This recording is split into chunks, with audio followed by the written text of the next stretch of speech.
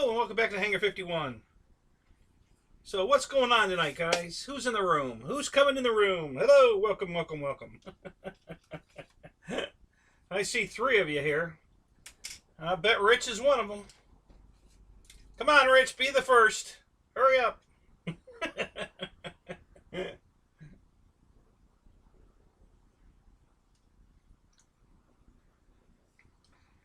TNRC, look it. Alrighty, you're the first in the room tonight. Well done, sir. Good for you. I'm trying to clean up a mess here. Yeah, hang on. You guys can't see the mess. I'm still working on it. Hang on a minute. God, I gotta clean this up. I'm working on it. I swear to God, I'm working on it.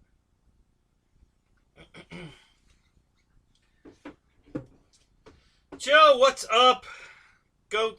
Yeah, I know you can't see me. I'm gonna fix it right now. Hang on a second. Let me flip this to this.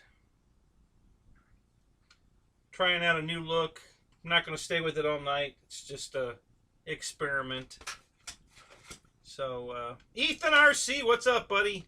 Good to see you, man.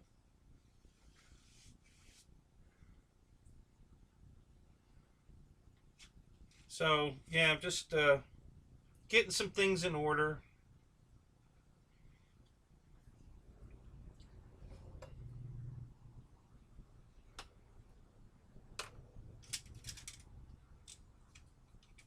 I think I'll set that up there. I don't need that down here. Go this way.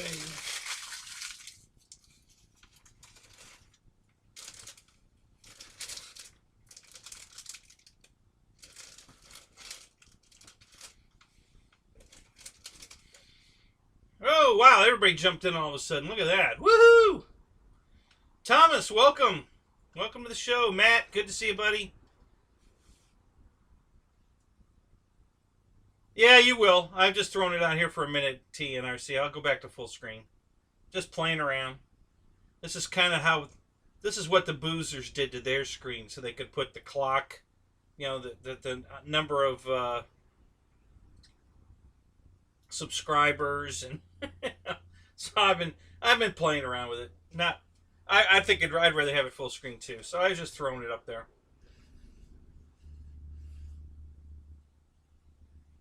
Yeah, this is kind of version 1 and 1.5. I'll get into that in a minute on the A-10.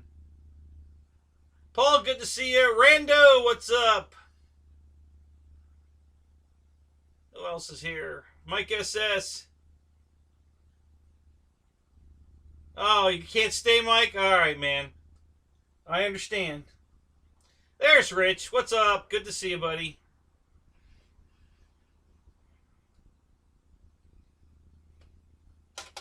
So, yeah, I'm just kind of fiddle-farting around here. Let's move.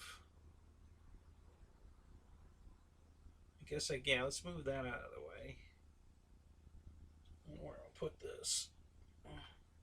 This is one of those new lights. Oh, I know. I'll just set it right here. That'll work. The other one's in the box there. Another receipt I don't need. KFC. You know why that's on the table. All right. So how's everybody doing tonight? Who's flying? Who's been flying?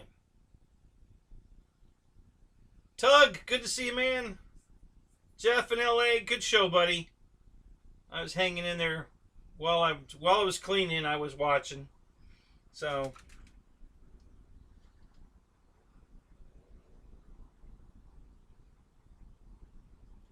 no, I don't know a damn thing about Arcaden. God, I love that. I don't know a damn thing about Draco. I'm about to give up on it. Honest to God, I really am. I'm about to just buy something else with my money because I'm tired of waiting on it. You know, it's just really starting to get to me now. It's been promised for so damn long, and so yeah, I'm just I don't know. They keep saying it's coming out, it's coming out, coming out, coming out, coming out, coming out, and it doesn't come out, you know. So, and I was on Horizon Hobbies website this morning. The only thing I saw new was the helicopter. I didn't even see anything about this new A-10 that came out. So, so you guys that watched that on Ryan's show a little bit before Jeff there, I was going to show you. So let me go back to full screen here so we can. You'll see more of it.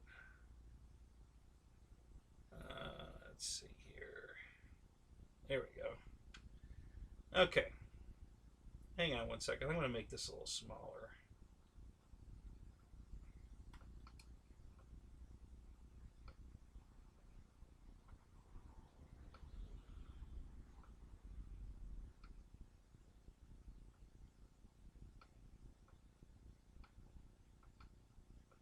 Hang on one second. Making an adjustment here.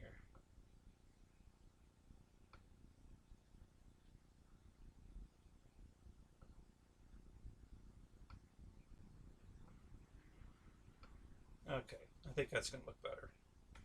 All right, so we'll transition that over. Yeah, that's better. I like that better. Okay. So what I've got here, one of the guys I fly with out the field had one of the original A-10s, the UMX, and he kept breaking it. So he gave it to me. So I got it to fly perfect, but it had been fixed so many times it was really looking pretty bad. So I ordered a new fuselage, replacement fuselage, which was only 26 bucks. I thought that was pretty good. What I didn't know is that it came in blue and dark gray instead of light gray, dark gray. So half the plane, and I don't know if that's going to show up on camera, but the wings are light gray, dark gray, white. But the fuselage, like right here, is light blue and dark gray right here.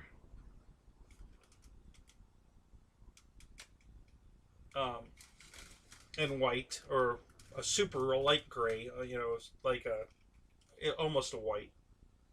And the canopy's the gray instead of the blue, so that doesn't match exactly. Not a big deal, I'm not worried about it, but they made 2 color changes, because now the new one is that desert sand scheme, which is pretty cool.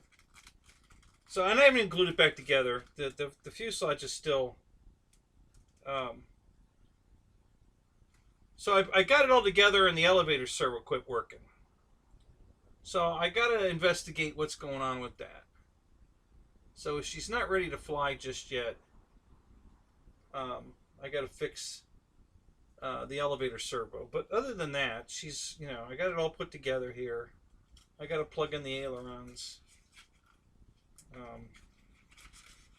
And then one of you guys had asked about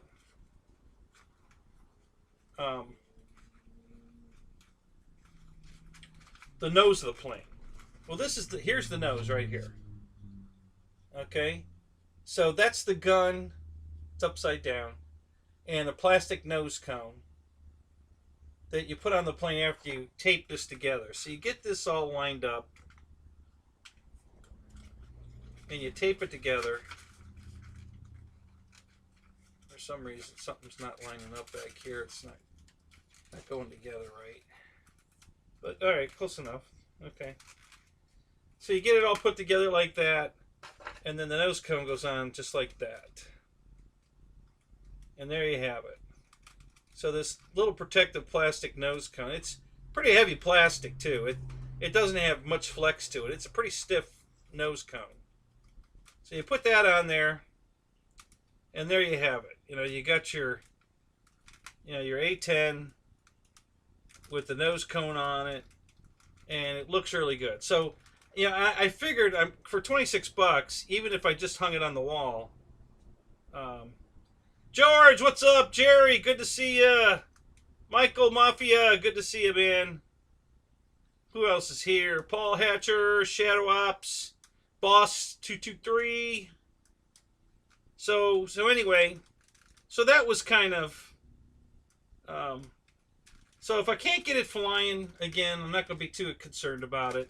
because at least now it looks good, and I can make a nice display plane out of it, and it only cost me 26 bucks. So, um, so they updated it. I guess the fans are bigger now. I gotta tell you, man, this thing flew good. Once you got the CG worked out, you know, I really liked flying this. This thing flew really good. Pretty fast, too. So I'm hoping I get it flying. But if I don't, I'm not going to lose any sleep over it. You know, it's a cute little bird. I waited forever to buy one because I'll be honest with you, everybody I saw fly this thing would crash land it and break the nose off. Everybody.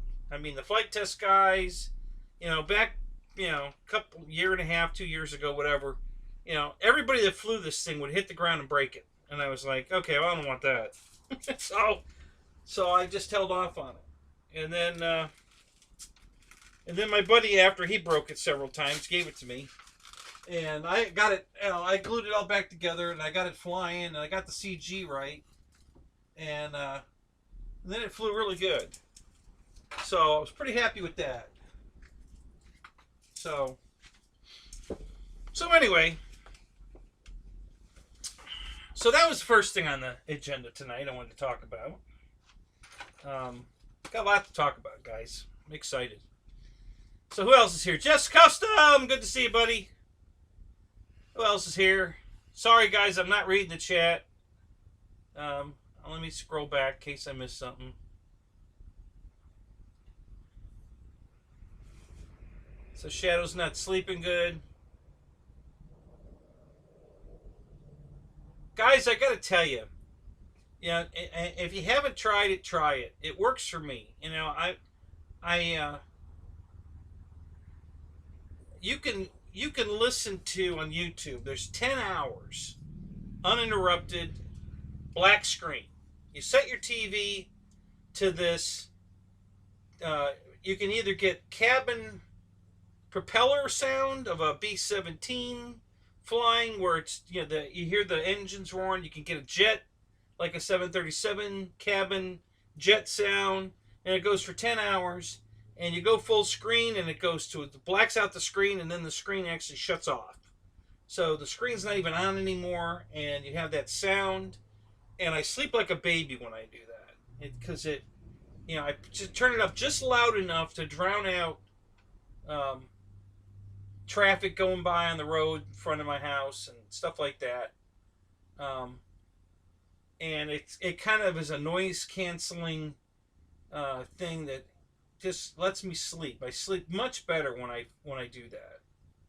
So if you haven't tried it, you're having trouble sleeping, give it a try. Pick one of the sounds. They have like a box fan with, you know, the sound of a box. There's a whole bunch of them, of crackling fire, rain on the roof, you know, little thunderstorm, very quiet, off in the distance kind of thunderstorm and rain.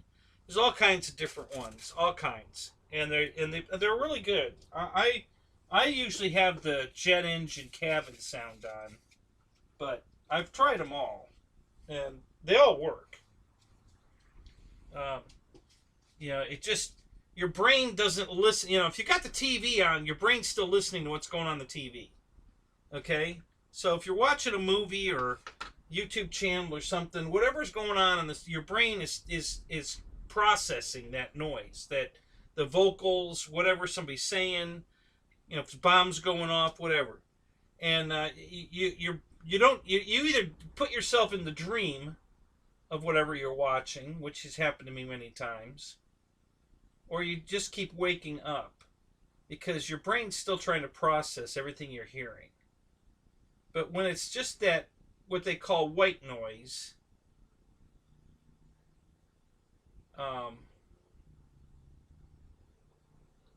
your brain doesn't process anything. It just, you know, there's nothing to process. It's the same sound, constant, you know, so there's nothing to process. And now your brain can take a nap, literally. You know, it can go to sleep. It's not trying to process whatever the hell it's hearing. And it works pretty good. I really like it. So, give it a shot. See what you think. Okay, so what's next? So, I had my airbrush out here the other night. And so I put my RV8 back together.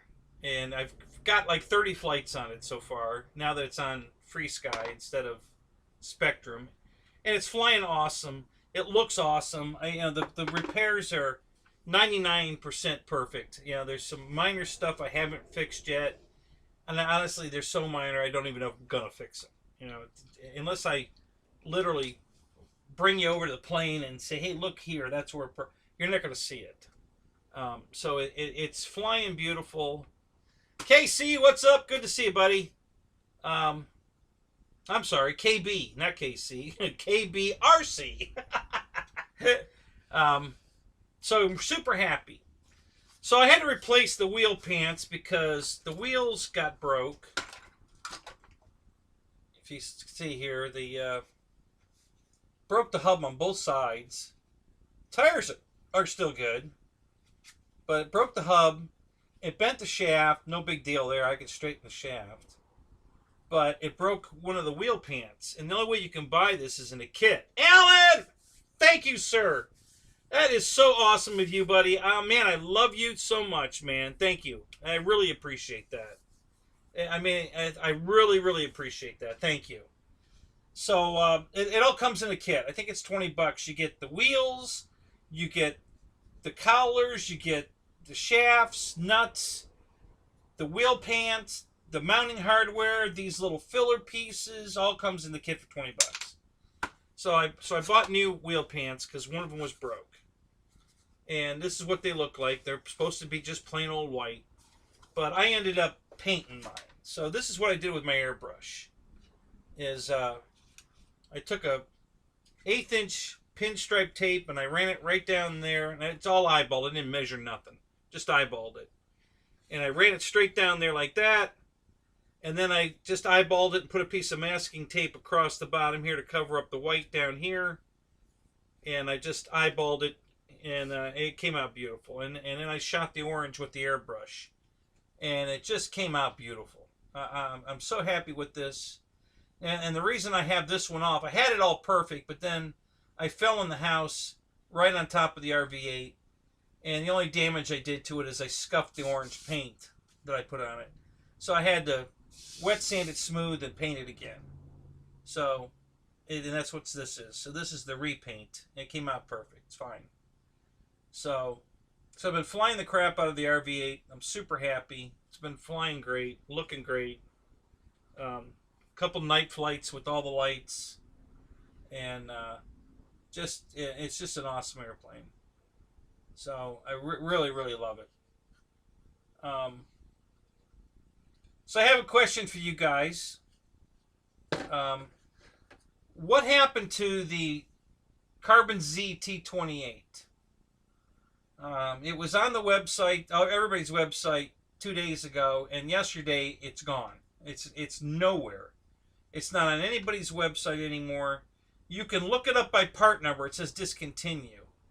But if you look it up in view all planes, it's gone. It's not in the lineup anymore. They took it down. It's gone, like it's invisible. I don't know what happened. So if any of you guys know what happened, let me know, because I'm really curious.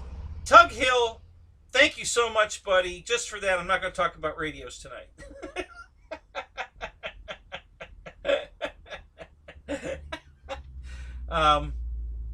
Thank you, Tug Hill. That's awesome, man. Thank you so much. So anyway, so if anybody's got any info, you know anything about what happened, because they were on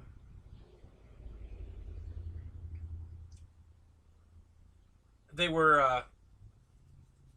website, and I even went to Hobbytown's website, and they took it down too. Somebody probably has one on the shelf somewhere, but I wasn't able to look it up.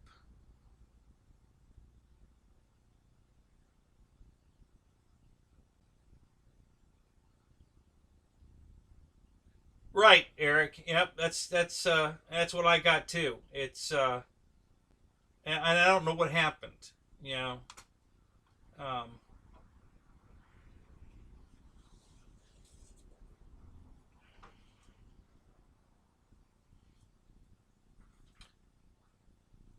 search up Draco Mike Patey. You mean on YouTube? Yeah, you'll get, you know, Mike Patey's webpage and all the hundreds of videos about Draco. And they made room for the. Yeah, they had to get the shelves cleared off, you know, all those big airplanes, so they could put all these little tiny ones in that spot. So, um, there's yeah, Jeff. I know you just got one. Awesome, man. That was a great deal too. Holy crap, that was a great deal. Um, there's one on eBay right now, but he wants $100 more, brand new in the box, but he wants $100 more than the retail price. So I don't know how bad you want one, but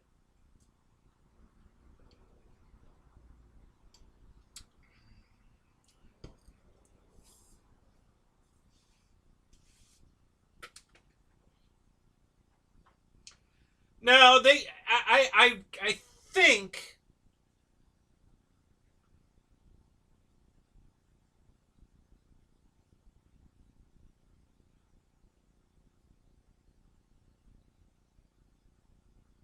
Yeah, right. So I don't think that's exactly true. What I really think they're doing is they're taking it down to turn it into a smart plane. I think they took it down like they did some of the other ones, and I think they're going to bring it back again this time with all the smart technology and maybe even lights, hopefully. But um, I don't know though. We'll see. We'll just have to wait and see. Um, oh, does Graves have one on the shelf? Let me open that. Thank you, Michael. That's awesome. Let me take a look. I didn't even think to go to Graves. I went to all the big names, Flight Test, A-Main, and they're all took it off their websites too. So,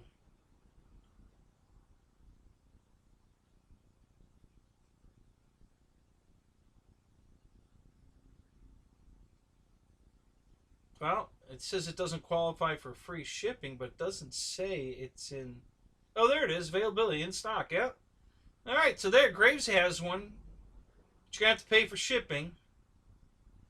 I don't know how much that's gonna cost. They won't ship it free. Um, but good catch. Thank you, Michael. That's awesome.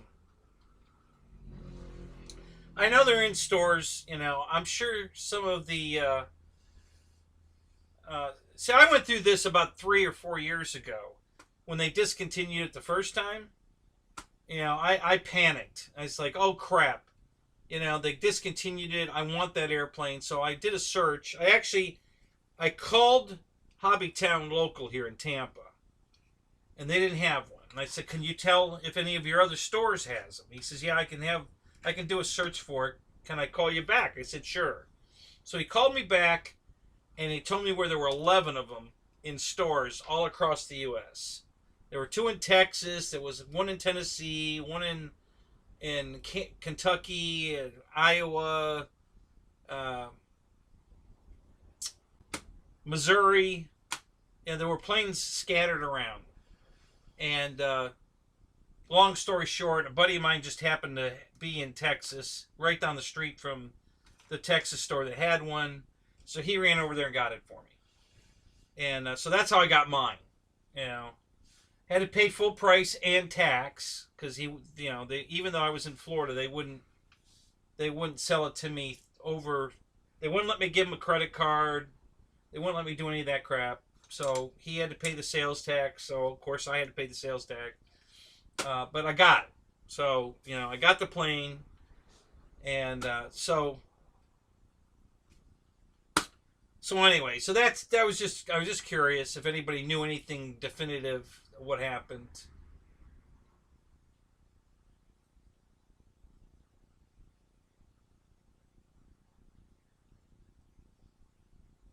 Yeah, it definitely sounds like the new A-10. They did some upgrades to it, so that should be cool.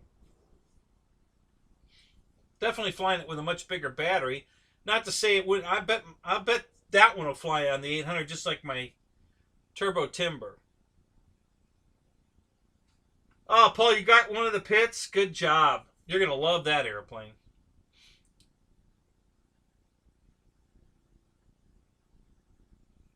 Oh, EQ, they got Graves RC coupons. Okay, well there you go. All right. So if Tui ever shows up in here tonight, you remind him. Let him know. Hey, put the link back up, Michael, if you're still here, and let Jeff know that because he's the one that notified me. Hey, you know, we really was going to buy it, but it's gone, and I'm like, so and I'd already given him an out if he wanted to buy the because he said he really liked the RV8. And so and I said, well, then just get the RV8. Don't bother buying the A-10, the T28. Get the RV8. They fly almost identical. I mean, they really do. They fly so much alike. Super slow landings. They just float in, walking speed. Just throttle up a little bit to keep air under the wings, and it'll pretty much fly at like 15 miles an hour. I mean, I'm not kidding. The other day, so we have, I've talked about this before. We've got paramotor guys that fly out at our field all the time, and the deal was that they could take off and land not on our runways, but in the field that's mowed. They can use the field. Hey, Wild Bill, what's up? Barry, good to see you guys. They could use the field to take off and land, but once they get airborne, they're supposed to go away, go somewhere else, go fly off the field. And for several months now, and I'm very good friends with a lot of them, especially the main guy, the leader of the bunch. So I've mentioned it to London more than once. Hey, you guys aren't supposed to be flying. They're doing low passes and aerobatic crap right over our runway. Where we're trying to fly. And I've told them over and over again that you guys, you can't do this, man. You guys have the ability after you get airborne to go anywhere. And I told you there's a field over here to the west that we don't use. I'm the only one that ever goes over there. So go fly over there. You'll be fine. Just don't fly over the main field. And they kept doing it, kept doing it. So about 2 weeks ago, I think it was, they were out there. And all of us didn't discuss it, but we all had the same thought in our heads at the same time. So 6 of us went up in the air and did everything we could to take up all the airspace, even where they needed to be to land. So we pushed them off the field, and they couldn't even come into land when they wanted to land because we were taking up the airspace, and we were all doing it deliberately. And I had a 5,000 pack in my RV8, and I was just doing touch and goes off the diagonal runway that runs down where they are, and right over top of them, and I was flying at 15 miles an hour for 20 minutes on a 5,000 pack, because I was just trying to use up airspace. I wasn't doing any aerobatics, wasn't trying to go fast. I just wanted to keep the plane in the air to send a message. And the owner of the property was out there flying too. He put his new turbine in the air, and he was flying that around while he was flying kind of in this area, and I was flying in this area, and there were other guys flying all over. There was 2 big pattern guys out there flying around, or 3D guys with pattern planes, and yeah, we just kept the airspace completely occupied. I hope they got the message. I haven't seen them since. So I hope they got the message.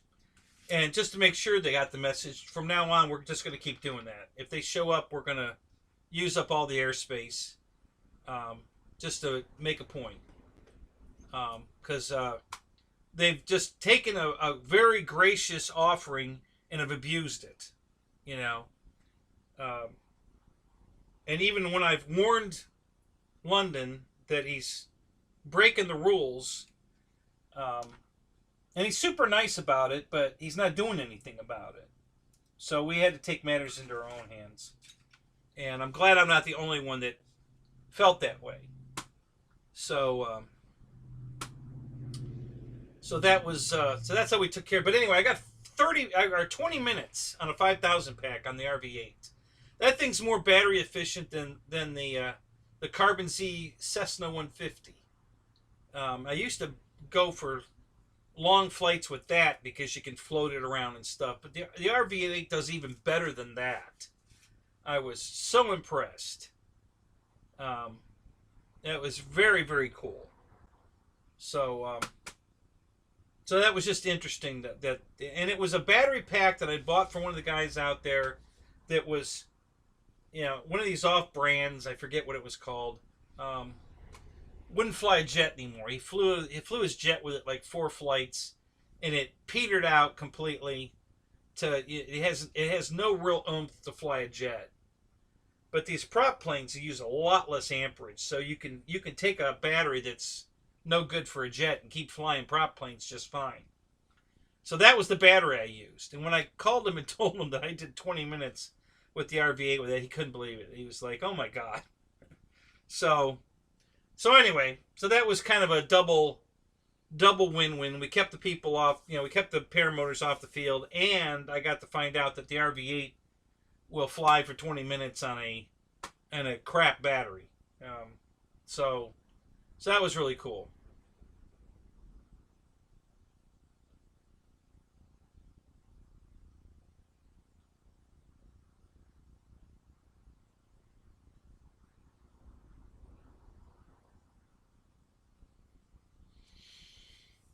So you think that LX you think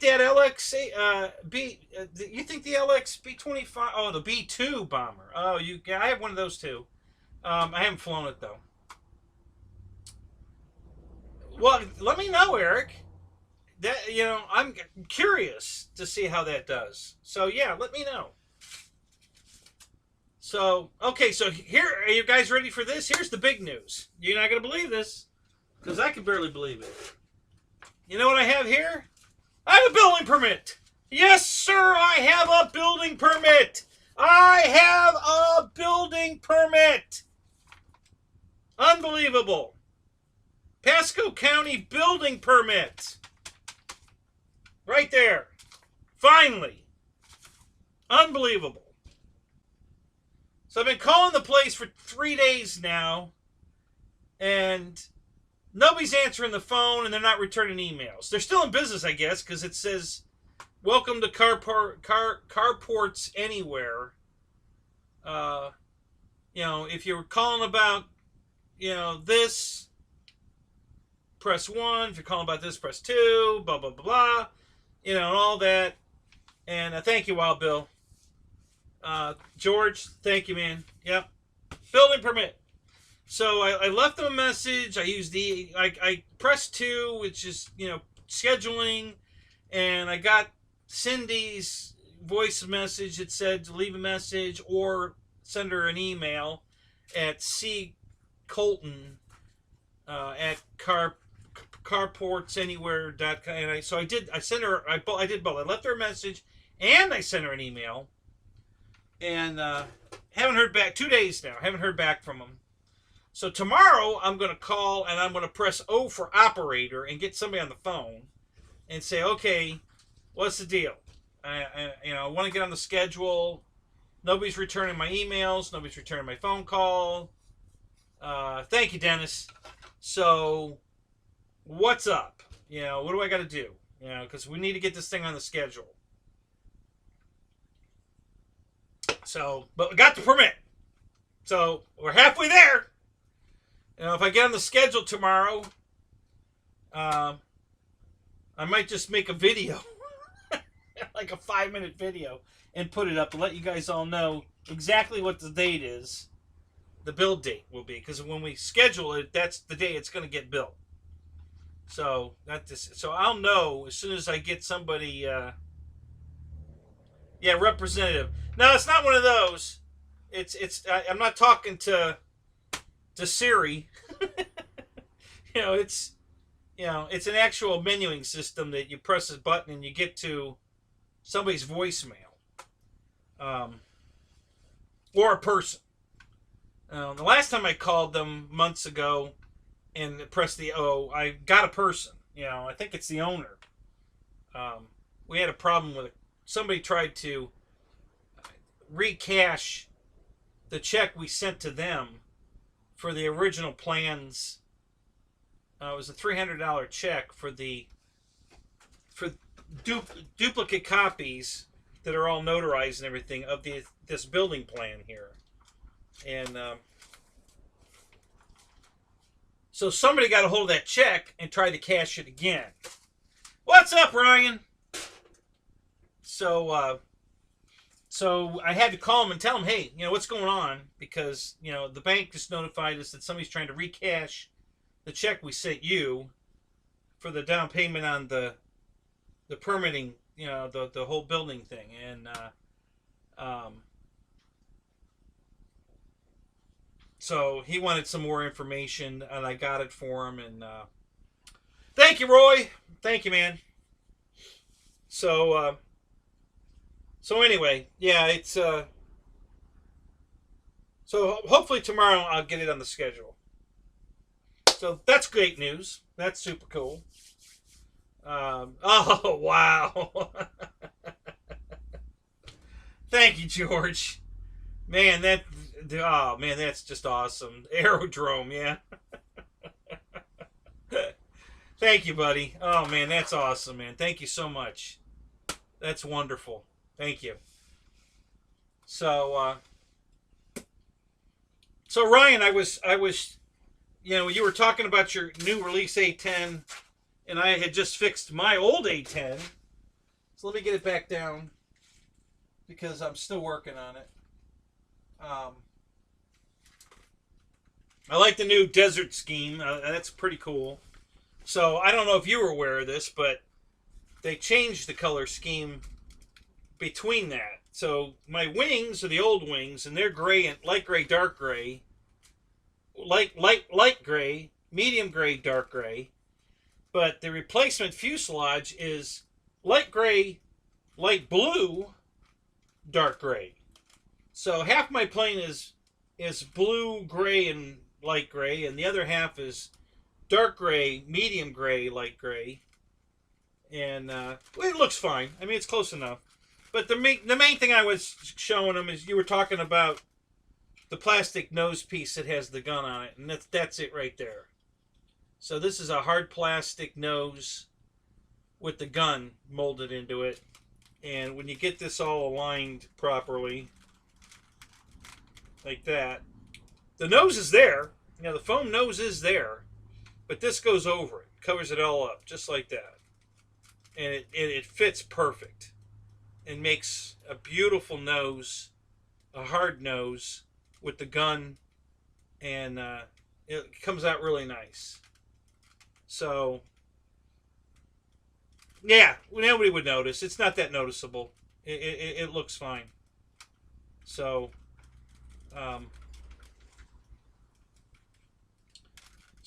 anyway, looking forward to seeing. I watched the video. It looks. I gotta tell you, this thing was pretty fast, but I wasn't flying it with an 800 battery. Not that I couldn't, because my turbo timber does at an 850. So now that I watched you fly yours with the 800, I know it's got bigger motors in it now, but I'm gonna try it, see if this one will fly with the 850 pack, the same one I use in the timber, because I think it will. It was pretty fast. Yeah, I'm going to be the Kermit Weeks of RC. That's exactly right. It's a 40 by 60 building, so I'm going to get a lot of airplanes in it. Unfortunately, that's not the only thing going in it, but, airplanes and cars. But, yeah, looking forward to it, guys. Really getting excited now. We finally seen some light at the end of the tunnel. We got past permitting finally, so we're good to go. Tim Nelson, welcome, sir.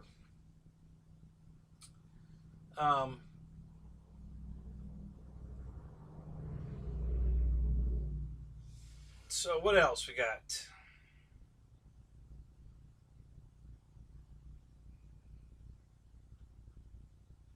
Yeah, right, Wild Bill. You know, it's not like I'm um, not part of the gang. We're all into this. We're all into cars. We're all into airplanes.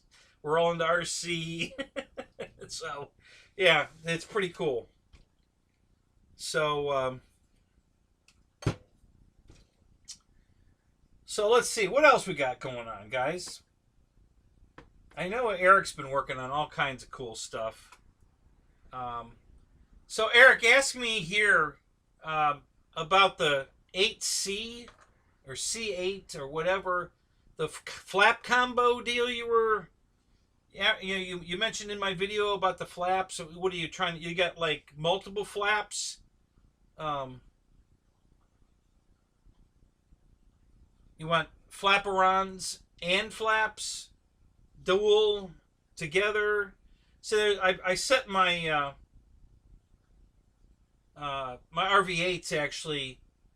Low rates is standard ailerons, standard flaps, and then high rates is flaperons and ailerons working together. So the whole thing, the whole wing is a flying aileron.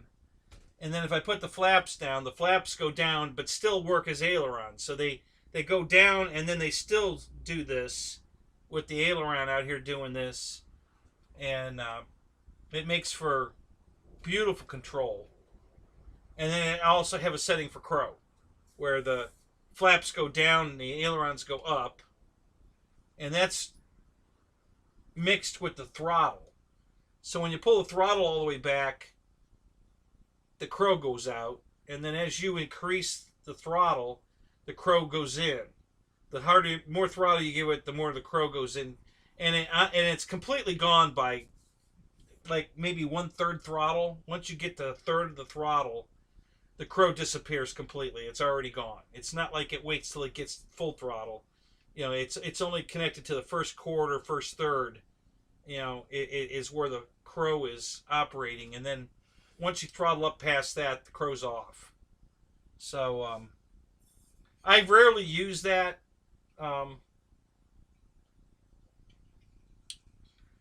What that's good for, honestly, is like if you're doing a loop, when you get to the top of the loop and you pull the throttle back and the Crow comes out, now as it's coming down with the throttle off and the Crow out, it slows your dive. It's like dive brakes on an old, dive bomber from World War II. You know, so it really slows the descent on the downward leg of the loop. And then as you get to the bottom and you start throttling back up, the Crow goes away and then you fly off. So that's pretty much what it's used for. Sometimes I play with it, just come by the straight level flight and then I chop the throttle and the air brakes go out and it goes, and then, you throttle back up and you fly it back off. So, it's fun to play with now and then, but I rarely use it. I put Crow just to see if I could do it. My Valiant, my Bind and Fly E-Flight Valiant, I put the Crow on that too, just to play around with it. And it works exactly the same way. And it does a pretty good job, actually. The Valiant works pretty well with that. And so I don't know if that answered your question, Eric. If it did, great. If not, ask it again. We can talk about it.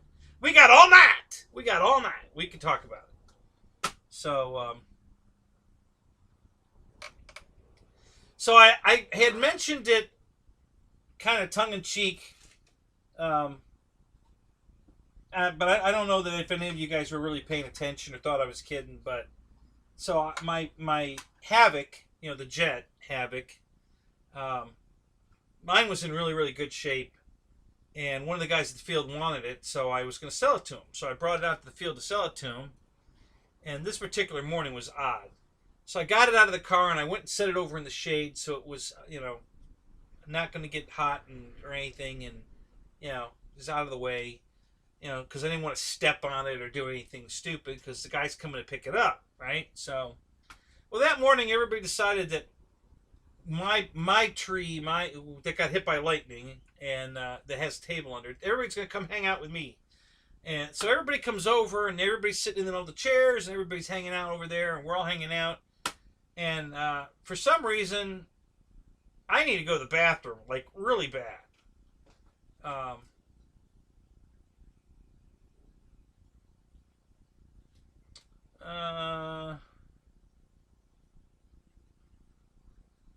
So, Michael, what that is, Crow is something that's used a lot in gliders, but it's migrated past that. And if you're familiar with the Douglas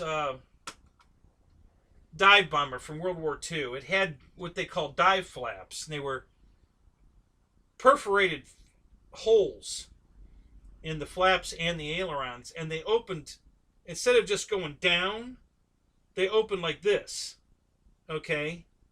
And they were painted red on the inside, so that when they were open, it was obvious they were open.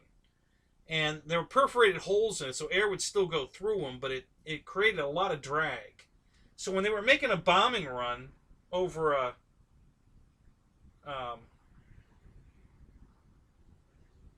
over a aircraft carrier or whatever, they had more time to get lined up before they released the bomb with the dive brakes out.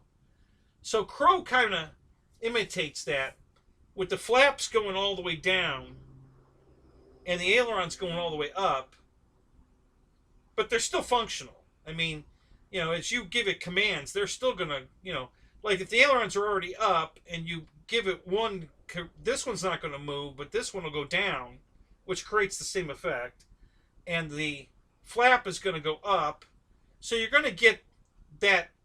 You're still going to be able to fly it, but if you're just going straight down and not giving any correction, you've got the ailerons all the way up and the flaps all the way down, which creates a tremendous amount of drag, and that slows the plane down.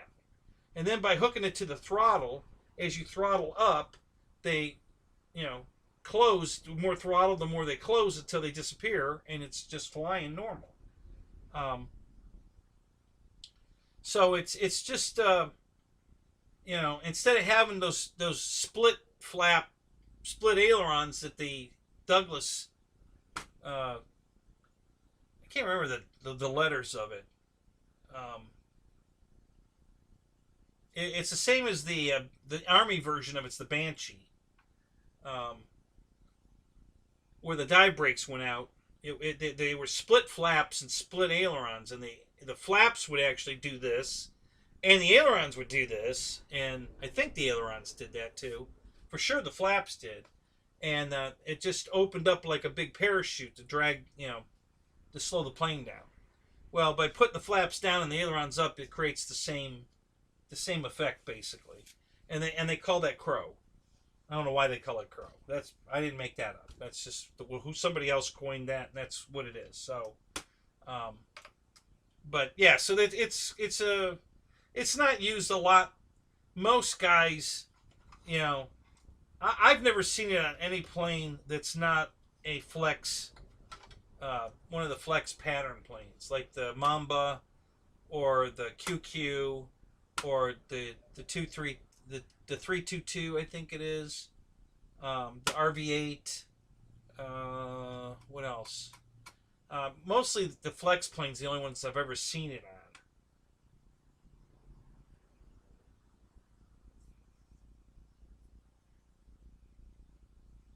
So, I was playing with my radio when I first got it 7 years ago, playing with, so I thought, what plane can I you know what, the Valiant would be a good one to do that to. Let's do it on the Valiant. So I programmed Crow into it, and it worked great. And I thought, that's really cool. So I have the same deal on my Valiant that I did 7 years ago. I might have done a video on it. You guys, I've been doing free sky videos for like 7 years now, You guys need to go back into my archives. Go to my channel. Just type in Tyrannus, in the search there, and all the different videos I've done on the Tyrannus radio and how to open TX, how to program, all kinds of stuff is all there. You guys just need to go take a look at that. I did that way before I ever thought of going, doing this live show thing. So, yeah, if you guys want to check out any of that, I've got some good videos up there. One of them's got 33,000 views. I think it's either the wizard screen or the backwards trim. I don't remember which one. But, so anyway, that's, so let me get back to my Havoc story. So everybody's hanging out at my table, and I gotta go to the bathroom. I need to leave the property to go to the bathroom.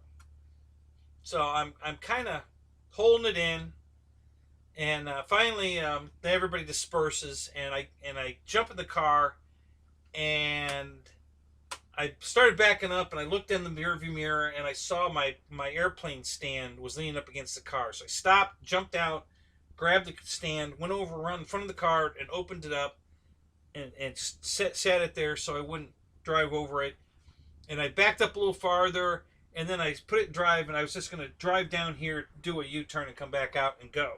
And I drove right over my Havoc.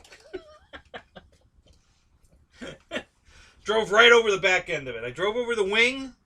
Let's see, it was the left wing diagonally, and then the tail feathers on the left elevator horizontal stab, broke the rudder off as I drove over it, crushed the tube, didn't hit the fan, didn't get, I was too far back. But yeah, so there went the sale of the Havoc, because of course now the guy doesn't want it, of course. I wouldn't have sold it to him anyway. But yeah, so I drove over it. So I'm going to go get it in a little bit. I fixed it. It's already fixed. All I need, I broke 2 control horns, and they're kind of airplane specific control horns. So I've got an order I'm putting together right now on the Horizons page to order the control horns to replace the 2 that I broke. The rudder one, which is the only one that's green, and then one of the elevator ones, which is black. And they come pre-colored. You get a bag of all of them, which are the ailerons, elevators. So there's 2 aileron, 2 elevator, 2 flaps, and 1 rudder. So, and they're all colored different. I think the aileron ones are white. The elevator ones are white. No, the elevator ones are black. The flaps, I think, are white. And the rudder's green. So, so I got to order that set. And then I can fly the plane. But I'm going to go get it, bring it out here, and show you how it came out. It's not even... On camera, you're not going to be able to see the damage at all.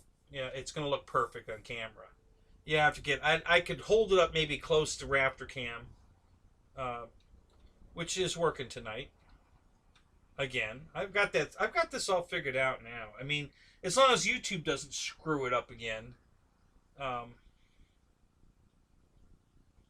The Raptor Cam works perfect every time. So, we've got it working now. I mean, we've got this down. So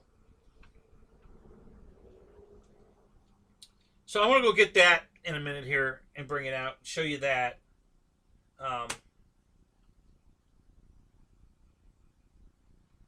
So, like I was saying, let me grab the RV-8 fuselage. Here's... So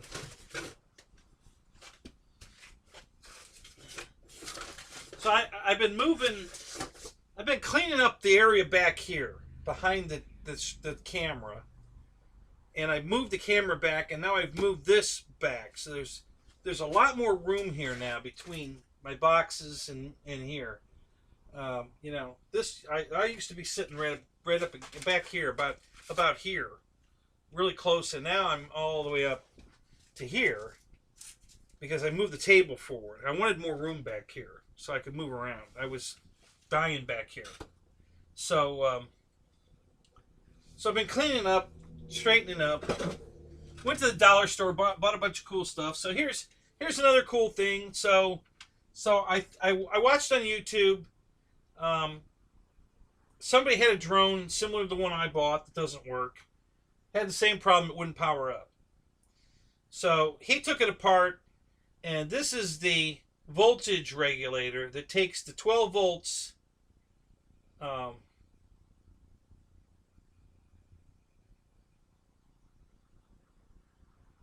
Yeah, Ethan, what do you mean finish it? What's there to do to it? Why is he not flying the RV-8? I mean, it's just an assembly. There's nothing to do. You don't even have to put the decals on. I don't think you have to put the decals on it. You know, honestly, I don't know for sure on that. I can't say that because I didn't build mine. So yeah, interesting. I don't know if you have to put the decals on or not. So, but anyway, this is the 12 volt voltage reducer regulator down to 5 volts to power the radio equipment. And I haven't tested it yet because I can't find the battery that came with the damn drone. So I'm going to have to rig something up. So what I did was, because it was his suggestion, it was a good idea. You know, one of those cigarette lighter plug-in USB reduces your 12 volts to 5 volts. Same thing. So I took it apart. This is it. And when you take this clip off, which just pops off right here.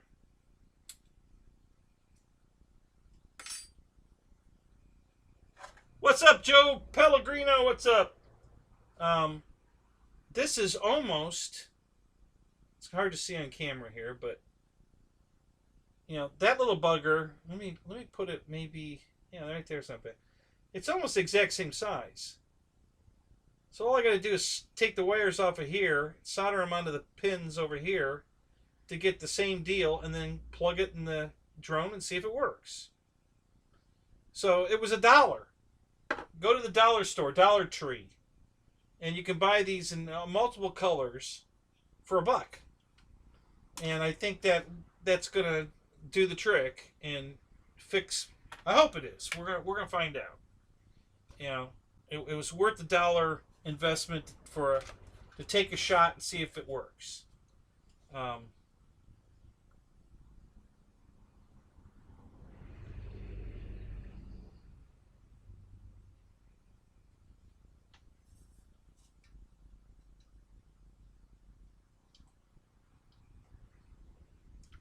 Tim Nelson, have enough room to fly which A-10? The UMX A-10 or one of the big A-10s? Which A-10 are we talking about?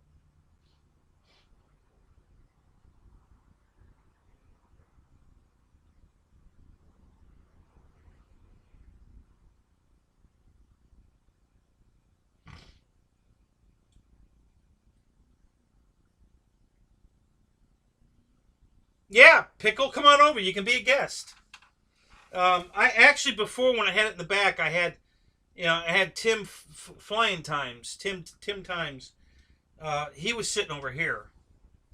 And off to the, right next to me here one night. But we got way more room now. You know, I mean, there's a chair here already. Somebody could be sitting in. And I could scoot over that way a little bit. And I have plenty of room to put another chair there. We could have 3 people in here now. So yeah, it's and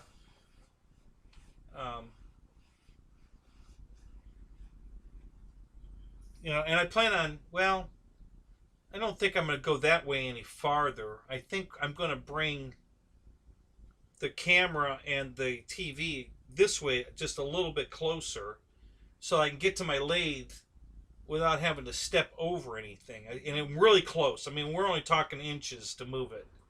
To make a nice path in the back, a path. We've got a nice path here. Yeah, when I get finished cleaning this up, it's going to be pretty decent.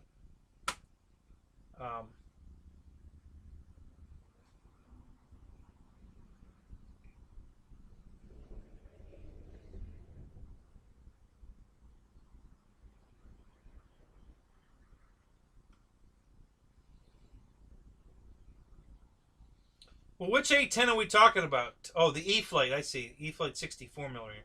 Eh.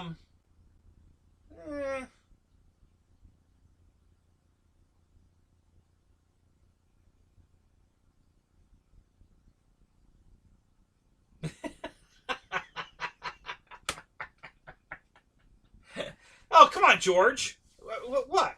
You know, I'm not going to do anything unless Dave Marshall's here.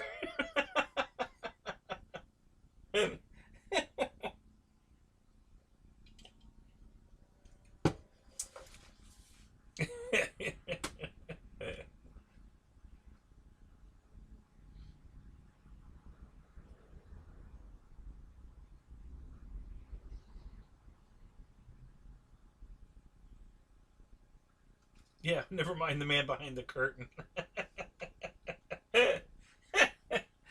Oh, that's funny. All right, so what else? So I've covered the fix for the drone. I think that's going to work. If you just got here, building permit. Got the Garage Mahal building permit. Finally got it. We got it. We got it.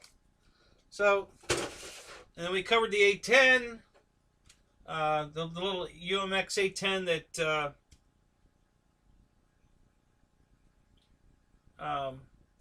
Joe, were you here for my talking about the A-10, or did you come in after that? Because I'll get it. It's right up there. I'll get it down.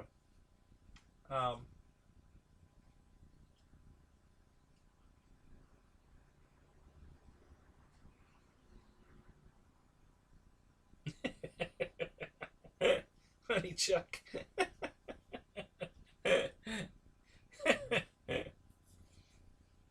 Yes, you know the answer to that question, Michael, is yes.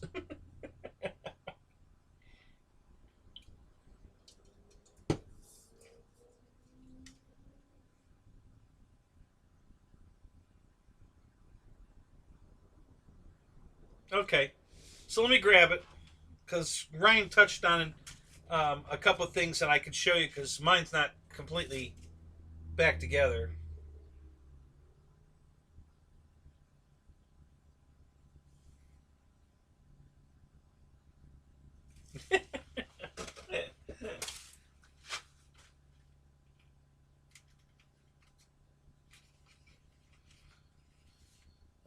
So this is a combination of the original, which was the only difference is the paint scheme, guys. It was light gray, dark gray, light gray, medium gray, dark gray, which is demonstrated on this wing right here. Okay, so we have the super light gray, almost white. We have the medium gray here, and then there's a little bit of dark gray right there. Okay, not much dark gray. There's more on the bottom here.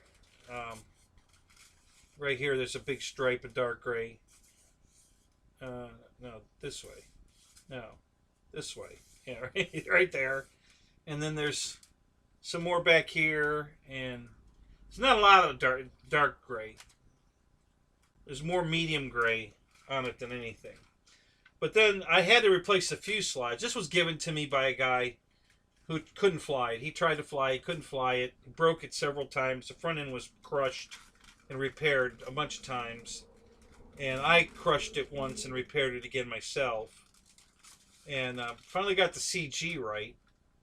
And then it flew pretty damn good. And it's so good that it was worth investing. So I bought a new fuselage. So this is the new fuselage, which is the very light gray, light blue here, that lines up with the gray exactly, the medium gray, you know, it just turns light blue. So you probably can't even see that on camera. I don't know if you can even, if you can see it that it's blue. Yeah, I guess you can kind of see it right there. So, and then the dark gray. And the hatch fit right on. I have to replace one of the magnets. I'll dig it out of the old fuselage because one of the magnets is missing. But yeah, it. So I haven't. It's still apart. I haven't taped it together. And then the plastic nose cone that Ryan was talking about is this here. This is a hard plastic, and it's pretty hard. You know, it's not some super thin. You know, I mean, it is a little UMX plane, so it's not like you know, car ramp thick, but it's pretty substantial. And that goes on the front here, and it just fits on there perfect, which gives you this super nice nose now. And the gun's on there, so you've got the little gun and the nose, and it just finishes it off perfect.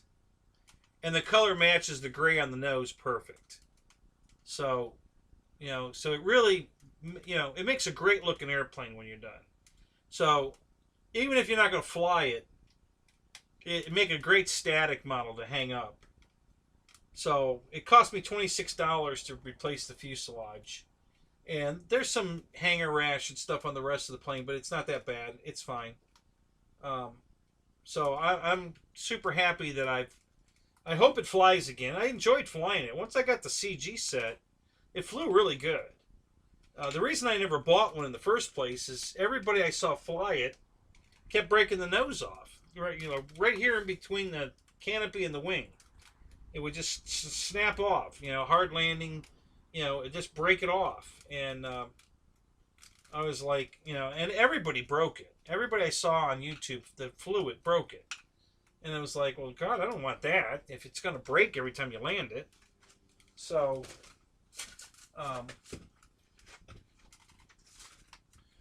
but, you know, the guy at the field gave me it. And, you know, I got to play with it a little bit, figure it out, and, you know, figured out where to put the CG so it would fly good, and then stopped breaking it, and decided it was worth investing in. So,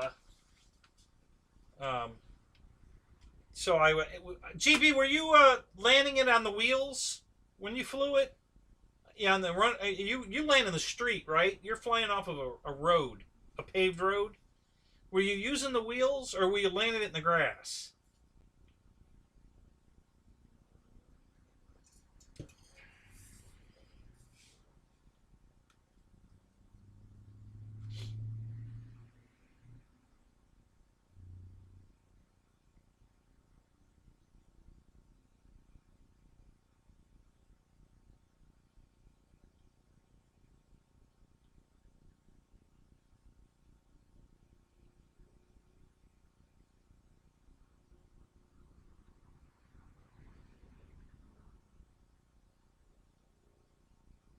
Yeah, so everybody I saw breaking it was trying to land it in the grass. You know, nobody was flying off a pavement with it.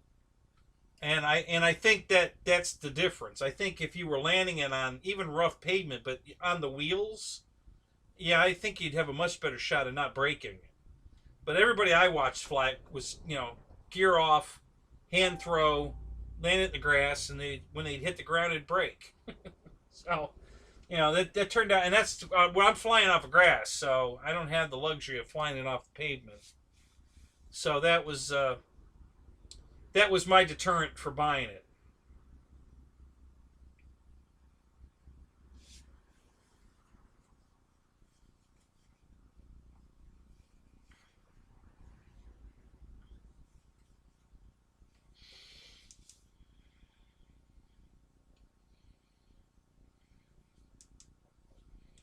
So anyway, yeah.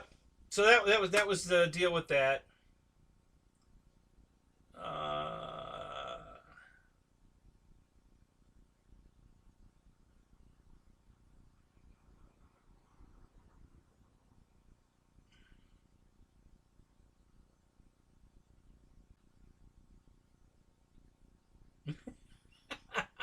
Rando. That's funny. So, Michael Bear, yeah, there's a lot of truth in what you're saying about the smart stuff and you know, new pilots are definitely tending to stay with the safe longer, and some of them don't ever want to get off of it, and that's a shame because they really don't know what they're missing. I'm not against learning to fly with it. I think it gets your orientation. You can definitely fly more stick time, and learn your orientation faster with the safe. But at the same time, you need to wean yourself off of it as quick as you can, so that you become a pilot, not just an autonomous point it over there and point it over there kind of thing. So, I'm not against this stuff. I think it's wonderful technology, and it definitely has its place in the hobby. Like a lot of guys say, listen, they have it in there just in case. They fly through the sun, they lose orientation, they can't, you can flip the switch and the plane automatically, goes into autopilot so that you can save the airplane. And I think that's wonderful. So if you're using it for that, then more power to you. I think that's great. But it's the guys that have their always have the safe on and never get out of it. They're missing out. I mean, if they're and listen, we have a lot of guys at my field that fly like that. A lot of them, too many of them, and they're perfectly happy if they just get it back. If they just get the plane back, they're happy.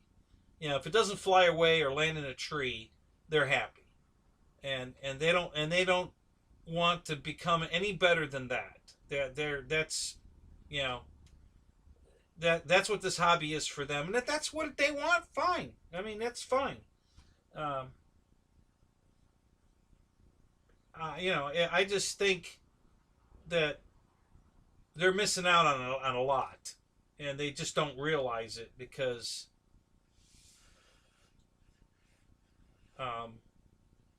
they just don't understand how much more fun it is and how much more challenging it is to actually fly the plane without the safe. I've only got I have a bunch of bind and fly products from Horizon, but I've only ever put one of them. I think there's only one. Well, with the exception of my UMX Timber and my UMX Turbo Timber, because they just automatically bind in safe mode.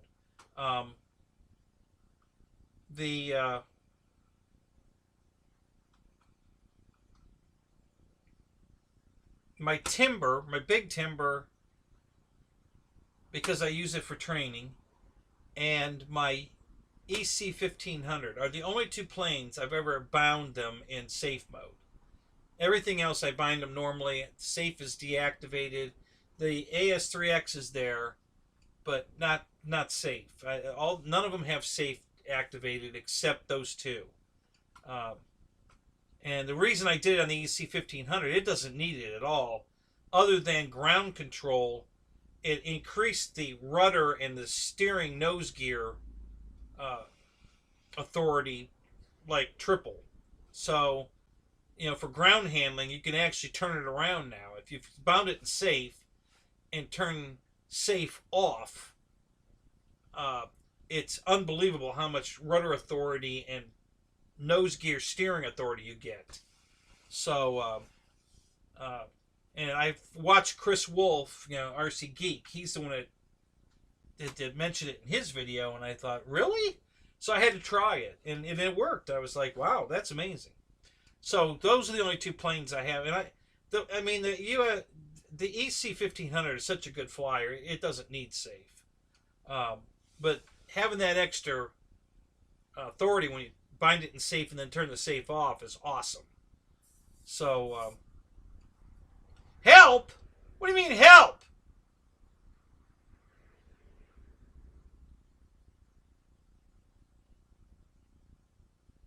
You can't get it to spring open.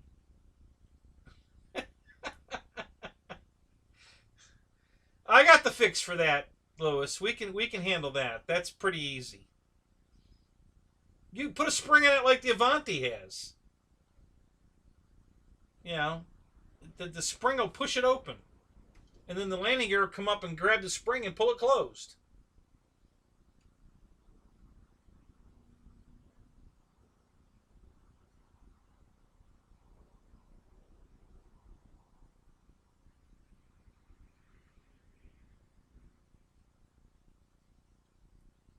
That's all right, EQ. You just keep using it. You know, there's nothing wrong with it. You know, don't let anybody tell you any different. You know, save the airplane at all costs. That's my motto. When I when I teach people to fly with my timber, I usually have it at half flaps, safe on, half throttle, and give them the airplane, and I just tell them just fly it around. You know, and they don't have to do anything with the throttle. They don't even need to touch the rudder. And I give them a precision pattern I want them to fly, and I practice this. Just keep and I usually don't ever. I bring two chairs out to the runway. We sit down. I get them relaxed. I give them the radio, and I usually never even have to touch it. You know, I usually have to talk them. Like, no, you're gonna pass us. Don't fly behind us. Stay out. We got 600 acres out here in front of you, man. You don't need to be behind us. Stay out there. um, yeah, it's because they get more stick time, and Pickle's been doing fantastic. He got a lot of bad advice when he first came to the field, and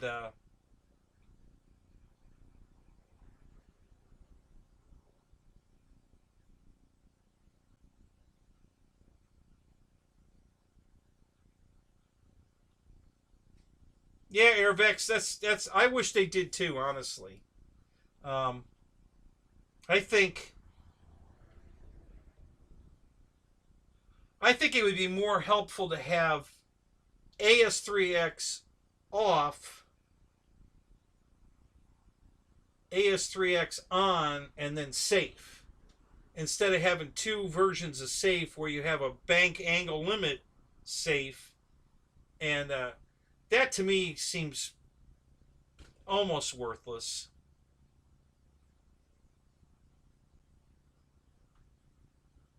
Um, if you're in that much trouble, you're going to hit the button anyway. So what's the difference if you're already 90 degrees and losing orientation and panicking, or it doesn't matter. At that point, you just put it back in safe anyway.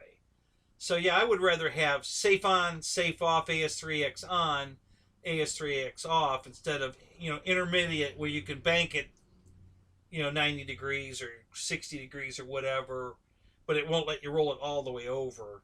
That one seems kind of goofy. Um, but yeah, and Pickle, like I said, man, you've been. I haven't had to teach you anything.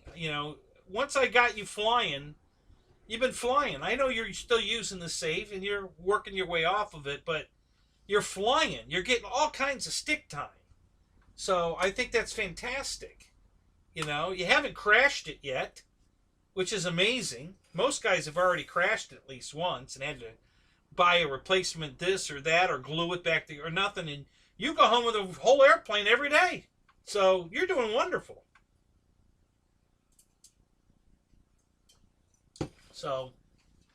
So yeah, I definitely think there's a place for it.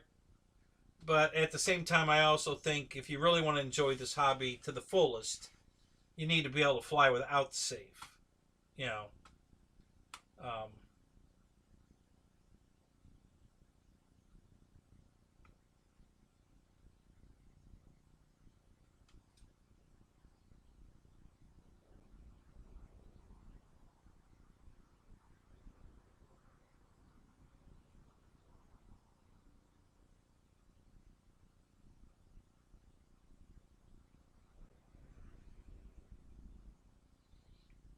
I would say you've had a bad landing.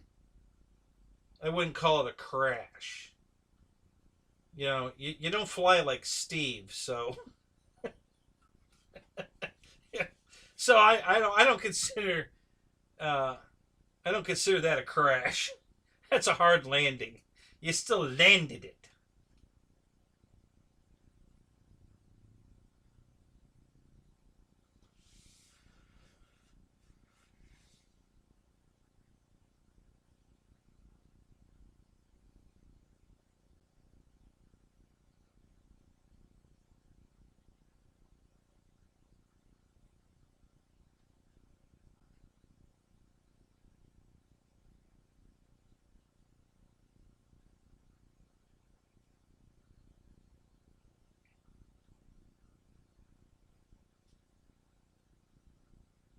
Poor Steve.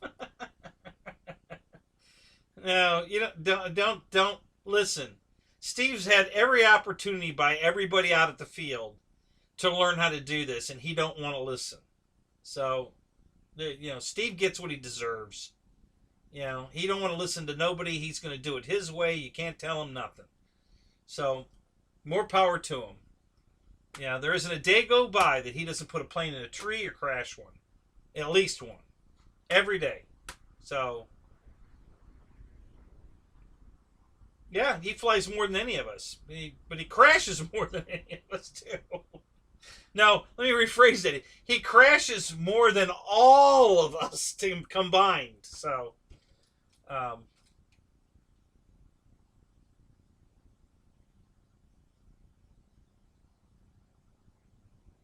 yeah, when's your pops coming down, man? Soon, I remember, right?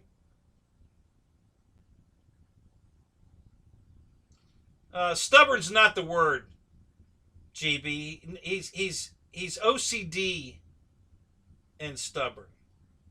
So here's a story that the owner of the field, his name's Bo, and he is the nicest guy you've ever want to meet. Um, so thanks, Ryan. Um, I've never seen him raise his voice to anybody. He's just such an easygoing guy. He likes to rib, like you guys rib me on the show. He does too, but he ribs everybody. He doesn't pick on just me. He picks on everybody. He's an equal opportunity offender. He's just a funny guy, super nice guy, super, just a really nice guy.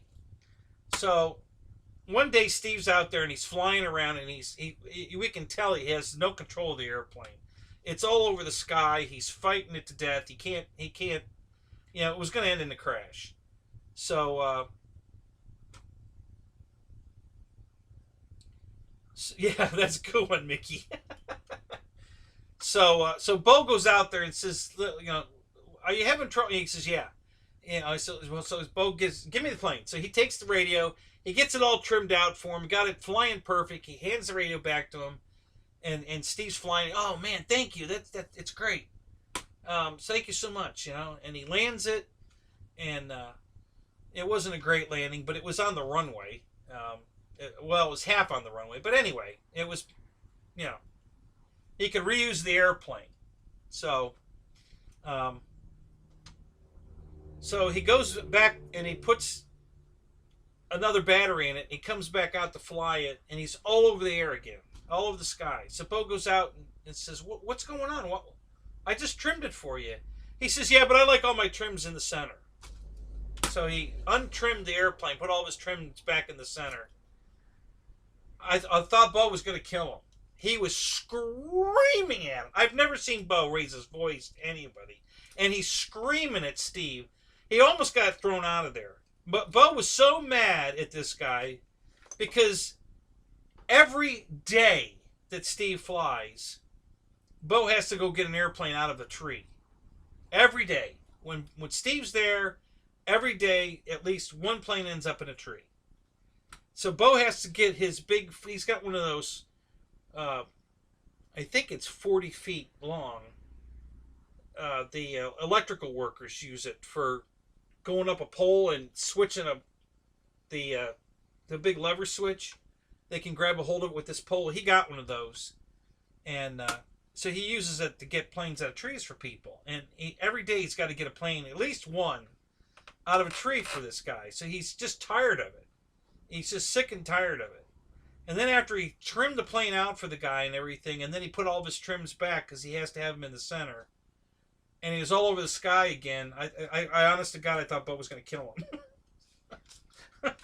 He was screaming at him, and you know, and he told me after that, when he was sitting over by my table hanging out, he's about ready to throw Steve out of there. He's just had enough.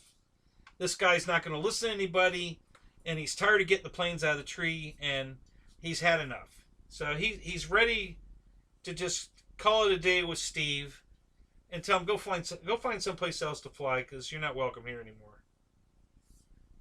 So I'm waiting for that day, and I think it's coming. So I got a couple bugs that are flying into my damn drink. Damn it. I hate it when they do that. Come on, get out of here. Okay. Well, that was a mosquito. Good. Got him. So anyway, that's just Steve. That's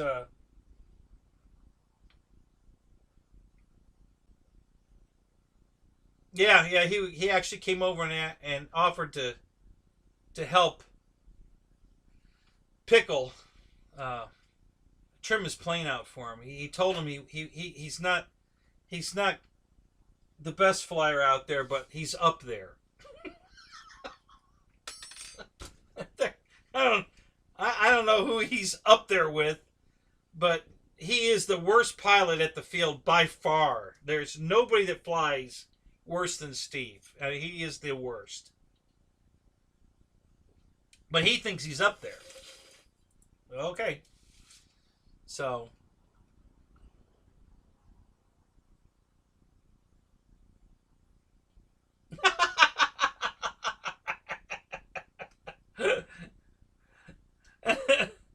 Oh, George, that's hilarious. Yeah, hot women definitely are really attracted to RC airplane pilots. For sure.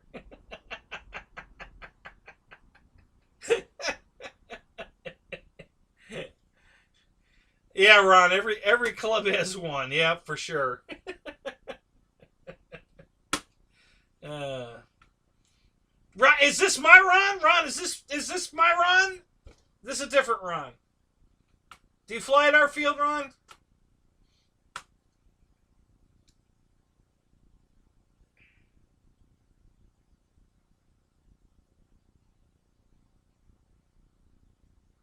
Oh, okay.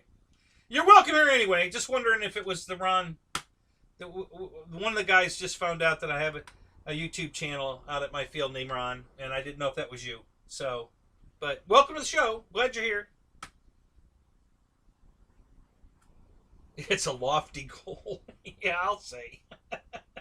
Yeah, just buy a Corvette, George. Much easier. You'll attract way more hot women with that than you'll ever will with an RC airplane.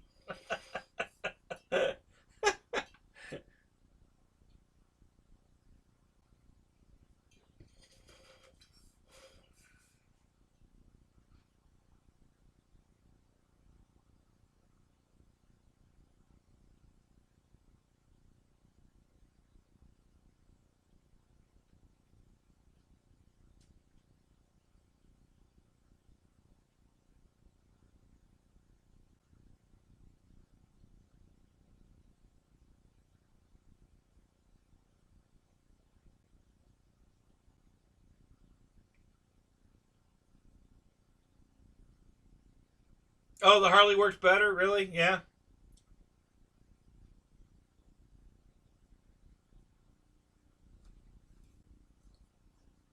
Oh, you've been lurking for months. Really, Ron? Wow. Well, I'm glad you joined the chat.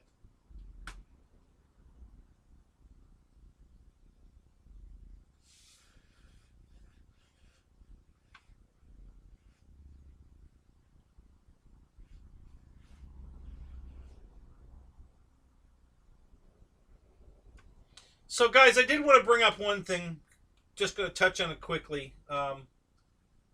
The Radio Master receivers, I bought 10 of them. The R168, which is their full. It's Spectrum protocol, or not Spectrum. I'm sorry. It's Free Sky protocol. So it's the same as my Tyrannus. So the receivers have telemetry. They have S-Bus. They have Smart Port. They have 2 ports that direct. You can actually just get what they call is a pass-through battery adapter that picks off a positive lead off of it as it just sends the positive and negative through the plugs. So you got like an XT60. You got an XT60 male female soldered together with one wire coming off of it, and you can plug that one wire into the receiver there on a specific port, and it sends battery pack voltage to the transmitter without any extra. You don't need a module or anything. It just sends it to the radio. And then there's one other thing it sends too, and I don't remember what the other one is. It's another single wire. I don't know if it's altitude or probably not altitude. Maybe battery temperature. I don't know. I'm not sure. I forget what the other one is. But super great. I just tested it out, and it worked flawlessly. And the receiver was $11.99. So, holy crap. What a deal. Full telemetry, smart port, S-Bus. You can pop it into a plane like the new HST Cessna 150 that it's already set up to take S-Bus. So you buy that receiver for $11.99, just plug it in and you're ready to go. All the controls go down the one signal wire. It's an awesome receiver for $11.99. Super happy. It just doesn't get more affordable than that. So the mosquitoes are out tonight. So yeah, super happy with that. Just wanted to touch base on you Free Sky guys and you Radio Master guys, and maybe your potential Radio Master or Tyrannus guys that's gotten even cheaper, better. These receivers work perfect, and they're only $11.99. So super cool. Really excited about that, guys. I've been robbing receivers out of one plane to put others lately because I've gotten so many new airplanes, and now I can put receivers back in all those planes I robbed receivers out of, and for peanuts. So super happy, guys. Just wanted to touch base on that. We're not going to talk about that anymore. All right, so what's left? I think I'm going to go get the Havoc to show you the plane I ran over with the car. Yes, I ran the plane over with the car. So, Brian, hey, good to see you, man. So let me, I think if I move this here, let me make room. I'm going to set the Havoc on this box. So if I get this stuff off to the side, I think we'll be okay. All right, let me go get the Havoc. I'll be right back.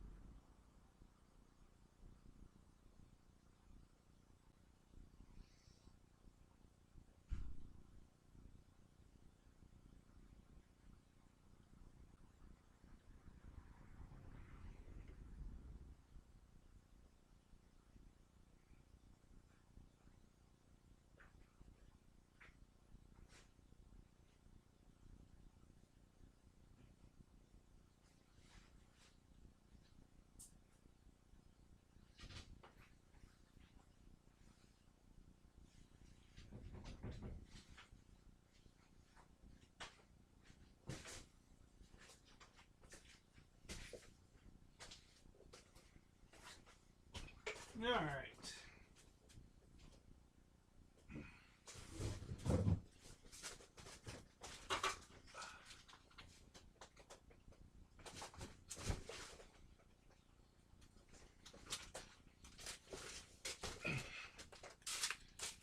All right, so here we go.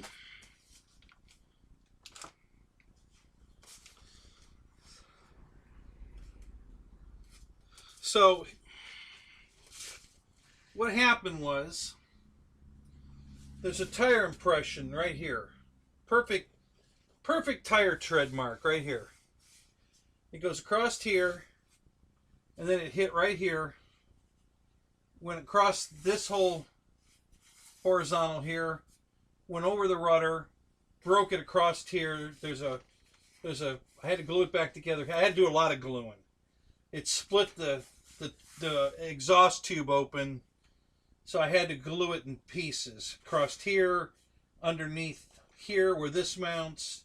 This I had to glue 2 places. I had to glue the rudder back on here.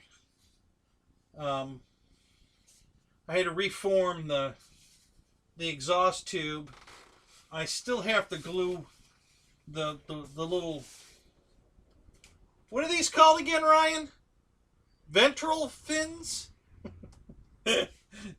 So I have to glue this one back on and re-glue this one. It's loose. And then I have to replace this control horn here and the control horn on the rudder. Are the 2 that are broke. And then we're ready to fly it. Now there's one piece I have to do yet. I haven't figured out what I'm going to do yet. I think I'm going to 3D print it. The exhaust exit tube here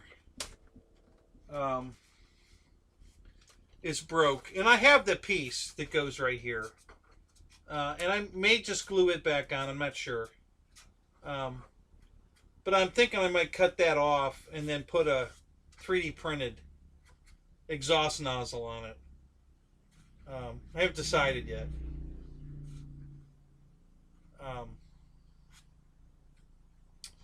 But yeah, it came out good. It's definitely going to fly. There's not doubt in my mind that it's going to fly. It'll fly again just fine. You know, I had to I had to get the tube pretty round, and then after I screwed the horizontal back in place, it pulled it back in, and now it's been sitting there for a week now, and the foam is retaking shape to where it belongs. Yeah, it's the Havoc's radial now. So it's worked out great. It's coming out really good.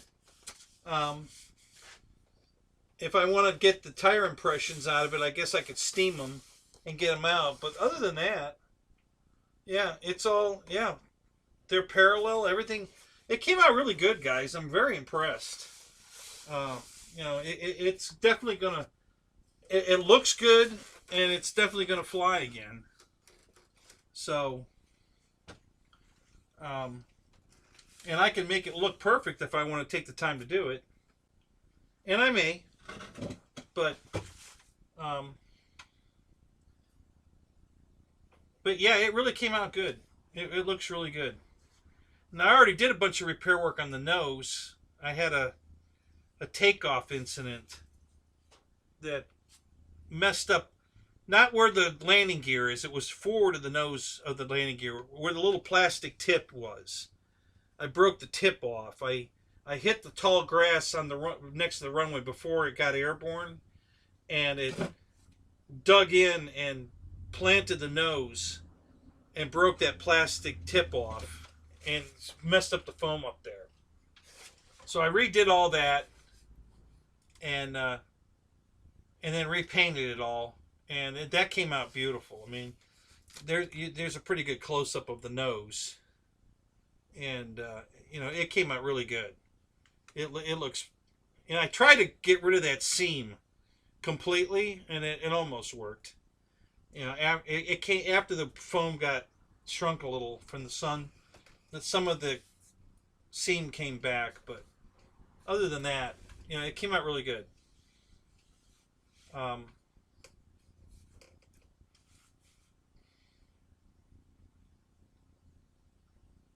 so George, what happened was I took it out. It was in perfect condition, and I took it out to the field to sell it. So the guy was meeting me at the field that day to pick it up. So I got it out of the car and I set it over in the shade, away from everything, so we wouldn't accidentally step on it or, whatever. I thought I was doing myself a favor by setting it off away from everything. And that morning, everybody decided that they wanted to come hang out at my tree, the lightning tree, that morning. So everybody came over there and hung out, and they hung out for, there was like 8 of them. And I had to go to the bathroom. I had to go down the road to Publix and use the bathroom, and which I normally don't have to do, but this morning I had to go use the bathroom. And so I finally got everybody to go away, go fly an airplane, so I could go to the bathroom. And I get in the car and I start to back up. I look in the rear view mirror and my plane stand is leaning against my car.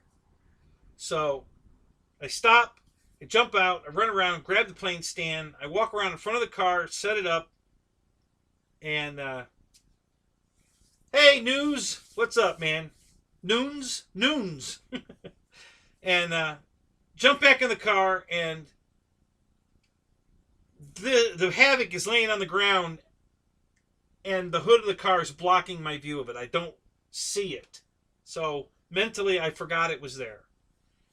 And I decided, instead of backing up to turn around, I was just going to pull forward and make a U-turn and go out. And when I did that, I drove right over the back of it.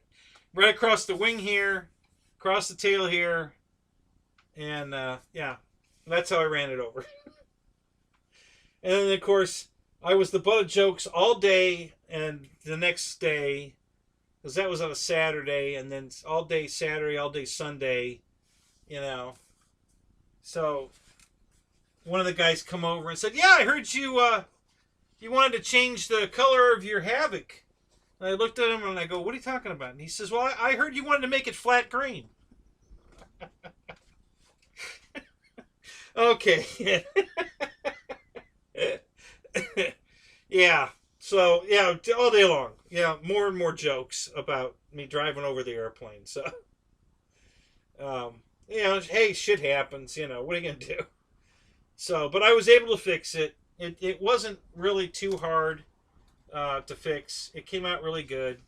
I do have to adjust the rudder is interfering with the horizontal. So I'm going to just trim a little foam off of that to fix that.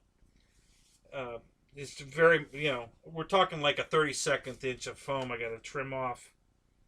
I must have gotten the elevator glued, or I'm sorry, the rudder glued back on slightly down angled, and so the very back of the lower part of the rudder is bumping the raised part of the horizontal. So simple fix, no big deal there.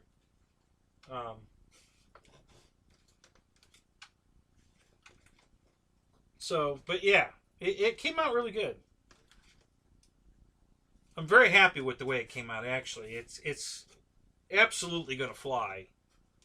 And depending on how much work I want to do on it to make it perfect again, I can get it all. I can get all the damage off of it. I can steam it. I bought a nice steamer to steam it with. So I can steam all the wrinkles and the tire tread marks and everything back out of it if I want to go. I actually kind of, for sure, I'm going to leave it on the wing because it didn't affect the wing at all, and that little impression in there kind of looks cool, and it's a good story tell. Yeah, I drove over my car. Look at here, the tire prints. And yeah, but the tail I might fix though, because there's a lot more damage back here. Cosmetic and functional damage. I fixed all the functional damage, but I could, except for the control horns. And but I could definitely do for making it cosmetically better.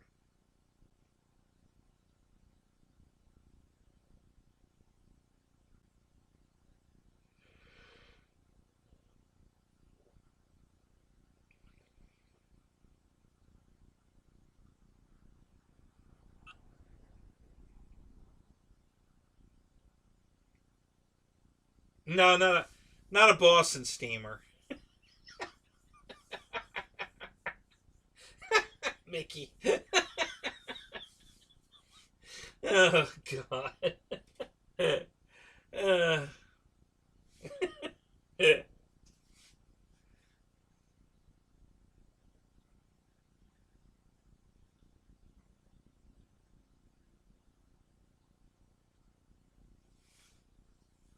so anyway, so that's my story on how I drove over my damn airplane. Um, a couple control horns need to be adjusted, tightened up, where the compression, pushed it into the foam a little bit. So I just got to tighten the screws up. They'll be fine. But these two are broken and have to be replaced to make the plane right. The rudder one I could probably get away with, but I'm not taking chances. I'm going to fix it. I got to buy a set anyway.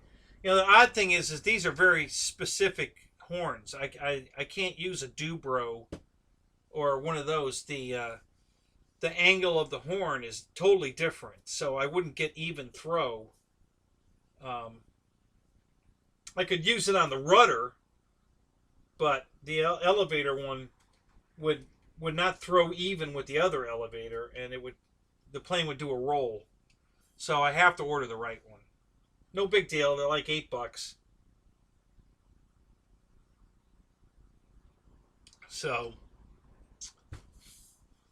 is Air Marshal in here now? I'm seeing some Air Marshal comments. Did Dave show up?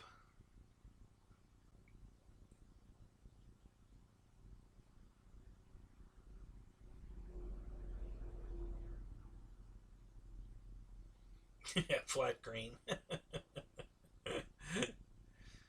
Yeah.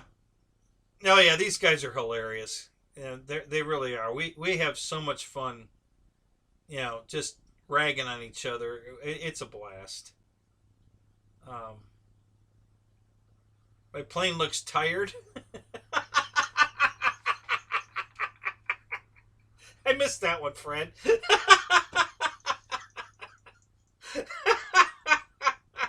Oh, that was good. God, I hate it when I miss those good ones. That was great. Yeah, it looks tired and it's flat green. Oh, Air Marshal's missing in action. Yeah. Yeah, I didn't see him in anybody's show tonight. It wasn't in Ryan's, it wasn't in Jeff's. And I haven't seen him in mine yet, but yeah, we're very early into my show, so he'll probably show up at my show at some point. Yeah. When he wakes up from his nap. uh,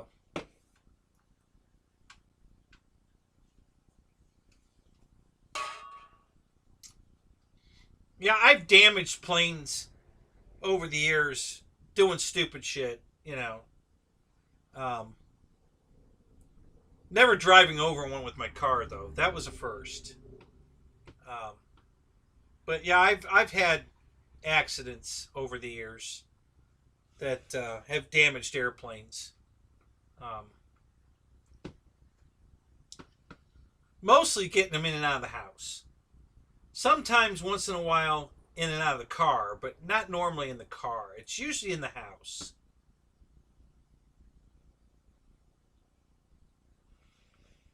Um, right at the bottom of my steps, when you come out of the house, is a post, and I've always have the rudder out in front of me. With the tail facing me, the rudder in, even with my eyes, and out in front of me, so that I can navigate where it is. And son of a bitch, if I don't run that thing into the um,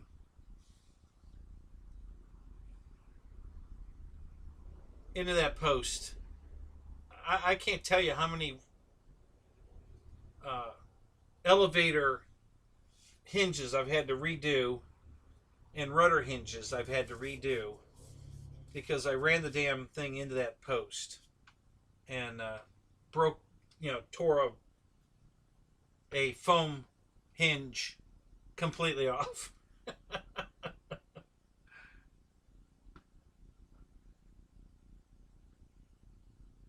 Yeah, Paul, that's why I bought it. Honestly, I didn't want the Havoc because I already had the Futura, and they're the same airplane.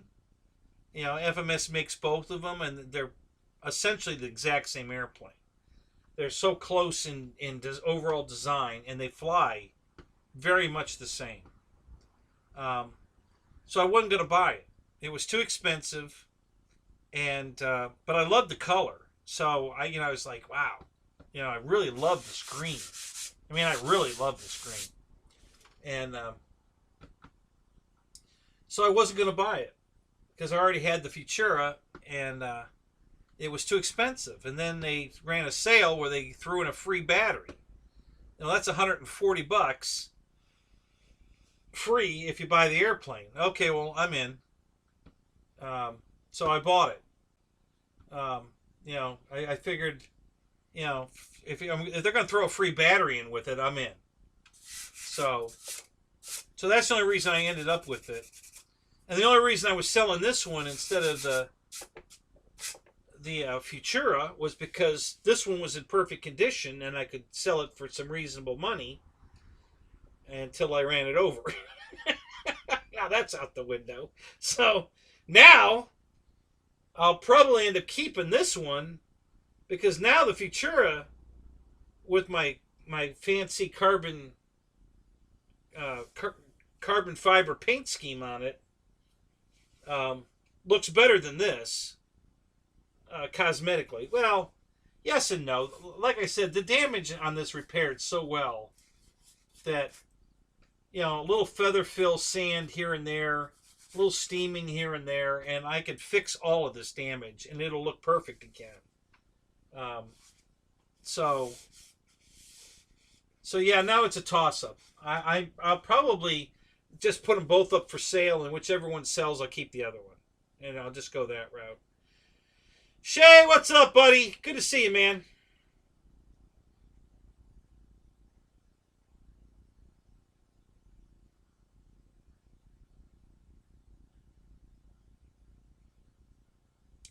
Yeah, their hinges are not the greatest for sure. And Jeff in Lower Alabama says that if you brush, he takes a paintbrush and brushes a coating of foam tack. Now the foam tack he's using, the bottle looks different than the foam tack that RC Informer uses. So I don't know if there's a difference or not. Is there, Jeff? Do you know if there's a difference, or is it the same stuff? You just bought the industrial size bottle that's will last you a lifetime. I don't know. But he coats the hinges with that, and he swears up and down you'll never break a hinge. So I didn't have any problem with my PT-17 originally. I flew it a shitload before the rudder foam hinge broke. Everybody else broke their rudder hinge while putting it together, or like on the first flight. But I wasn't having any trouble with mine at all. And then one day at the field,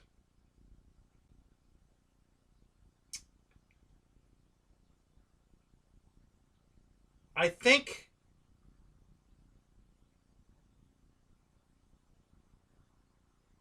I'm thinking maybe I did run it into the post, and when I was coming out the door with it, it's very possible that I broke the rudder, one way or the other. In any case, it broke, and I had to put hinges on it.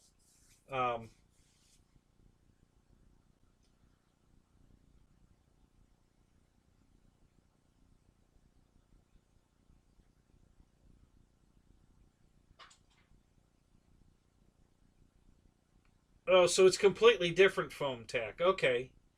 Does your stuff, Jeff, dry up in the bottle like the other stuff?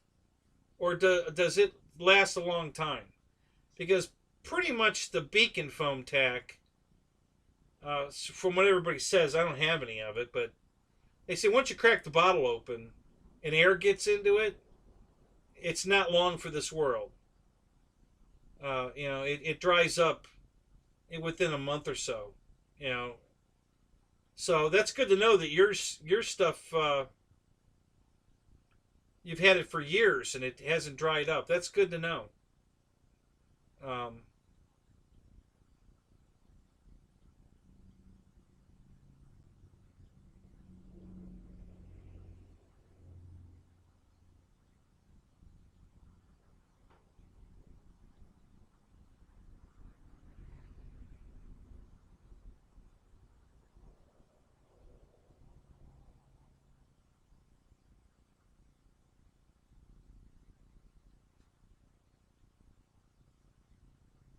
yeah, Paul, that was one of the. You're right. Nobody's got this bright green on anything.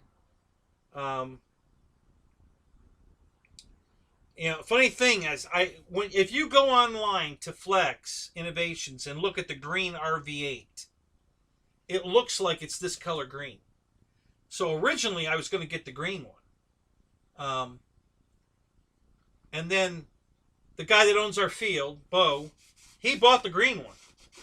Now, I'd already seen the orange one in person because Randy out at the flying field has one, and so I already knew what the orange one looked like, and I really liked it. But I still was partial to this green. I really loved this green. So I was going to order the green one. And Bo bought a green one. Well, then once I saw it in person, it's nowhere near this color green. It looks at the picture, but it's not. It's this color green leaning toward olive drab green. So it's a little more foresty olive drab greenish green than this bright, this neon green. And then that sold me on the orange one. As soon as I saw that, I was like, nope, I want the orange one. It's believe me, it's not bad looking at all. It's a good looking airplane. The green looks good, but if it was this color green, I'd have bought it.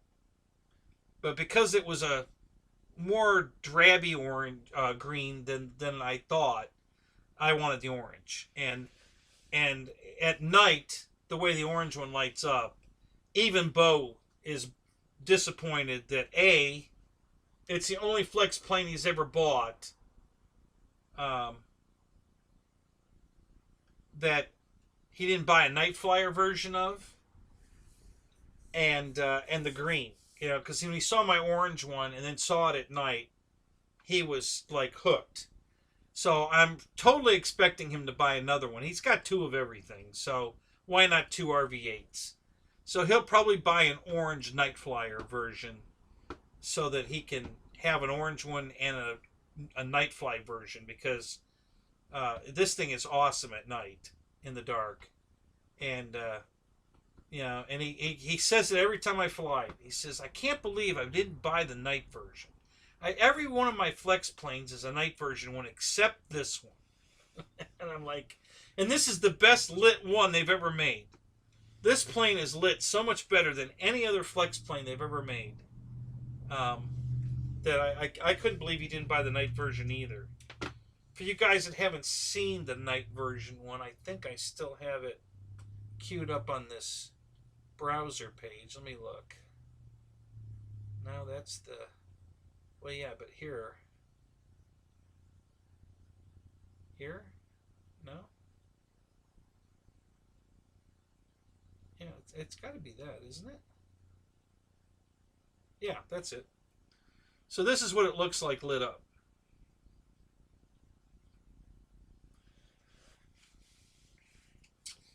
And yeah, it's just unbelievable.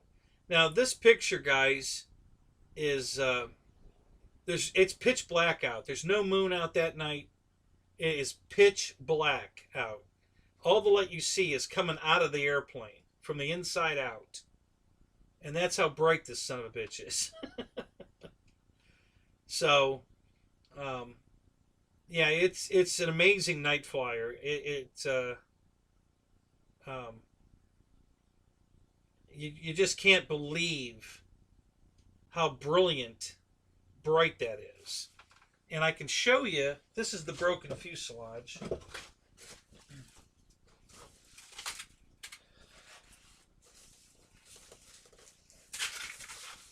So let me go back to,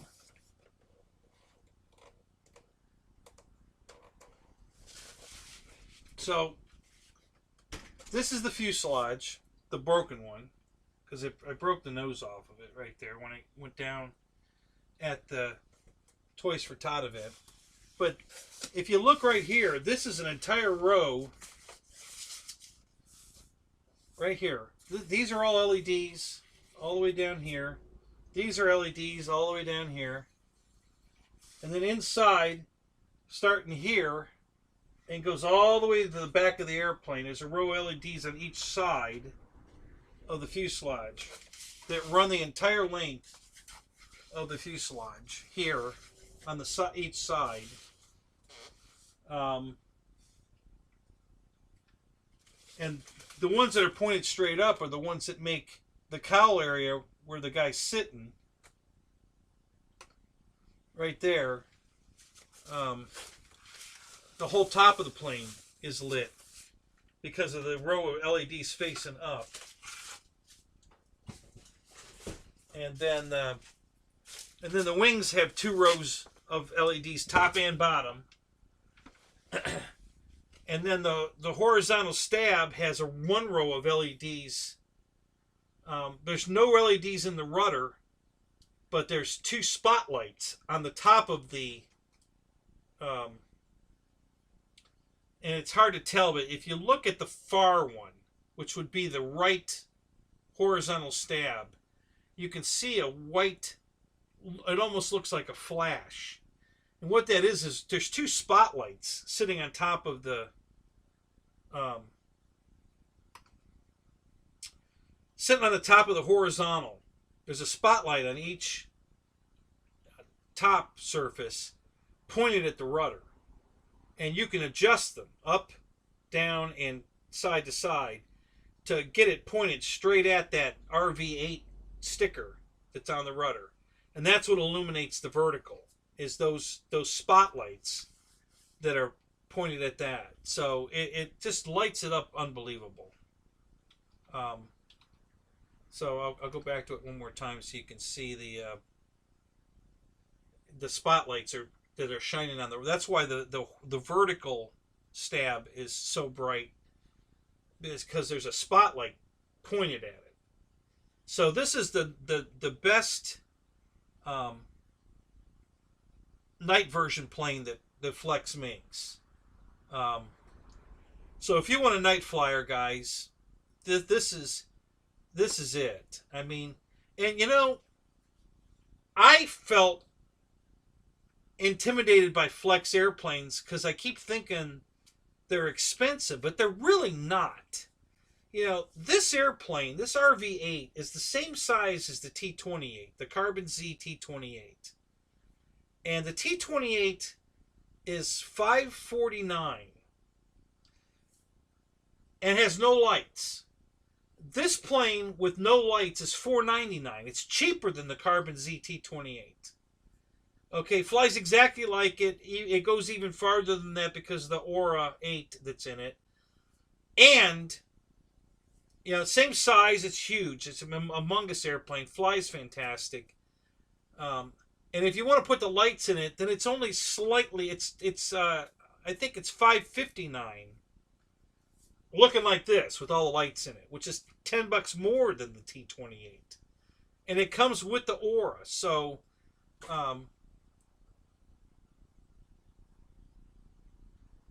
yeah.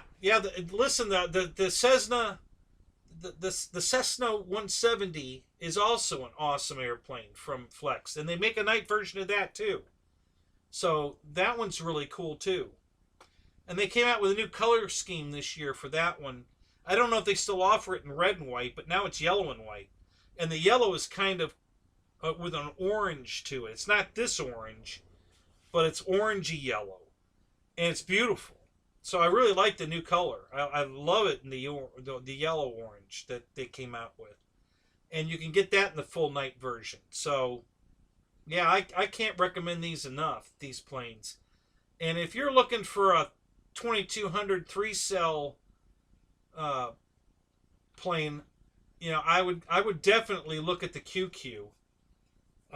You know, it's basically a Visionaire, same size as a Visionaire. You know, it's a 1300 millimeter wingspan, I think, and they have a beautiful night version of that as well. I think they offer it in red and green, almost this color green. It's very similar to the green on the Havoc green. Um, and hang on a minute, I'll go to their webpage and I'll bring that up.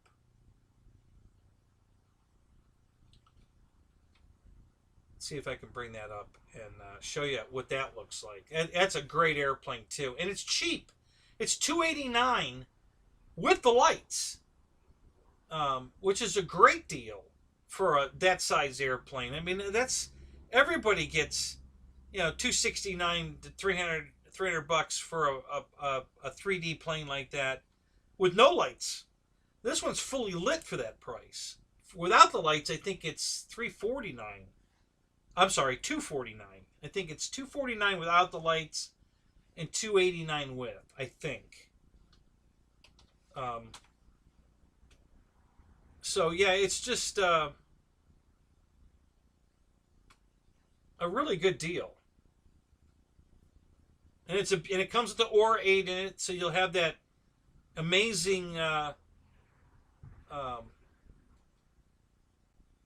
programmable flight controller that you can make it do all kinds of cool stuff. You know, the Crow and all that neat stuff is you can actually program all that into the Aura.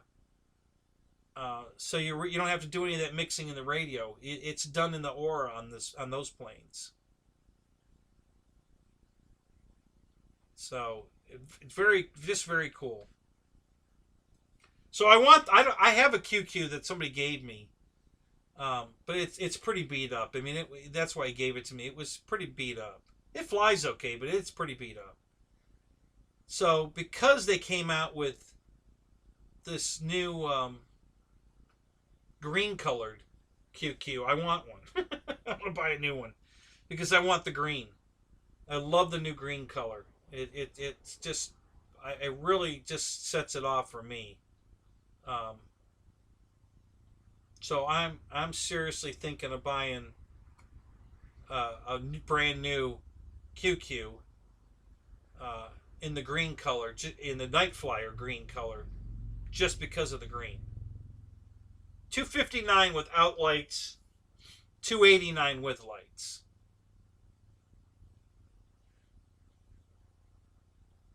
So let me just put this up. See if that works. This might work. Let me try this. Yeah. So you get to see it here. It's a scrolling page.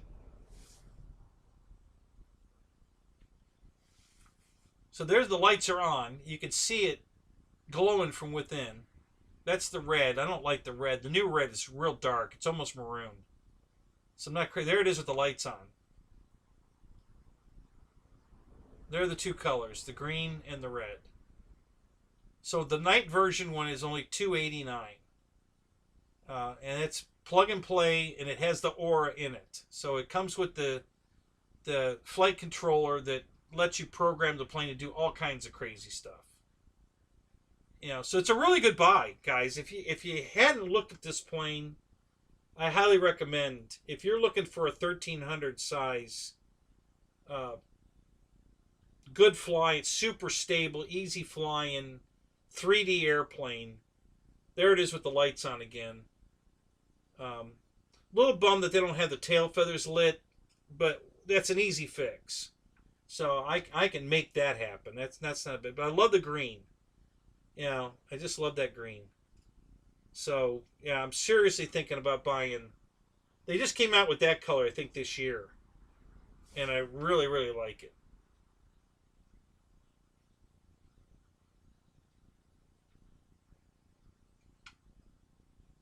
I think that's working. I'm on the wrong page. Let me see if it's working over here. Yeah, it is. Okay, it's scrolling.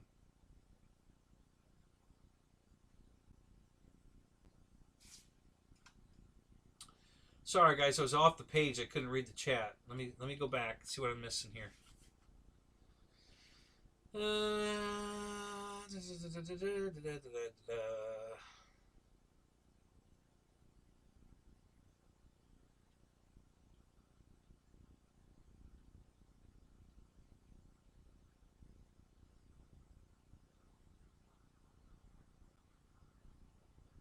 Yeah.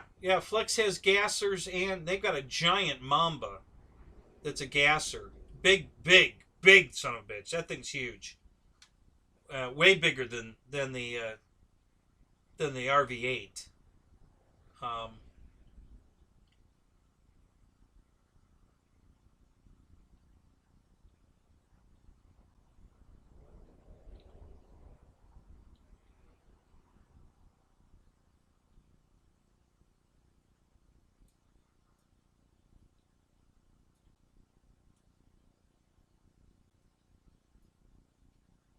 oh, so you want to know about this plane I got on the table, Lyndon? This is the Havoc.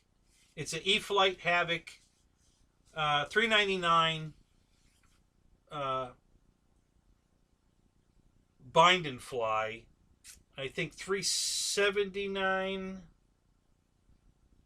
or $369. I can't remember. If you want the plug and play version, sold through Horizon Hobby. I think they have.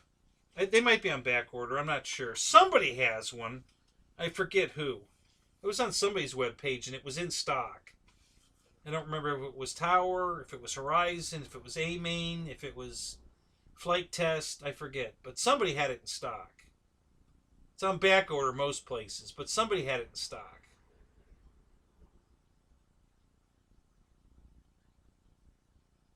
But yeah, this is the E-Flight. It's an 80 millimeter fan. I believe it's an Outrunner. No, that might be an Inrunner. I'm not sure. 80 millimeter fan, $399. And it's an E-Flight product, so it's sold through Horizon Hobby. And they offer it both in plug and play and bind and fly, but they know the bind and fly is $399. I think the plug and play is $369, but it might be $379. I'm not sure.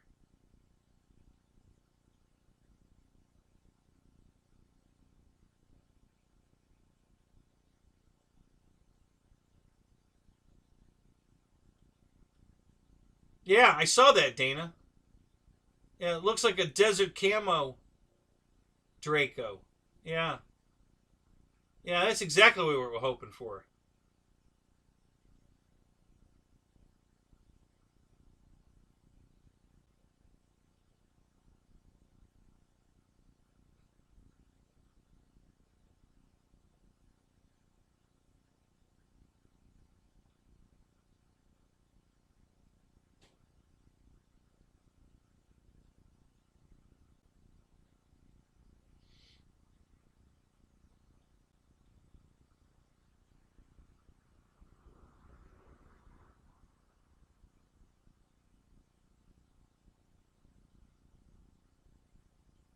So this is a full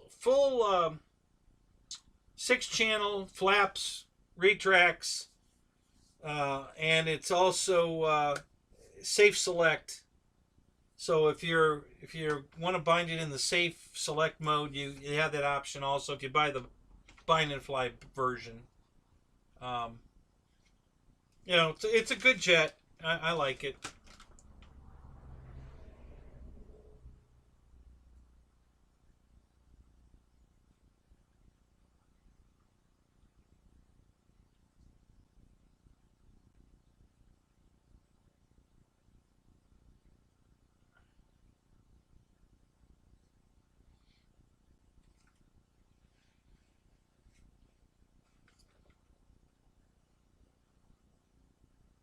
Oh, sorry, guys.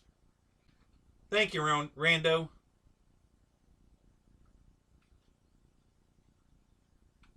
Where's my screen at? There you are. Let's fix that. I don't know what happened there. I don't know why that changed, but anyway, yep. Thank you, Rando.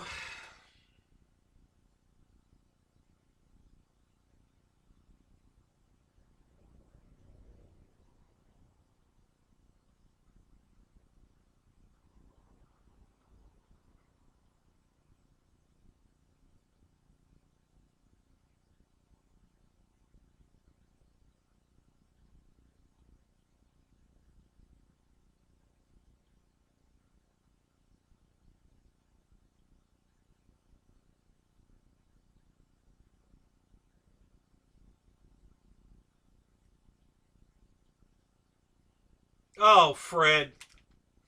Thank you, buddy. Thank you so much, man. That's awesome. Thank you. That's super nice, man. Thank you so much. You guys are too much, man. I just love all you guys to death. So I'm excited about this. You know what this is, guys? This is exciting for me. This is a replacement nose retract for the Carbon Z T28 that has been out of stock everywhere forever. And Hobby Zone showed one on their website. I was fully expecting it after I ordered it that it was going to say not shipped on back order, that they just, inventory was wrong, but I got it. I can't believe I got it. So now I can get my Carbon Z back in the air because I needed this retract. So that's really awesome. I actually put 2 in the cart and it said, no, sorry, we only have 1. I was going to buy 2. I wanted a spare. So,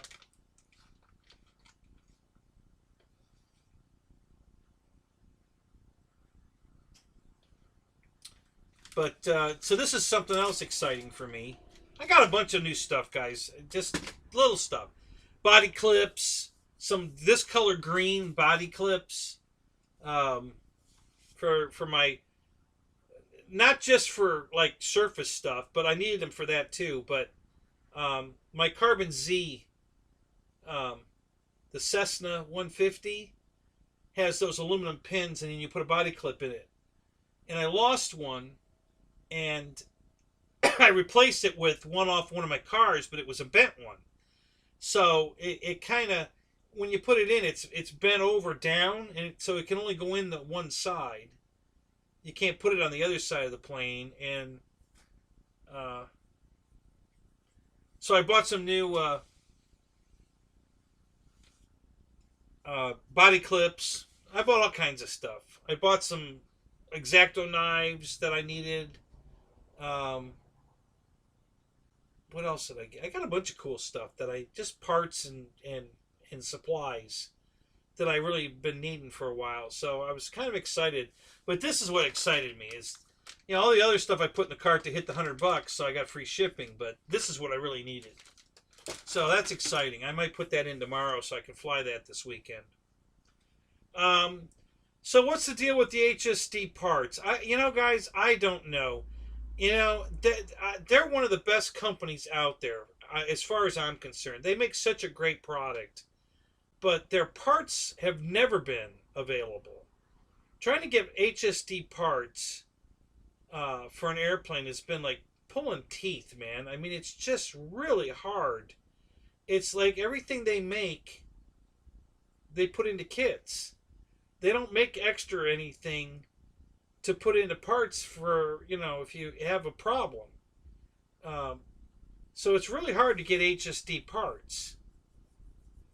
I bought their B25, the smaller one, that HSD makes, like, I don't know, 5 years ago, and I've never flown it because mine was missing the 2 wing hold downs, and I can't buy them.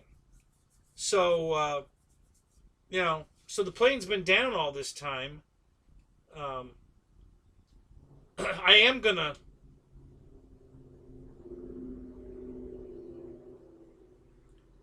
And once the garage is built and I have room to work around and get to the plane, I'm gonna make wing hold downs so I can fly it. Um, but now I have the giant one, so I don't even know if I want to fly the little one now. I mean, I've got the big Mac Daddy one now, the LX version. The I think it's 1700 millimeter B-25, and the other one is a 1200, I think. It's much smaller. It's smaller than the FMS one. It's nice looking. It's a good looking plane, um, but now I have the big one. So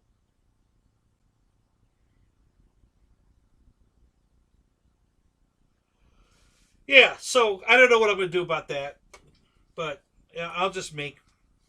But yeah, it's always been a problem for HSD stuff. It's very hard to get parts out of them.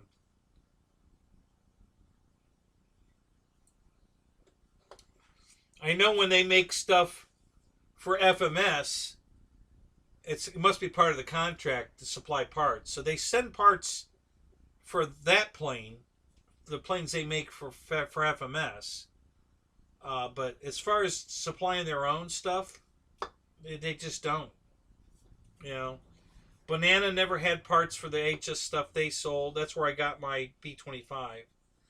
Um, so LX models the same way. It's impossible to get parts for their stuff too. Well, not impossible, but it's tough.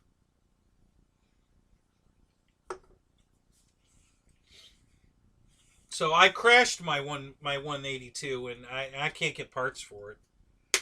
So I think I can repair 90% of it. It's not a total loss like the fuselage was on my RV8. Um, I can fix it, but there are a few pieces I can't get. So I'm going to have to make something else work or make the part I need. But there's a couple of parts I can't fix. I'm going to have to replace, and they're not available. So that's on the back burner right now. Anyway, I've got other planes to fly. My RV8's back. I don't even need to fly the 182 anymore. Um, not that I wouldn't like to fly it. I mean, I love the airplane. So I'm kind of bummed that I crashed it.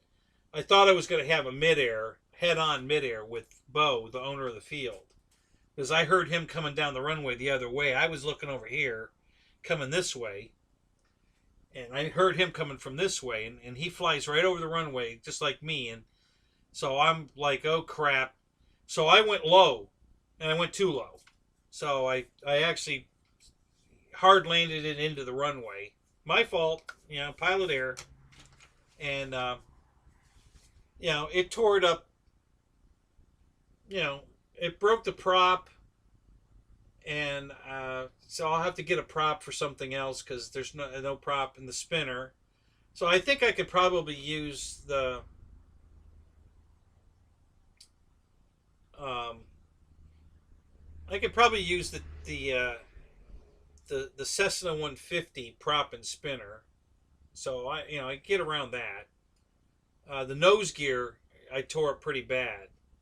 Now that I might be able to. It's a machined aluminum, and I can machine that myself. I have a lathe, so if I have to fix that, I can probably make the part I need to fix that. Um, and then the wheel pants are foam, and one of them broke. I can probably fix it. I can probably glue it back together. It was everything clean broke. Nothing crushed. Nothing. Just the way this thing broke. All the breakages were clean breaks, so it glued right back together when I drove over this. So that one did the same thing. Um, so it should all just glue back together. I don't see a real problem with it glued back together.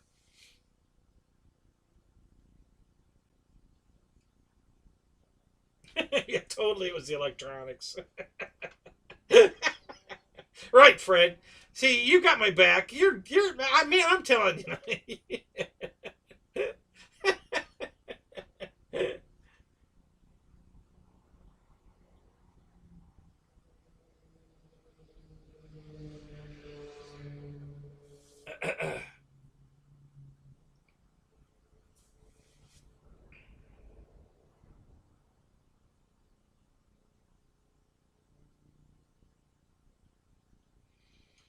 JT, what's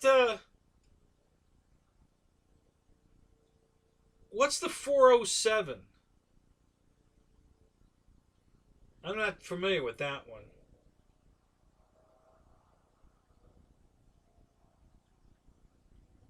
Yeah, I'm sure they'll work for sure, uh, Jerry. And I actually have a brand new set of them in the box. So if needed be, I'd put those on it for sure. Yeah, there's no problem there. I'm sure they'll work right on there. So yeah, that's another thing on the 182. I can either fix the real ones or replace them with the. And I actually have a set of them brand new in the box sitting here. So yeah, I've been working on more important stuff. The 182 is, the 150 still flying. I can fly that. I've got the RV8 working again. I've got my retract for my T28, so that'll be working again. So I have all these giant 2,000 millimeter um, airplanes ready to fly. Um, I'm not in a hurry to put that one back together. Not because I don't love it, just because I have a lot of other things I want to fix or build, and I have plenty of big airplanes right now to fly. So, the fact that I can't get the right parts for it are part of the reason I'm not in a hurry to fix it. You know, but yeah, I'll fix it. I'm not worried about it. Just now I've got a plane. I ordered my plane for the Pylon race that Ryan's flying, so that's going to be here any day. So I got a new Dynam plane to build and paint because we want it to look like a Reno racer plane, not a military plane. So I'm gonna have to repaint that. So I've got that coming. Get started on modifying that and getting it painted. So yeah, just too many things going on right now. You got to prioritize.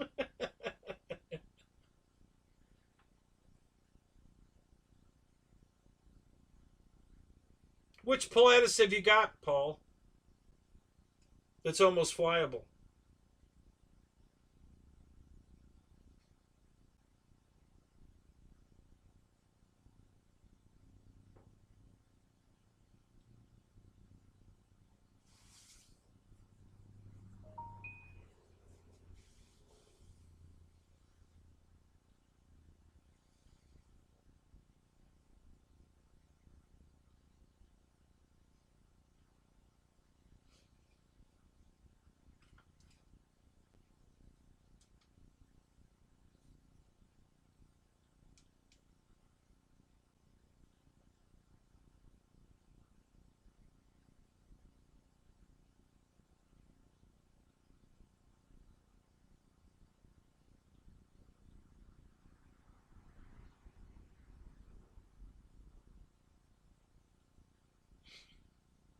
Right, so I never saw your message. I'm sorry, I missed it. Um, yeah, I'm going to work on your pins. Don't worry. It's. Are you ready to fly yet? You got any weather to fly in yet?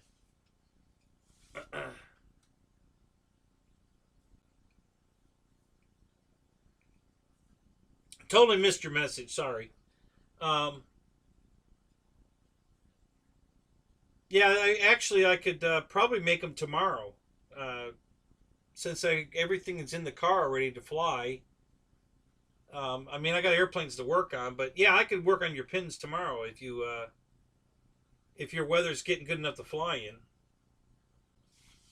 If you're still here, are you still here, Reitza?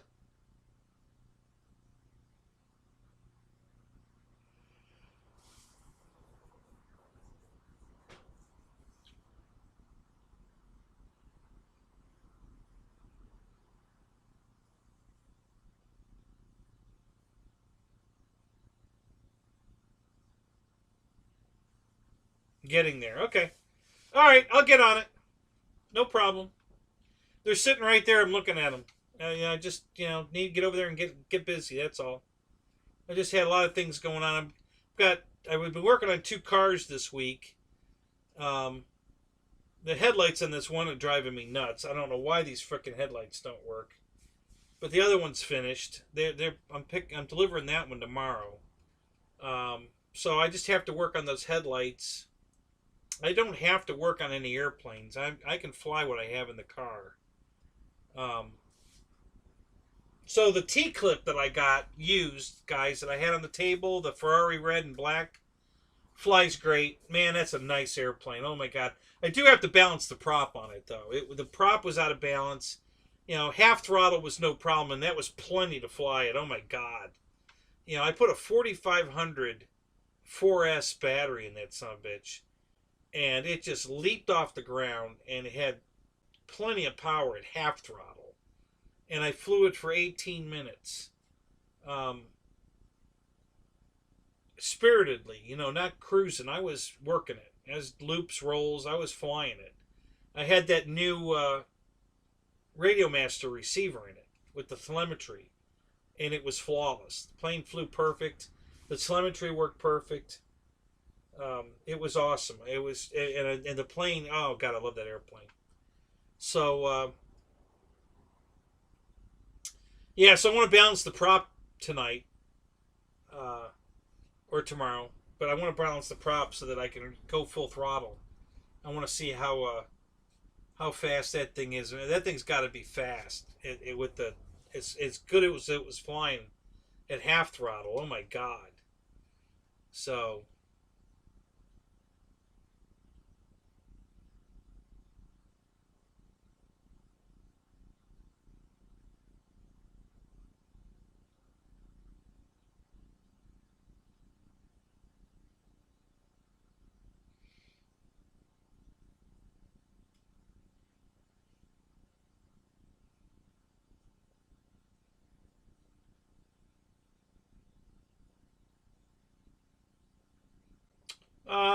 which plane are you talking about? 200 with the metal or composite props?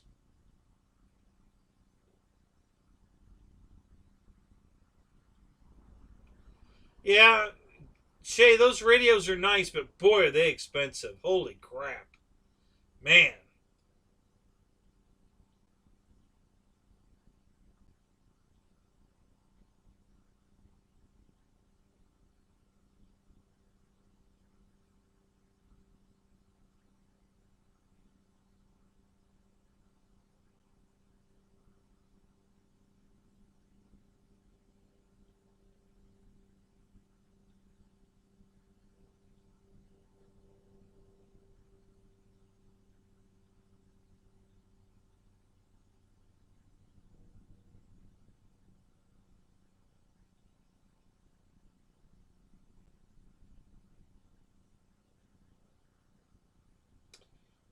I've shopped at General Hobbies. I won't ever shop there again, I can tell you that.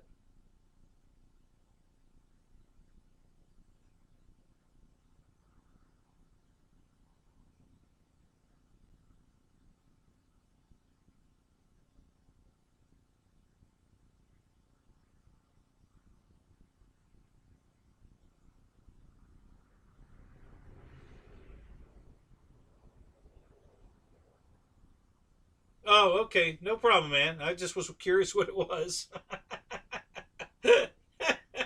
Trying to stay in the loop a little bit here.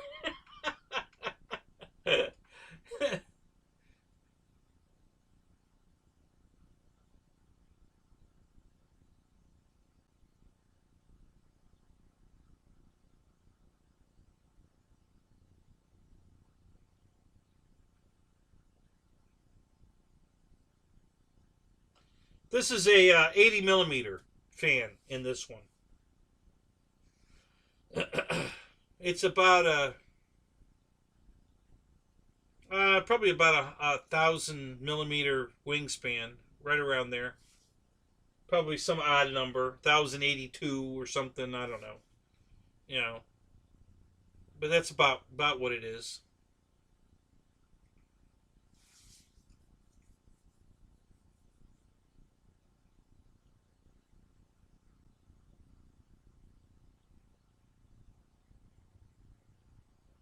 Yeah, Value Hobbies I haven't any problem with. I think I've bought some batteries from Value Hobby. Um, yeah, I don't have a problem with.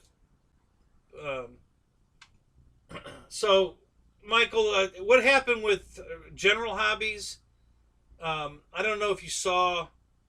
I don't know. A couple months ago, I did a review on that LX Corsair that I got from Banana Hobbies. Well, I bought that plane a year ago, more than a year ago, from General Hobbies. And then when it got here, it was damaged. The center wing section, which has everything in it already, that's where all the electronics, the retracts, the folding wing mechanism stuff, everything is in that center section, okay? And everything else is just bare foam. Everything electronic is in the center wing section. So, and it's the first thing that's in the box. So it's in the bottom of the box. So it's the last thing that comes out of the box.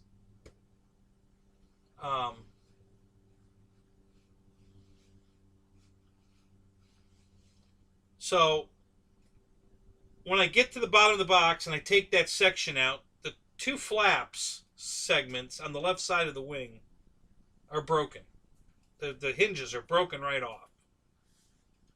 So I contact them and I say, hey, you know, they're broke. You know, I need a new center section. You know, if you want to send me a loaded one, I'll take everything out. You know, I'll just send you this one back in the box you send me the new one in. Or if you want to just send me foam, I'll transfer everything over to the new foam section. Either way's fine. I don't care whichever way you want to do it. And he says, oh no, just you know, and he sends me a link to Amazon. Just get some of this and just tape them back on. And he sends me to a link on Amazon to buy a roll of that packing tape that has the fibers in it. And he wants me to tape the hinges on the flaps on a brand new airplane back on. He wants me to tape them back on. I said, no, I'm not taping them back on. I said, you know, that's not happening. It's a brand new airplane, and I care what my shit looks like. So, no, that's not acceptable. I'm not taping them back on. So he says, well, then send the plane back. And he asked me if I would tape it back up and drop it off at FedEx as a refusal so he wouldn't have to pay to ship it back. So I did that for him.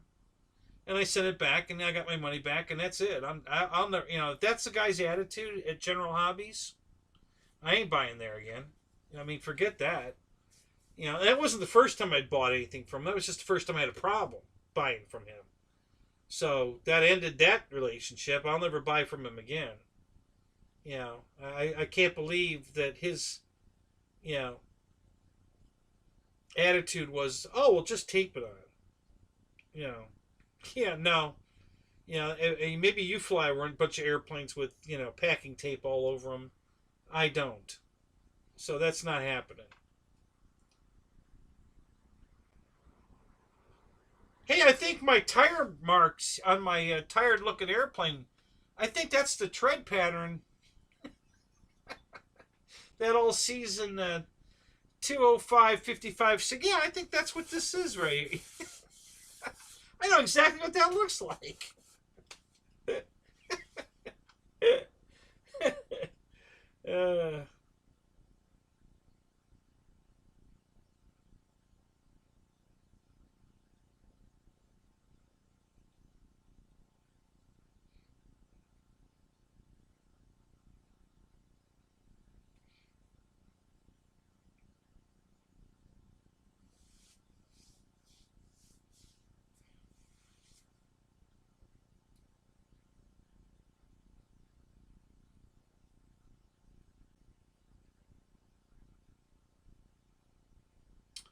Yeah, it's funny you bring that up about eBay and the Chinese sites.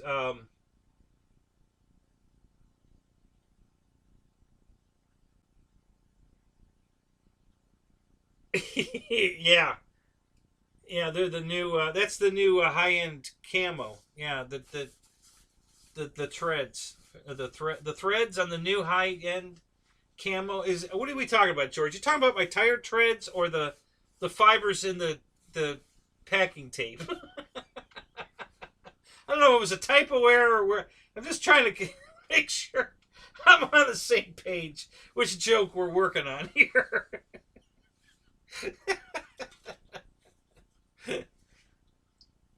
So,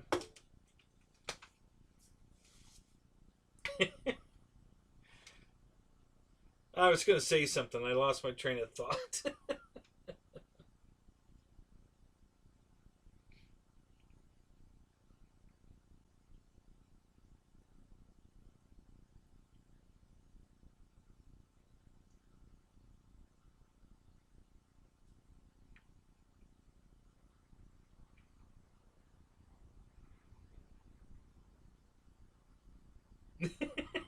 Take my pick.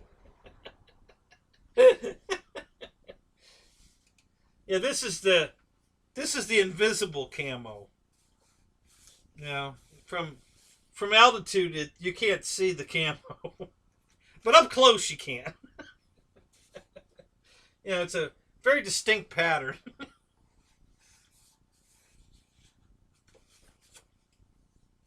The wing came out amazing. I mean, it really didn't damage the wing at all, other than leaving the tire impression in it. The wing is perfect.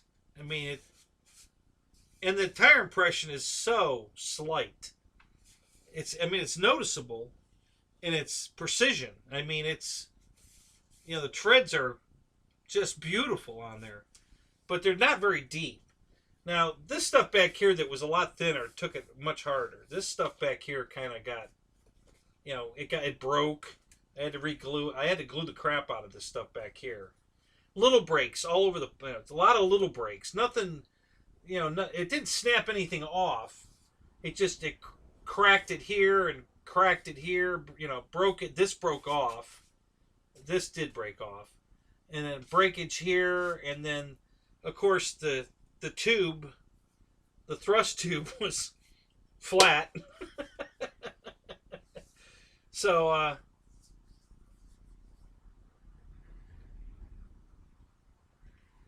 yeah, I knew that, George. I figured on camera you guys wouldn't be able to see any of the damage. I can try this. Let me try this and see if this works.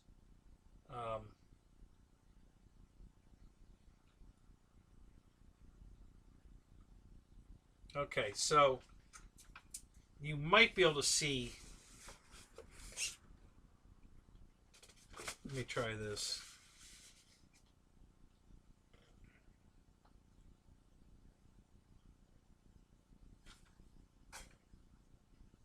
Okay.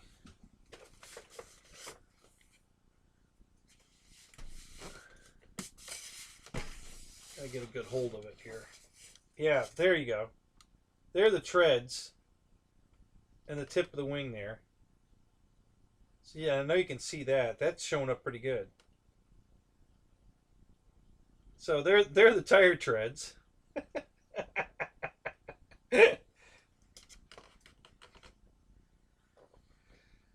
Oh no, these tires are like brand new, Fred.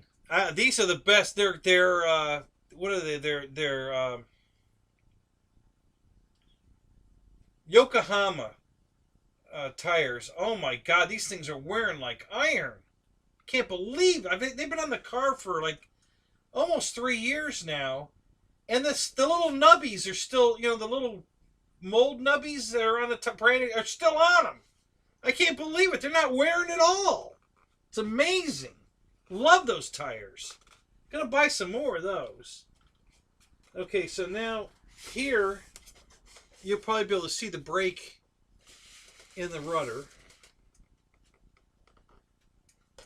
Let me try to get that in the camera so you can see where I glued the rudder back together. It's not showing up. Let me get it in the light just right.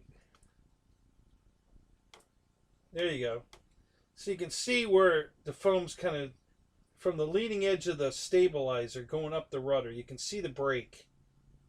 If you look at the black, that little black line on the rudder, you can see where it, right at the almost at the very beginning of it, you can see where the brake is.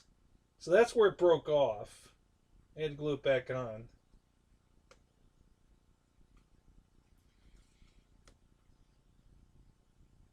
Yeah, instead of Papa Dots, I have tire treads. I'll autograph it. Yeah, and you guys can bid on it, and I'll autograph it for you.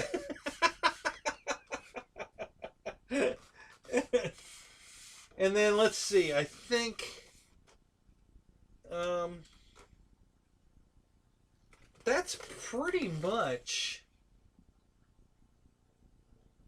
all I can show you. I mean, I can show you the. Here's what the elevator looks like. Tire treads on that.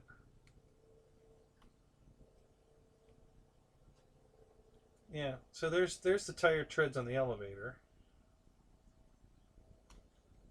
I don't think the rudder broke off, but it didn't get any tire treads on it. But the horizontal's got some tire treads on it there.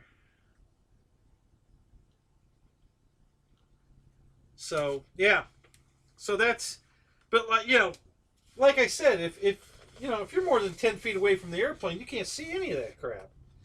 I mean, the plane looks fine. And after I screwed it all back together, the longer it sits now in its right configuration, the tube's getting rounder and rounder because now the horizontal being screwed in place has pulled the foam into the correct, fixture now, and it's so it's made the fan tube roundish.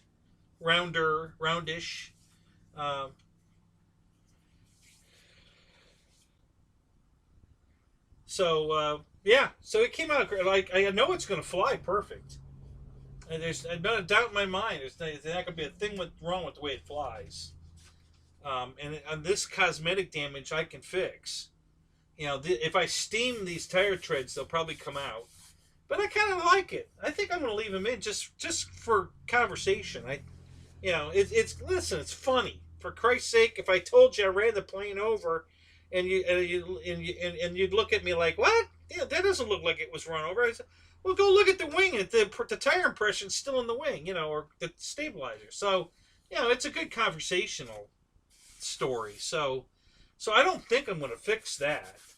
But some of the crackage, where it's the seam is here on the rudder, I'm going to fix that with some feather fill sand and probably airbrush a little white paint over it. So there's some little stuff I'm going to fix still, but mostly I'm pretty much done with it. And like I said, I might 3D print an exhaust nozzle for it, because this one's kind of messed up, and I can fix it. But hey, it's an excuse to use the 3D printer. What the hell? I got the damn thing. Why not? I'm sure there's a file out there in that somebody's already made a 3D file for printing a exhaust nozzle for a Havoc. So I'll just download it and print it.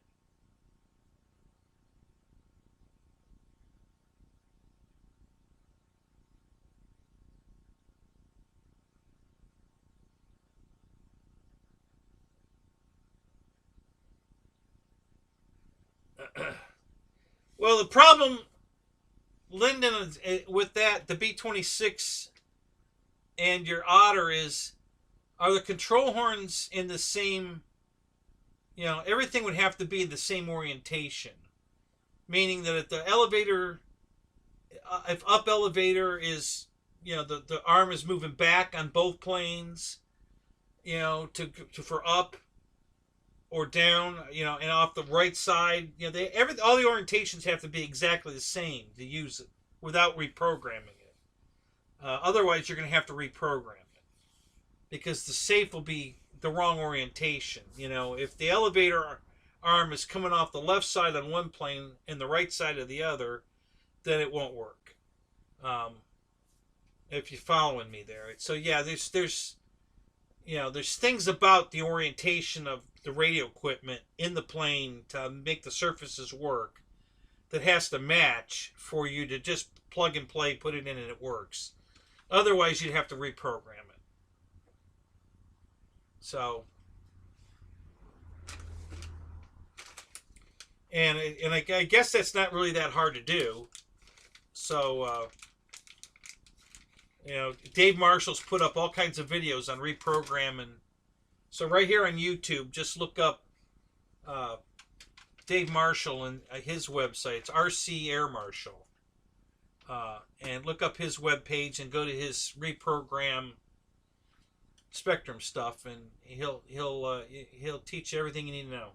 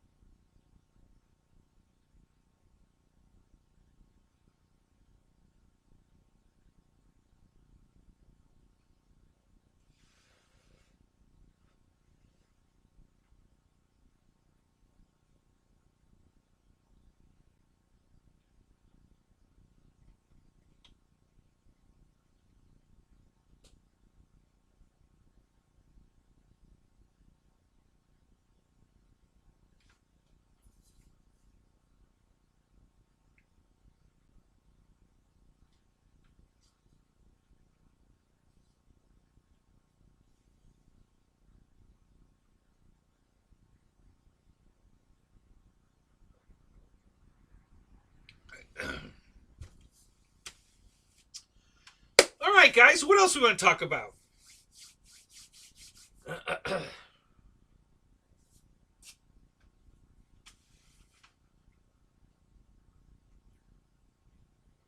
Been a good week for me. Between the flying Saturday and Sunday was awesome. It was windy as hell, but the RV-8 don't care. The Cessna 150 don't care. The little turbo timber and the... Do I still have... No, it's back in the car. I put it back in the car. Yeah, the UMX timber and the UMX turbo timber... Absolutely love that high wind crap. Man, it's so nice to fly those in the windy days. Man, they're just... You would think because they're so tiny that the wind would just blow them away. But man, they fly fantastic in the wind. They are a ton of fun to fly in the wind. And it's never too windy. I've never had a problem with losing one. I mean, you just head them into the wind and they'll penetrate. They, especially with the 850 milliamp battery in them.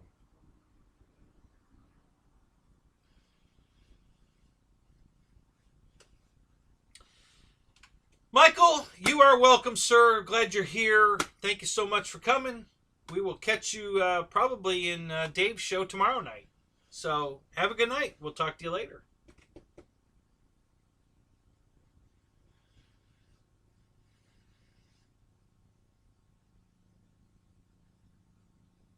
Oh yeah, I know, Paul. Yeah, hot water. I bought this really neat steamer. Um, it's a container with a hose, and you can put different attachments on the hose. It was only $20. It's a big son of a bitch too. It's designed to. I'm not. It might have even come with a makeshift rack. You're supposed to hang your clothes on a rack and then steam the clothes with these different attachments to get wrinkles out. And I was gonna buy the same one that Barry bought on Amazon, but then I came across this one at Ollie's. I was looking for a heater, and I came across this steamer, so I bought the steamer, and I haven't tried it yet. But yeah, I'm either gonna, if I decide to take all this tire stuff out of these, I'll probably steam them first, try that, and if that doesn't work, then I can submerge them, in hot water. I've been doing that for years. I mean, I love fixing these foam airplanes. God, they are so easy to fix. Compared to balsa damage, oh my God, this is a dream to fix. I mean, if you'd seen that, they all thought the plane was done. When they saw me, right after I ran it over and it was flat green, looks tired. Yeah, they all thought that, there's no way, and you know, and they're going to be amazed when they see it, because this is totally flyable now. I mean, totally. There's absolutely nothing wrong. It's not perfect. Trust me, it's not perfect, but it's close enough, way close enough to fly. This thing's going to fly fine. So yeah, I'm super excited to take it out to the field. You know, well, they were making jokes last weekend, because I did this 2 weeks ago. So last weekend, this past weekend, they were making jokes, and Bo, the owner of the field, says, "Oh, he's probably already got the damn thing fixed." And I said, "I do." As a matter of fact, I started laughing. I said, "Yeah, it is fixed, actually." Yeah, it's ready to fly, with the exception of I'm waiting on control horns. But other than that, yeah, it's ready to fly. It's fine. You know, it's not perfect, but it's close enough. It looks good. It looks very good. Um, it's going to fly fine. So, listen, there's guys out in the field flying airplanes that look way worse than anything I own. Even this, after driving over it with my car, looks better than the stuff they're flying. So, yeah, I'm really a perfectionist when it comes to fixing my airplanes. I go to a lot of trouble to make them look undamaged. A lot of trouble. It's the RV8 had a hole in the bottom of the wing. Uh, I think the landing gear twisted. It's aluminum, pretty strong aluminum landing gear. And I think when it bent, I think it punctured the bottom of the wing with the wheel pant. I think this went, because it crushed it this way backwards.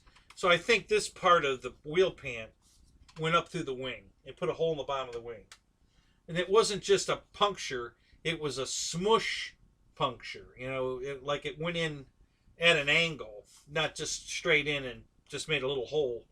So I had to I took a bent pick, and I went under the foam, and I had to pull all the foam back out. Massage it and pull it and get it all back out where I could work with it. And then I glued it all back together, and got it as it was it was time consuming. It wasn't hard to do, it was time consuming. Well, I got it all flattened back out nice, and I got it to fit all back together nice. And then I epoxied it all back together. And then I took some wall spackle, the lightweight wall spackle, and I smoothed it all out and sanded it off smooth. And then I put another coat on it, and I made sure I had as much of it off as I could, even if it meant that there was a slight imperfection of a impression, than having a ton of the filler on it. So, and it came out beautiful. And then I just dusted it. I had some paint mixed up years ago, foam color. I took a piece of foam airplane and said, "Here, match this bare foam." And they mixed me up paint that's the color of the bare foam, and I airbrushed a little paint on it and smoothed it out, and it you can't even tell. It looks perfect. There's no detection whatsoever.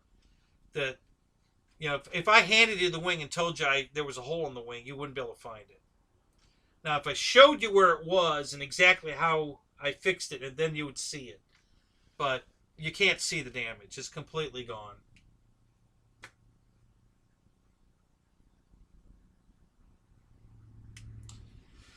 Well, Paul, I have that plane. I have the FMS 182, which is made by HSD. That's who makes it for FMS.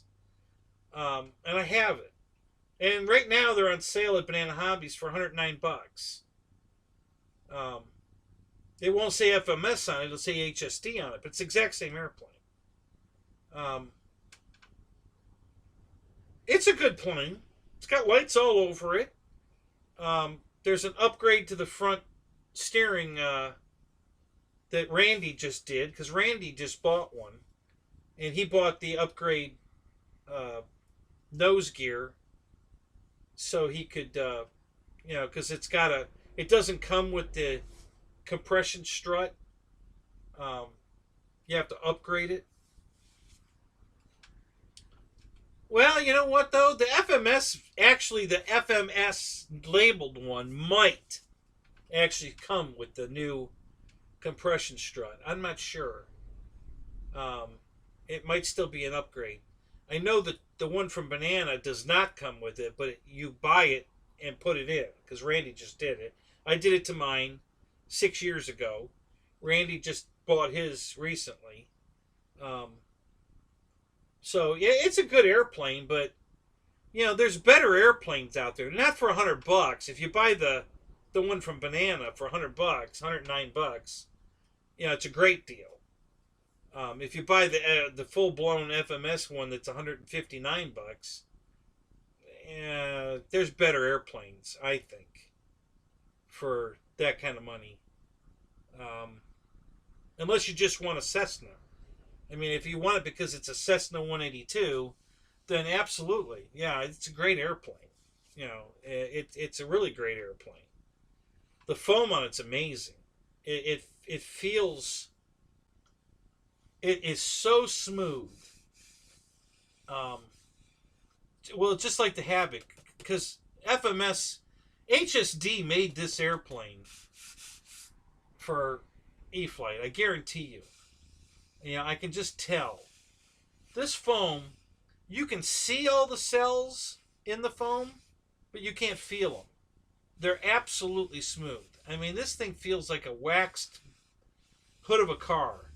It is so smooth and slippery that it almost feels like a waxy. I mean, it's just perfect. And the parts that are green, like right here on the top here, right here where the green is, you can't see any foam cells at all there. The foam is not, the paint has covered it perfectly that it doesn't look like foam. It looks like a plastic airplane. Just like my pits, my FMS pits was the same way when I got it. Took it out of the box, it looked like a plastic airplane. It didn't look like foam at all. The whole plane's painted red. Anything white on the plane is a sticker. Everything on the plane, there's no bare foam. It's all painted red, and the white is sticker. And that plane was absolutely perfect out of the box. Perfect. I mean, it was amazing. The paint on that thing was so smooth. There was no detection it was foam. Not by any angle. I mean, it didn't matter. It did not look like foam. It looked like a plastic airplane. Now, after it's been out in the sun, I mean, it's got a lot of flights on it now. Some of it still looks perfect, but some of it, you're starting to see the texture of the foam. Not gatoring. I mean, it's not like you can't feel it, but you can see it now. It's distorted enough from, heating and cooling from the sun that the texture is showing up. You can see it, but you still can't feel it. So.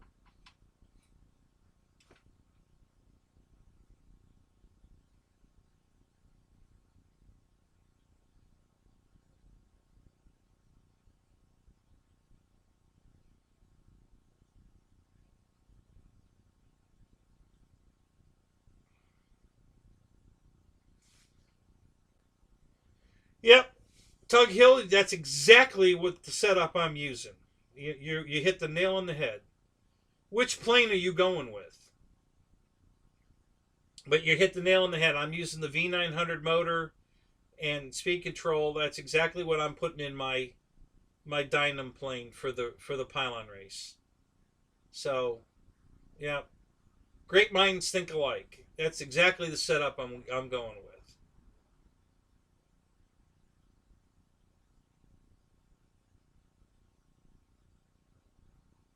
Right. Yeah, that's fast enough. Now, I think guys are thinking way too hard about how fast it's going to go and not thinking, well, is it going to be controllable at that speed? Because if they plow it into the ground or going around number one pylon, that day's over. So yeah, you got to be able to control it. So yeah, I'm thinking that's plenty. The V900 is exactly the setup I'm using.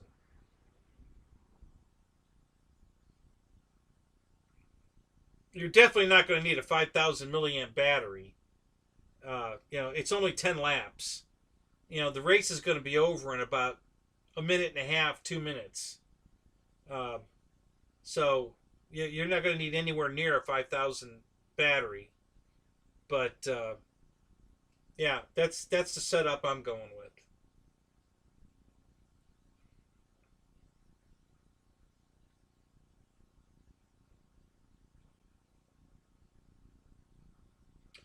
All right, Eric. Have a good night, buddy.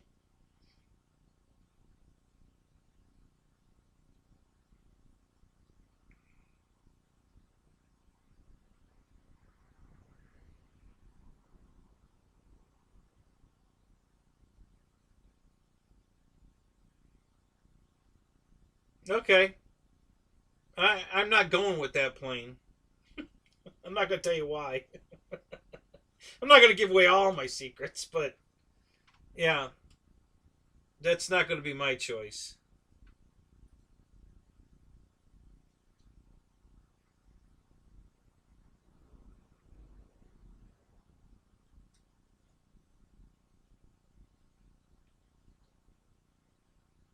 Yeah, Matt, that's not bad advice. To finish first, you must first finish. So I think if you just concentrate on finishing the race, you'll be there at the end. I think the rest of these guys are just gonna, you know, lose control of the plane and crash it. Is my guess.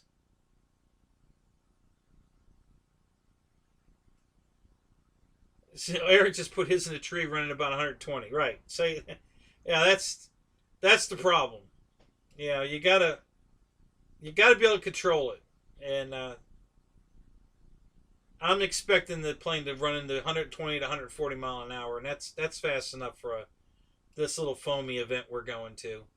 None of these guys are professional Pylon racers. Most of them have never flown anything anywhere near that fast. Um, especially not on a tight course around pylons. So I don't expect too many guys to survive. I think we're going to see a lot of carnage, which was the plan in the first place. Um, yeah, that'll be more than enough battery. A 2200 is probably more than enough. I'm going to try running mine on a 1500, see if it'll make the race. I'm going to practice a lot before I go, so I'll have it dialed in by then. But um, yeah, the race is going to be over in a hurry. It's we're not talking about 5 minutes here. You know, 2 minutes maybe. So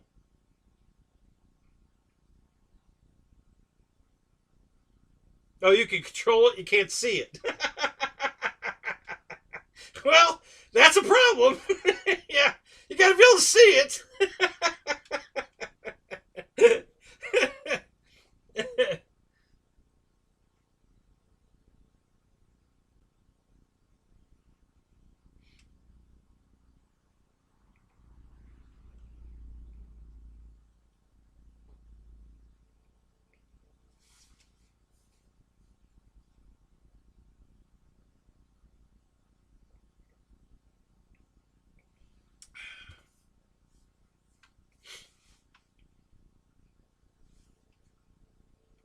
This year's going to be a Blue Angel, Matt. Is that the scheme you're going to go with?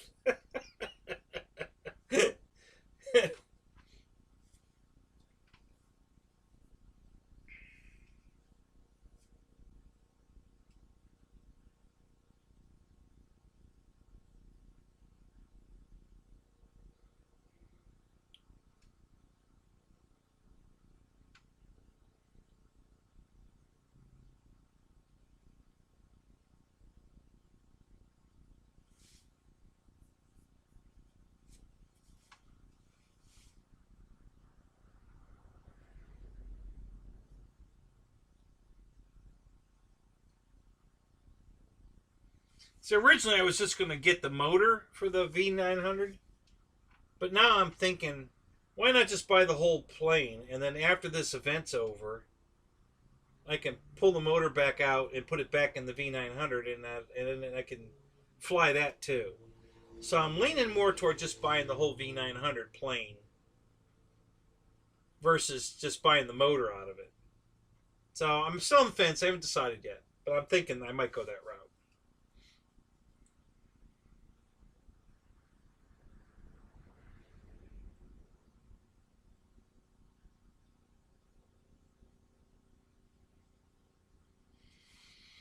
No, this isn't the color of money at all, man. This is a. It doesn't show up. Let me see if I can get lighting on it better. Here, let me back it up so you can see. This is like fluorescent green. It is super, super bright green. That'll probably show up.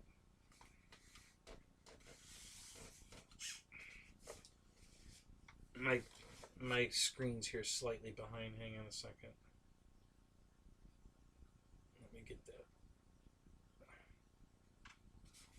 Okay, so now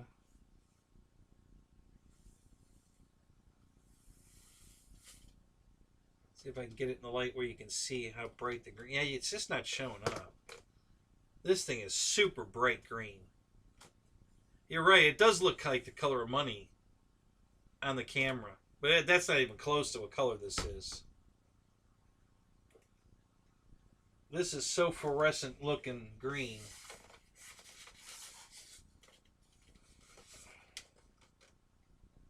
Yeah, see, that doesn't look like the wing is green at all. And the whole wing is green. Why is that not showing up? God, that's wild. Yeah, the color is not working out at all on this. This is terrible. Yeah, this is neon green. I mean, it is so bright green, it's unbelievable. I can't believe I can't get that to show up on the... Well, wait a minute. Maybe it'll work on... I think it... Yeah, hang on a minute. This is better. Hold on a second, I'll fix it. This camera was much better for the color.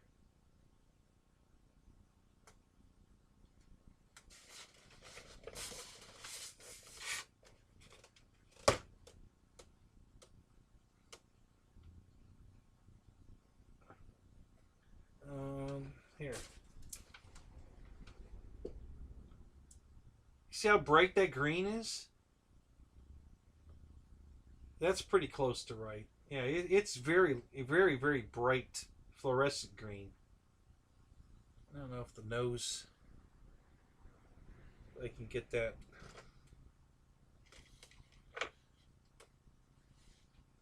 Maybe if I put the nose up there upside down.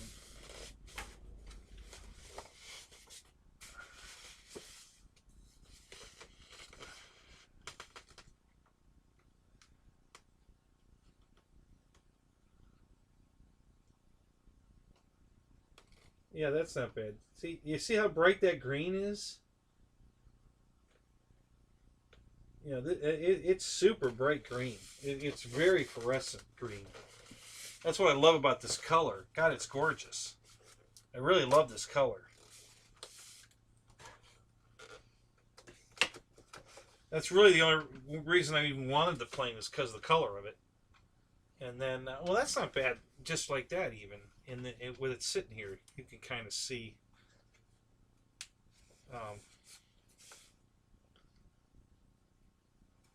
It's amazing how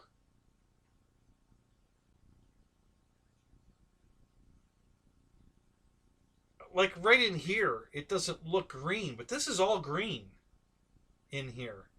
And it kind of isn't really showing up on the camera.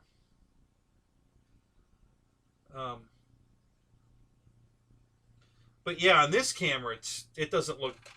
You're right. It looks almost the color of money. It's dark green, and that's not even close to accurate. So.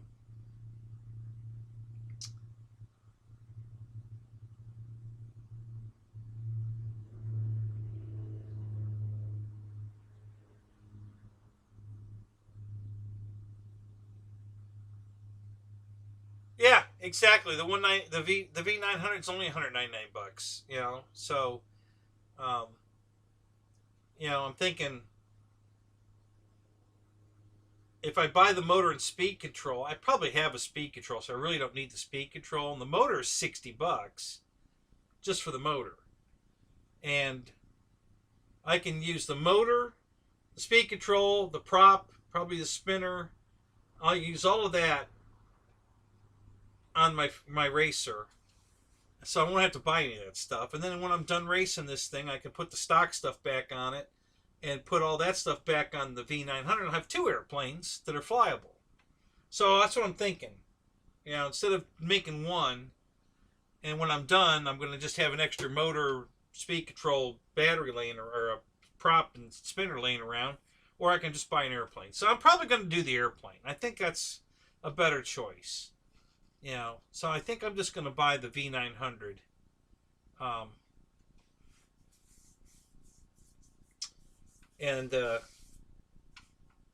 And just do that. I'm pretty sure that's how I'm going to do it.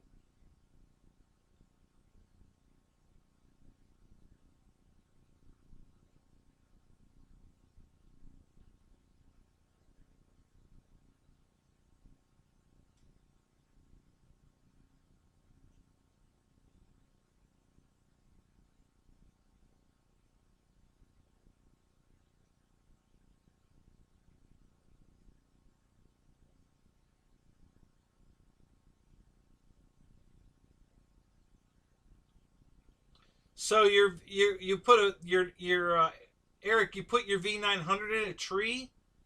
It would have destroyed it. I mean, there's nothing left of it. I guess it just shredded it through the tree. Yeah, we just did that. That just happened at the same field that our event's going to be at in May. We did it in February. And Dave Marshall put his V900 in and threw it through a tree. Yeah, he just like going through a strainer.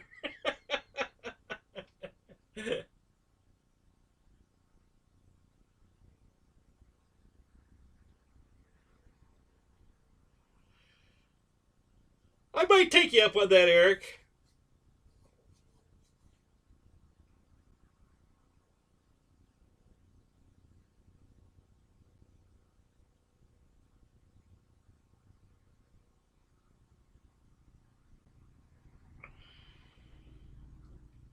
Yeah, yeah. Dave's went through that tree. It was hilarious. We were because he was flying around. I was spotting for him, and he was flying around, and he got kind of low. So Wesley Miller, the instigator, starts yelling, "Lower! Lower!" Hang on a minute. Where's my phone? Where's my phone? Here, let me get that number real quick. In case you want to take it down.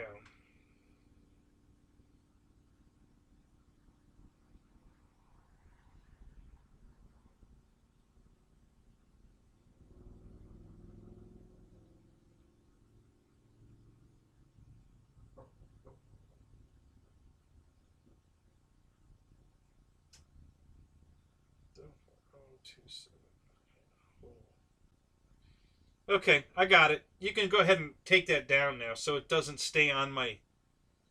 Because this... if somebody watches a rerun of this, your phone number will be available to anyone in the world instead of just the few guys we got in here. So you can go ahead and take that down if you want.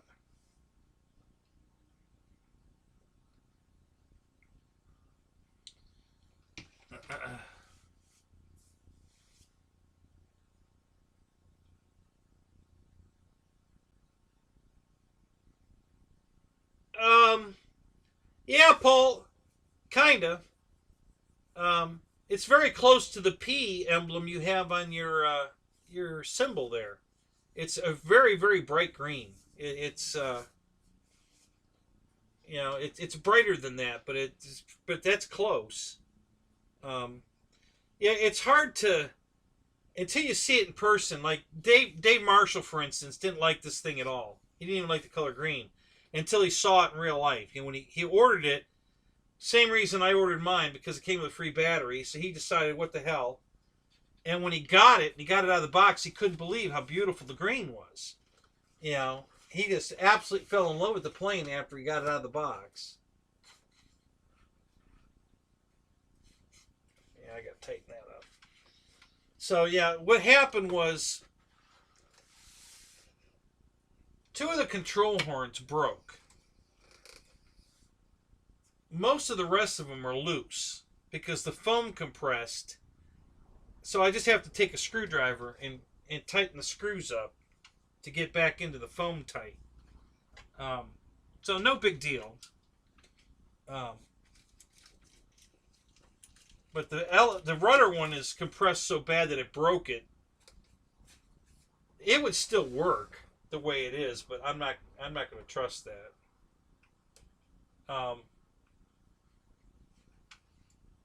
And the elevator one won't work at all. The elevator one is actually broke off. So that one I definitely have to replace.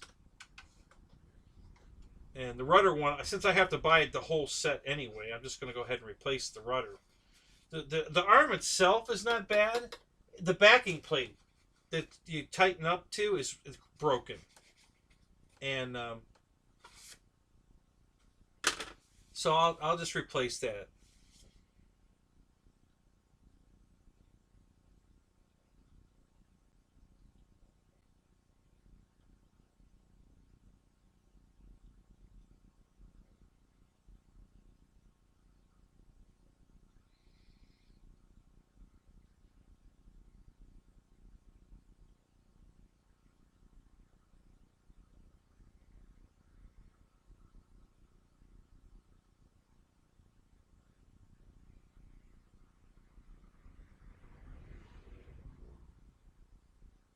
Oh, so this just happened, Eric? Like today or yesterday?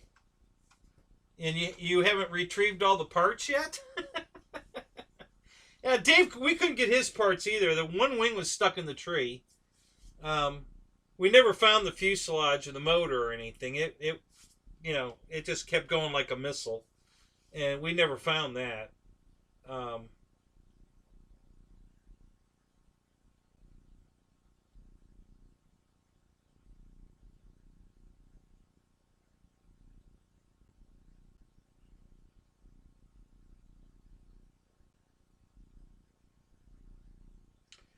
oh wow, really?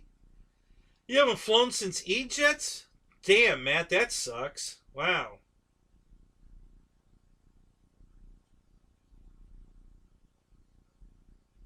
All right, driver. Have a good night, buddy. Thanks for coming. It's good to see you again. Matt, what planes are you maiden? Which planes are you gonna fly? Your Flex 100? Is that one of them?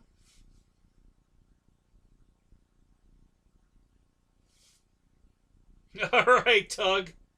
You have a good night too, man. We'll talk to you later. Thanks for coming. It's good to see you again. Thanks for the super chat. That was awesome, man. Thank you.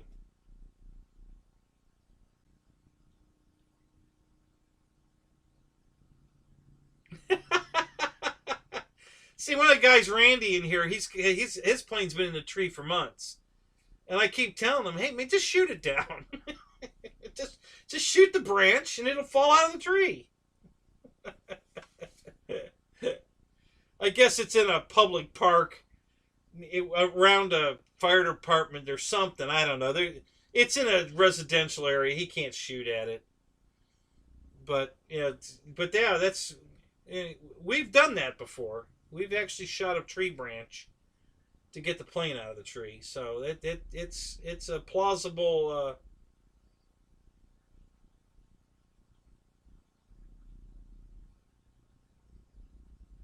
Oh, so you did get your flex cap.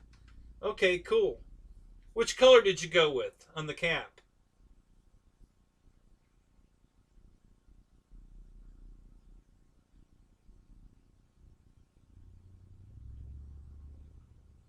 Which Sea Fury did you go with? I forgot.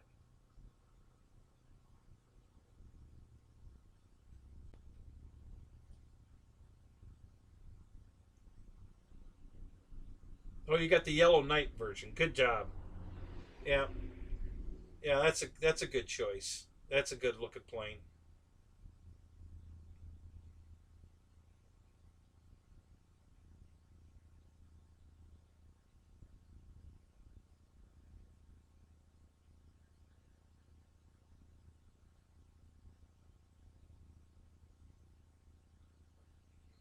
Oh, the flight line one. Okay, yep.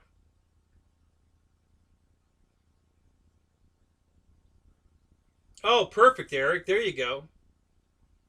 Yeah.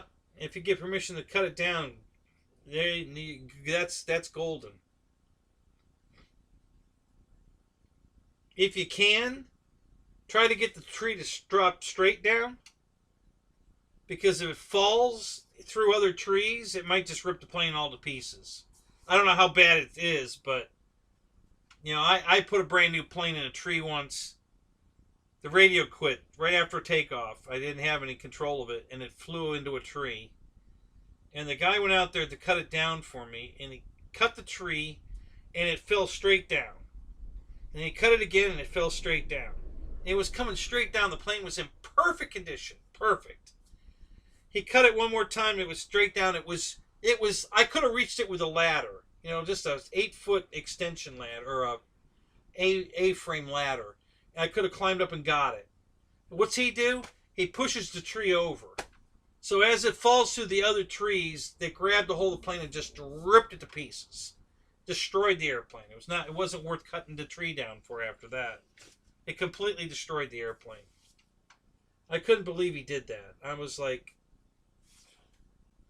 and he pushed it over before I could say anything. I was just gonna say, wait, let's get a ladder. I'll just climb up the ladder and get it. And he had already pushed it over, and it just destroyed it. So, brand new airplane. It's a maiden flight too. Brand new maiden flight. The radio browned out right after I took off, and that was the end of that.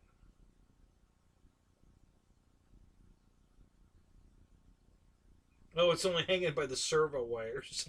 Oh, jeez. Yeah, I guess you don't have to worry about the tree branches then.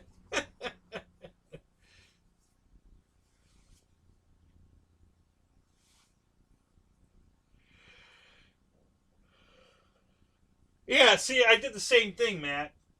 This is the RV8 wheel pant, the way it comes, the way they want it, and I painted it to look like this.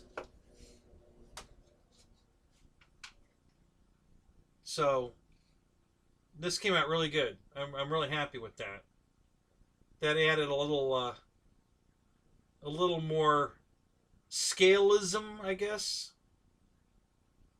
You can't see it. Let me. You know what? Here, let's do this. This is probably better. Hang on a minute. Yeah, let me do it this way.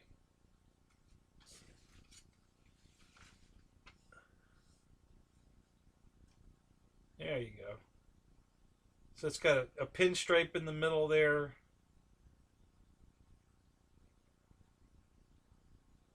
Yeah, that looks much better. So yeah, I painted them to look like that, and I'm really happy with that. That came out nice.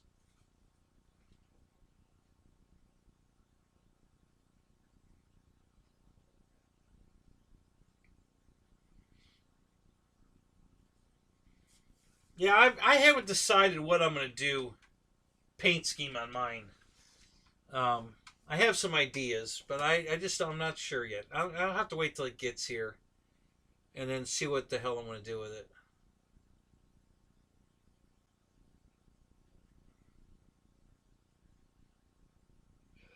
I'm thinking. I was actually thinking about using. I have I have the yellow and I have the green to do the old voodoo color scheme where it's purple, green, and yellow. The bottom of the plane's all yellow. The top of the fuselage is purple. Top of the wing is purple, but the top of the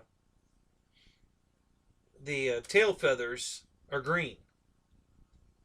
And I don't have the purple paint, but it's $4. So I was thinking about doing that because that would look cool. I don't know. I don't know what I'm gonna do yet. I haven't decided. Still thinking.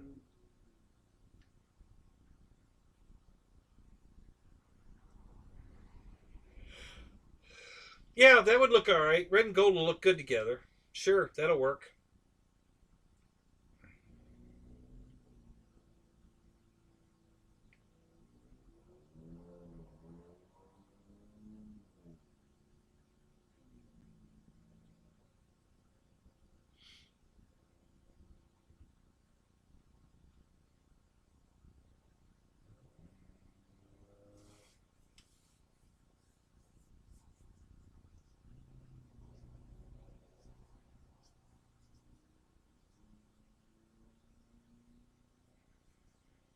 Yeah, yeah. I need to name it. Yeah, I don't know what I'm gonna do about that.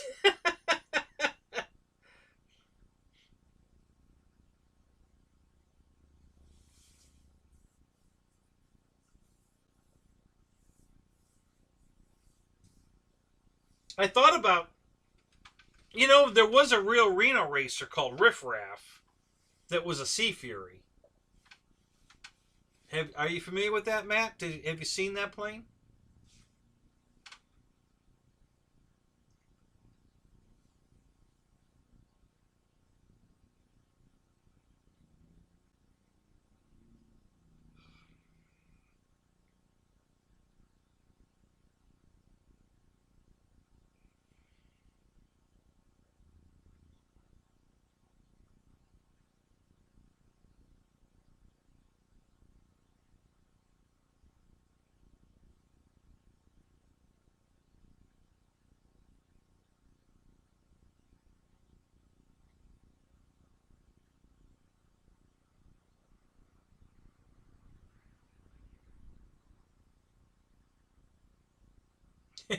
Yeah, yeah. I haven't gone back to the videos.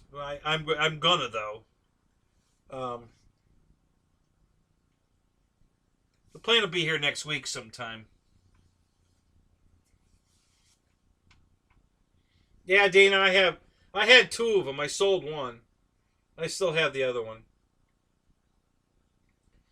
They had their $50 airframe deal going on one day, and the riffraff was one of them in the $50. And I was like, oh god, yeah, that was number two. I said at $50, I'm in. So I bought a second one. Um, so then I ended up selling the first one and kept the second one. Um,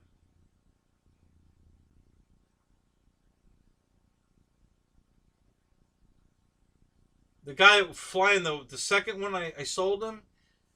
He got shot down flying Spectrum at the same field I got shot down with my Avanti. So, but actually, I don't think I got shot down. I think the ESC failed. But maybe I got shot down, but I don't think so. I think that particular crash on the Avanti was a ESC failure. The Beck. I think the Beck failed. But he got shot down. So he was flying Spectrum and he lost it. And it went straight in. But I fixed it for him. I put it all back together and fixed it for him. And then he sold it. And he sold it to the second worst pilot at our field, who couldn't fly it. And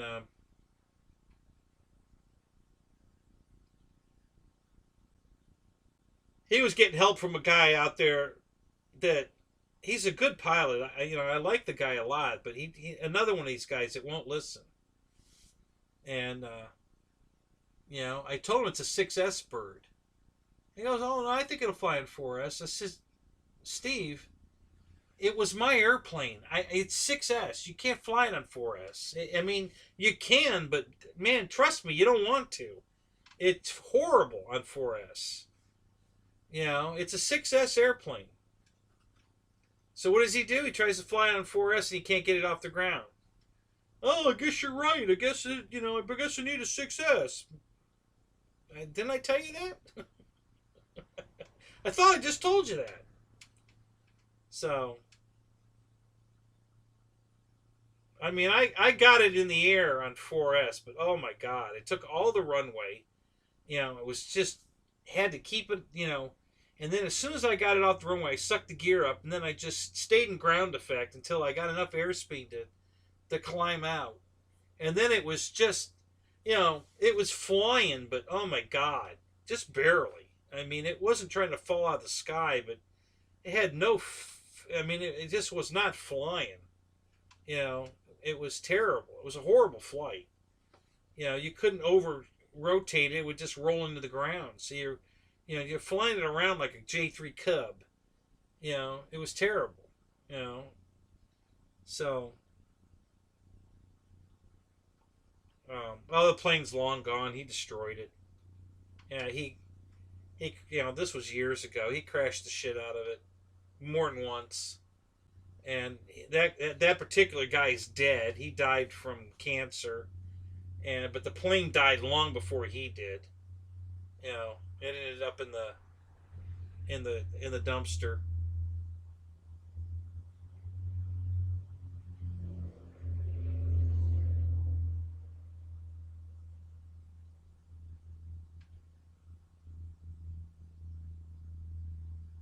Right, exactly, Dana. That's what you know, mine was I bought a bunch of stuff that day. They had all these drones, $50 a piece. That airplane was in there for $50. There was another plane I bought too at the same time for $50. Um, got a bunch of plug and play drones, racing drones for $50. Um, so yeah, um, yeah, I made out like a bandit during that $50 deal. Man, that was a great, you know, day to happen to be on the Hobby King that day because I don't normally go there, and that paid off big time. Yeah, I sold one of the planes I bought for $50 for $200, so that more than paid for half of what I bought.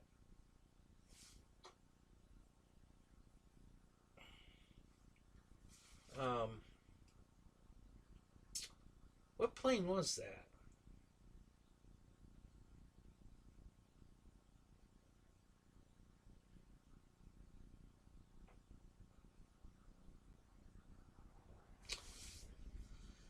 It was either it was a Durafly plane, I think, or it might have been it might have been another Avios, but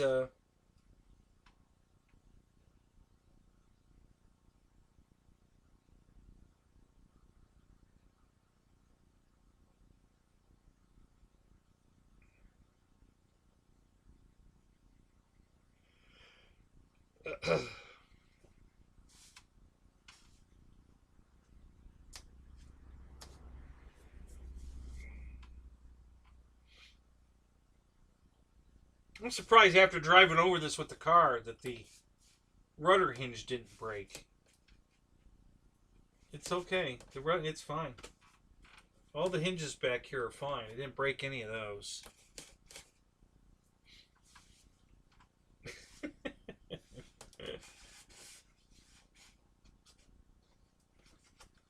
Oldsmobile tested tough. That's what I. That's what I'm gonna name this. Olds tested tough.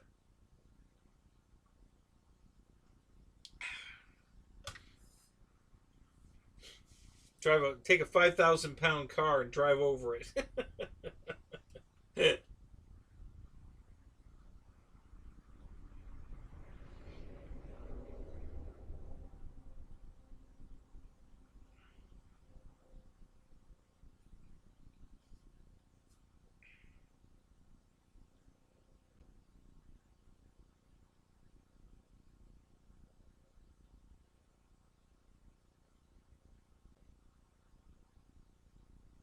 No, I don't remember the F-14.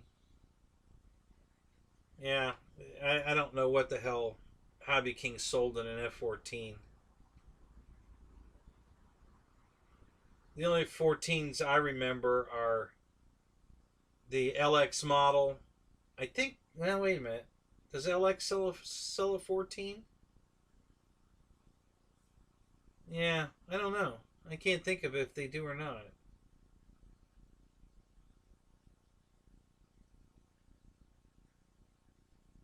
I could look on the box. Yeah, really the free wing one's the only one I really know of.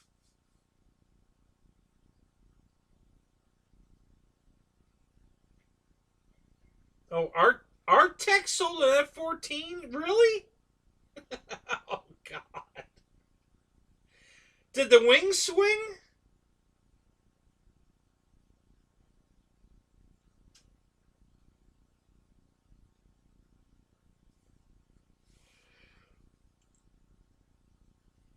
How big was the F-14 from Hobby King, Dana?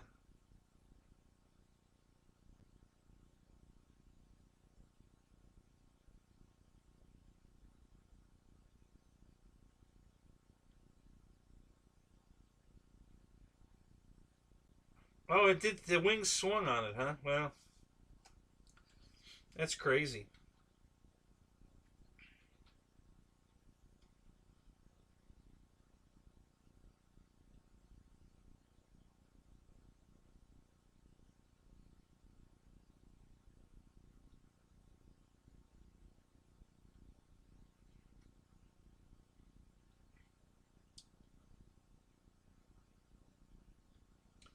1200 millimeter. Really?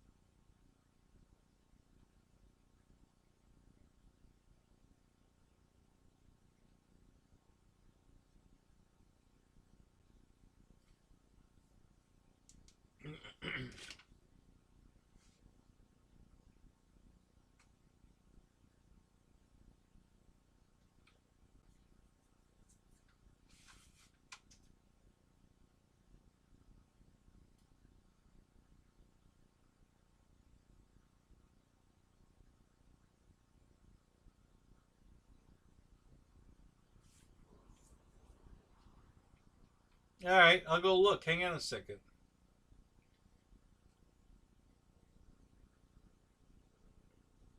It's not a bad idea. What the hell?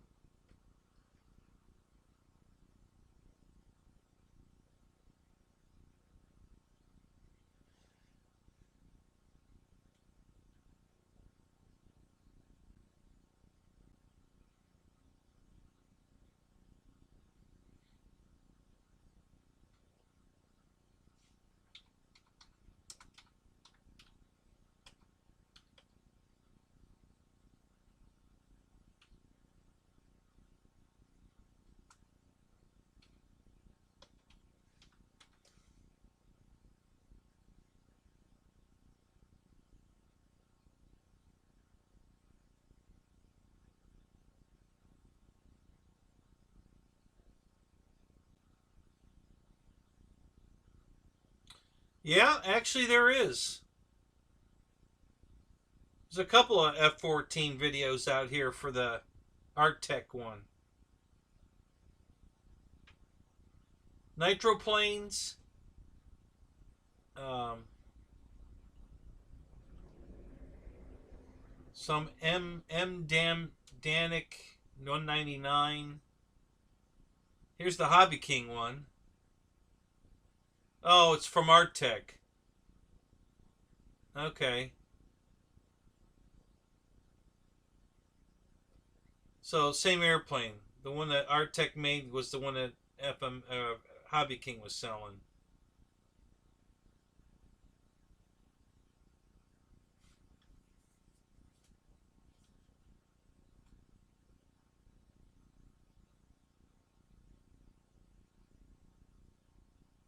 Not a bad looking airplane, actually.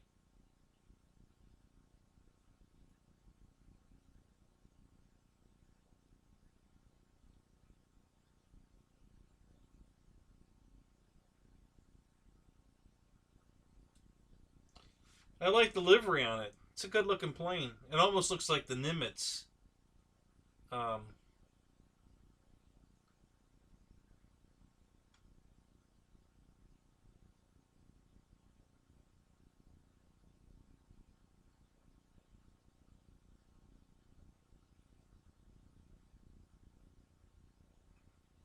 I'm surprised I never saw this. This must have been the whole time I was.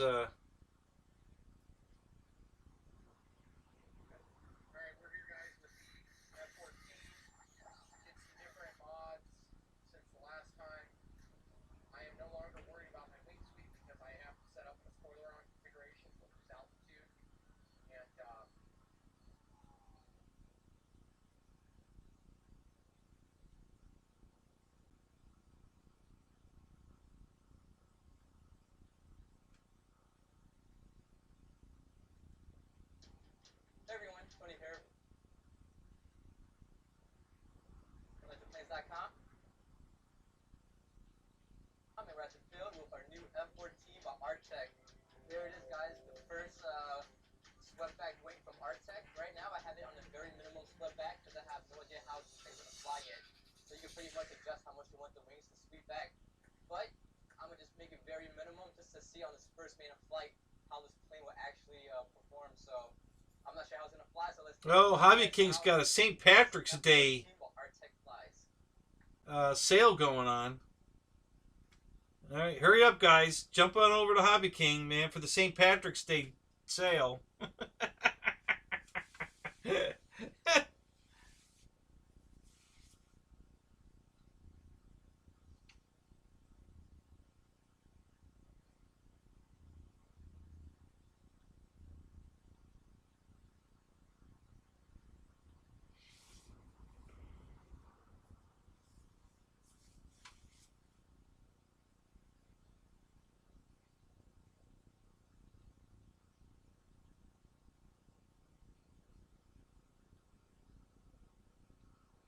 Yeah, there's a bunch of videos of it out there. Brian Phillips. I can't even stand to watch that guy. He's such a jackass.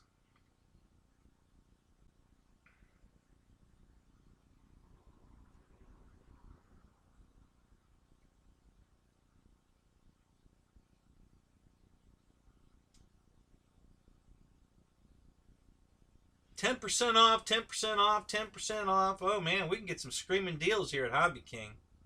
10% off.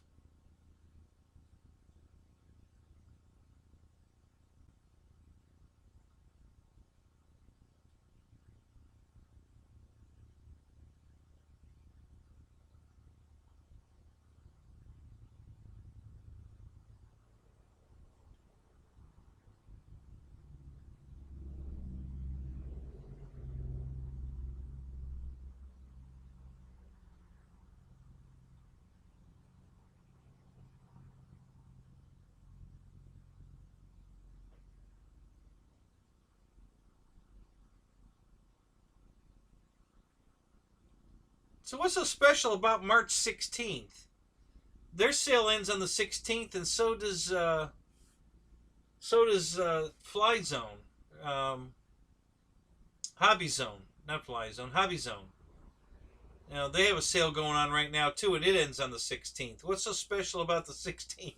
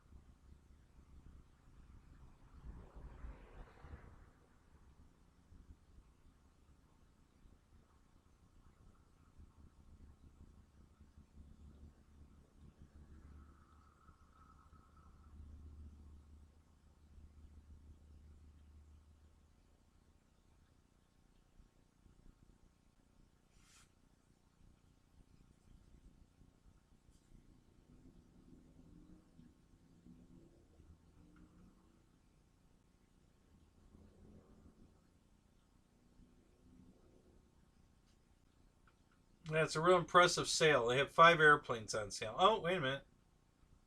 There's another one. 6 planes on sale. Oh, there's another one. 7 planes on sale.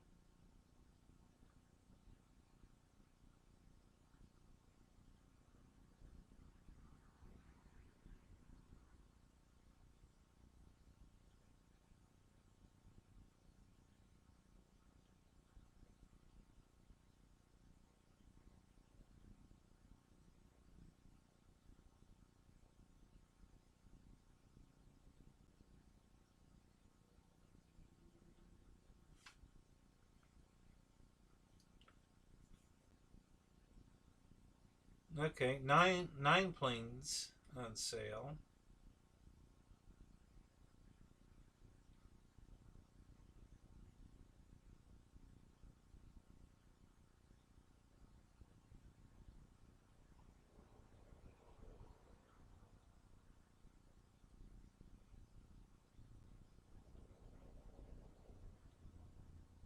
Oh, 10. What the hell is that?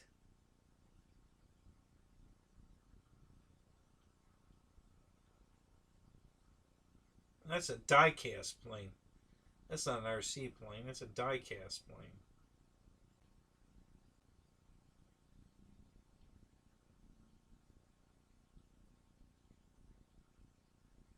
Huh.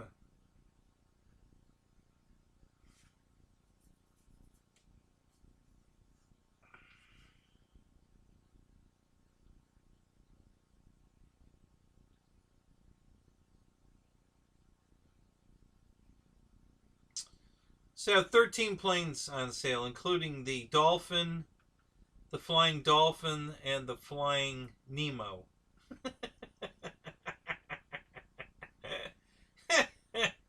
Oh, that's hilarious.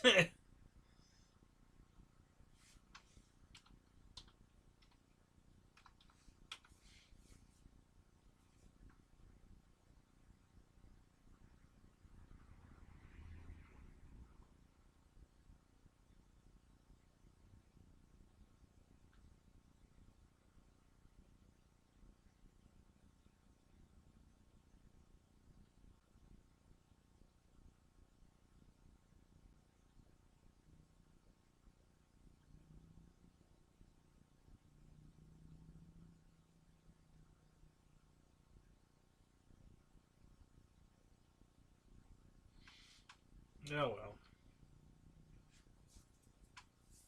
Roach Coach, what's up? Good to see you, buddy.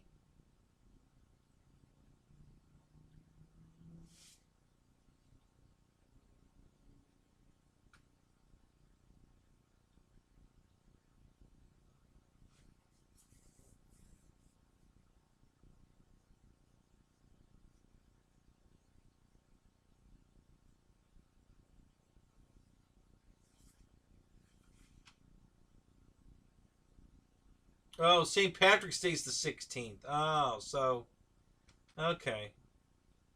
I gotcha.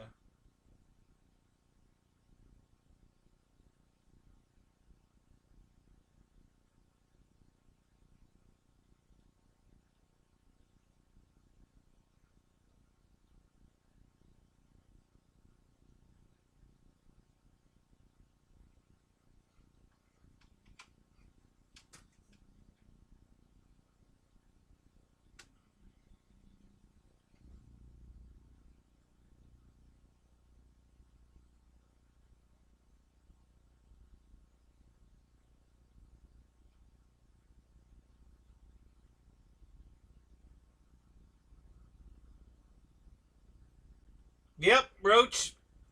That's one of the first things I'm gonna do. Is I'm gonna frame that some bitch and put it up on the wall. As soon as I put the wall up, I'll put the. I'm gonna put your sticker on it.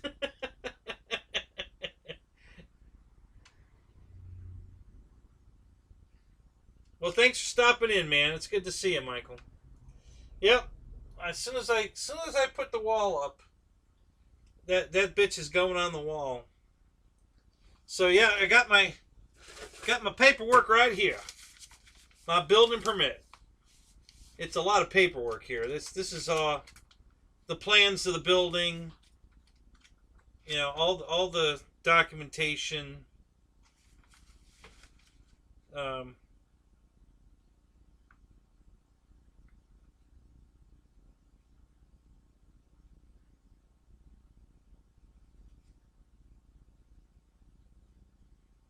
Tries to even have a breakdown of the hand crank for the door. It's got a 12-foot by 12-foot overhead door. I think it's a roll-up door, and they have a breakdown of the mechanism on the door. I guess for repairing it or something, you know. But that's how detailed this shit is. But I finally got it. I'm hoping tomorrow I have a build date. I hope.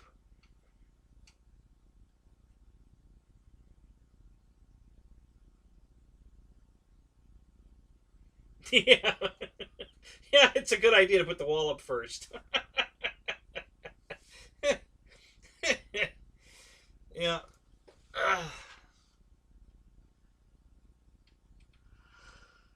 Oh, golly, golly, golly.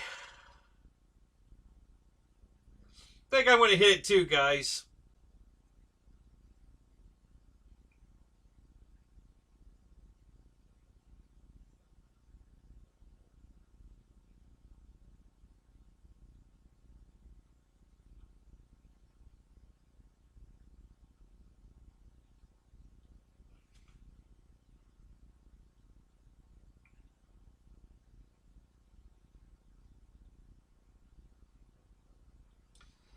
You know, man, I haven't really. You know, there's a couple of planes I want to get. Of course, Draco. So we'll see. I'm about ready to pull the plug on Draco. Um, I'm just over. I'm over waiting for it. I'm over it. So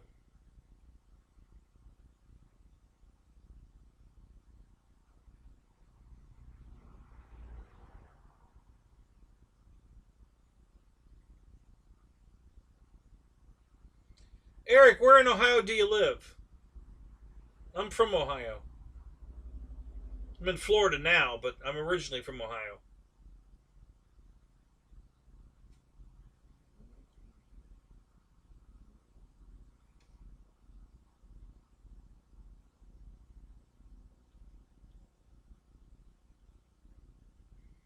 Well, geez, Paul, I thought you were getting the RV so that you could come to the fly-in. I thought that was the whole point. Good night, Roach. We'll see you later, buddy. Hocking Hills. I haven't heard of that. Where's that at?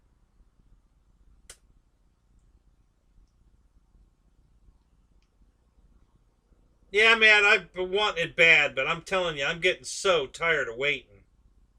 You know, this constant it's coming out, it's coming out next week, it's coming out in 2 weeks, it's come and then it doesn't come out. I'm about over it. You know. I'm just I already bought $600 worth of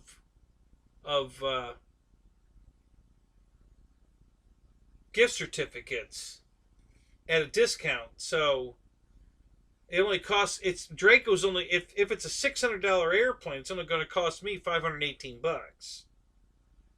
But I'm just getting. I got you.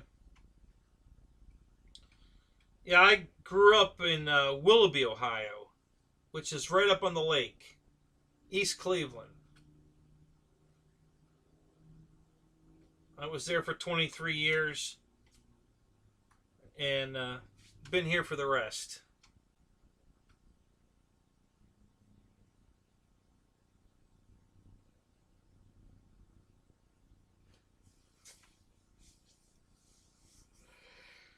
Oh.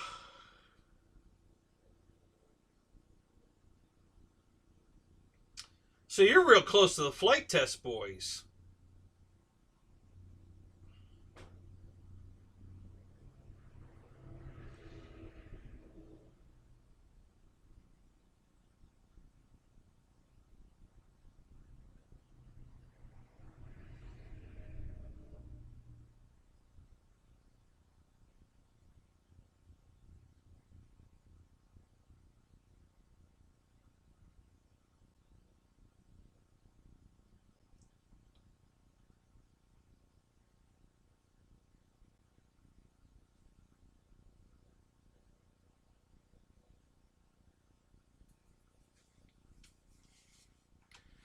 Yeah, man, I agree totally.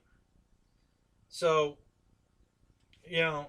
I've been wanting the F7F, the FMS F7F forever, and I'm about ready to just drop that money on that plane and screw Draco.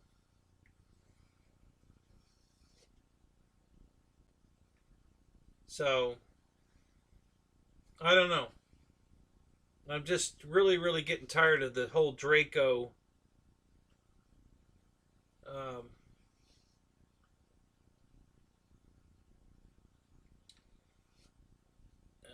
just the whole Draco thing. It's just I'm getting tired of it. It's just pissing me off.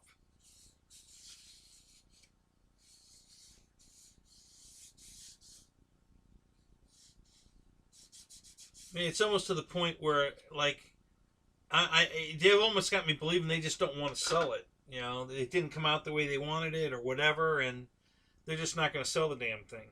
They're just going to keep us hanging. I ain't going to hang much longer. I'm going to spend that money. I'm going to buy something. There's plenty of airplanes out there I want. I'm trying to be a good boy. I'm trying to save my money. Be very picky about what I buy, but I'm getting really tired of this with this Draco shit.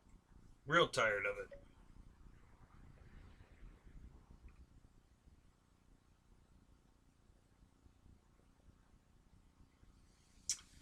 No, Eric, that plane's way overpriced. I would no way in the world pay $500 for that airplane. Not even on a good day. Way overpriced.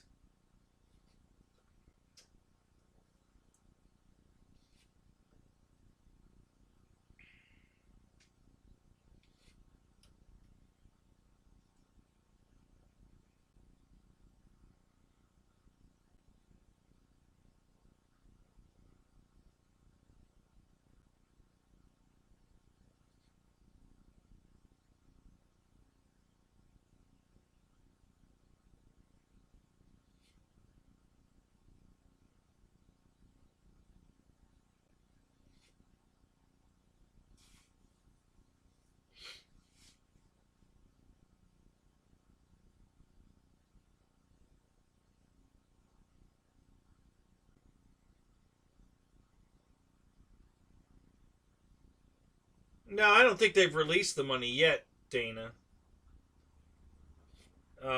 I don't know. Maybe I haven't heard, but I don't watch the news, so I don't know. My ex usually tells me though when they release the money. She'll tell me check your bank account. You should have your stimulus check. She ain't told me that yet. So, um,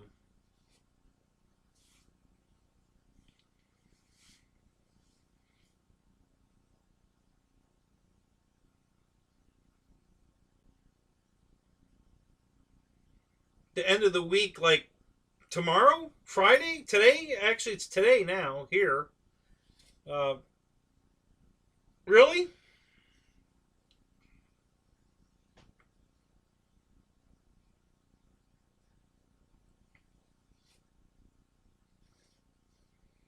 Well, I'll go check my bank account later. See what's going on.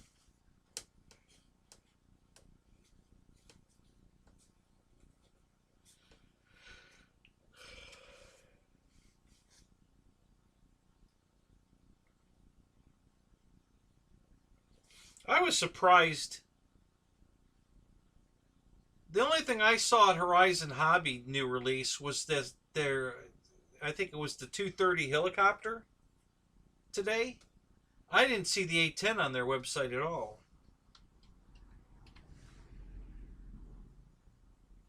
It wasn't in their banner, and usually their new release stuff's in the banner. So I was really surprised when Ryan showed up with that A-10. I had no idea that was coming out. Because the helicopter was the same size battery pack. It was a 800, 850. So, I thought all that spewing the other night about that little battery pack was for that helicopter because it was the same size battery.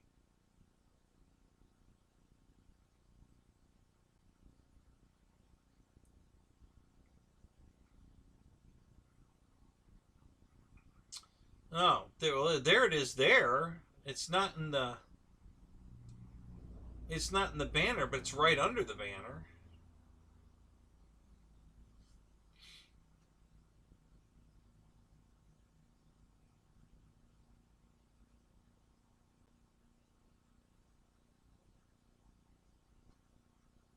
Yeah, they got a bunch of old shit in the banner, and new, but I mean,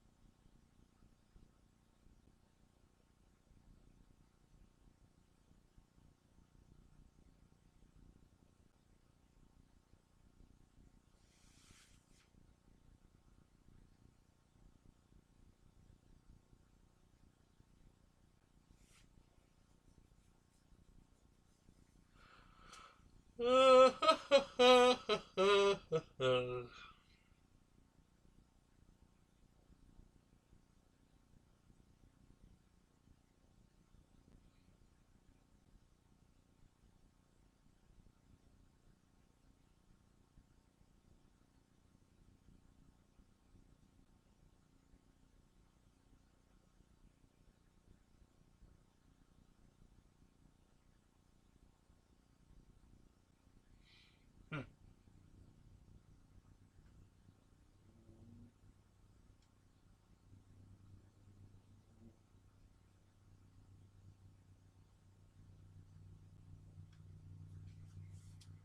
Price is Art Tech still in business?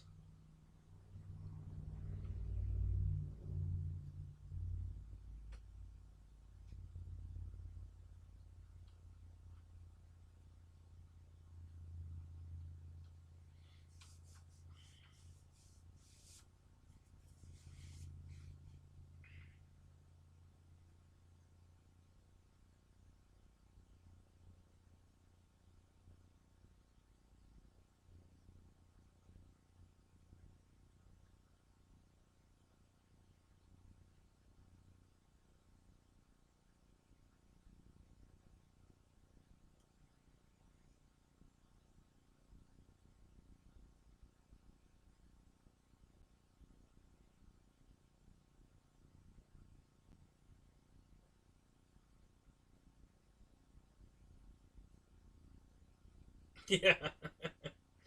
Yeah, she's looking out for me.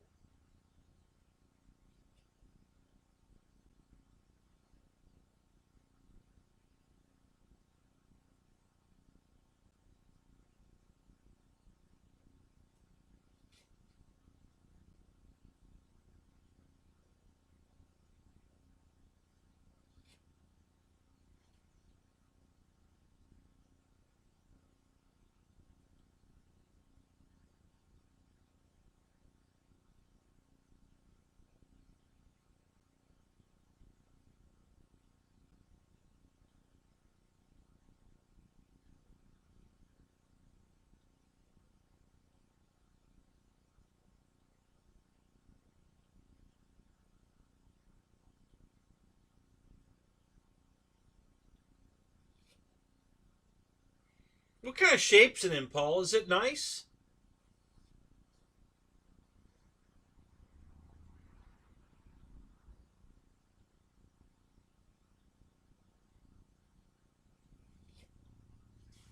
Hey, Alex, welcome to the show, man. So, which F7F do you own? The free wing one or the FMS one?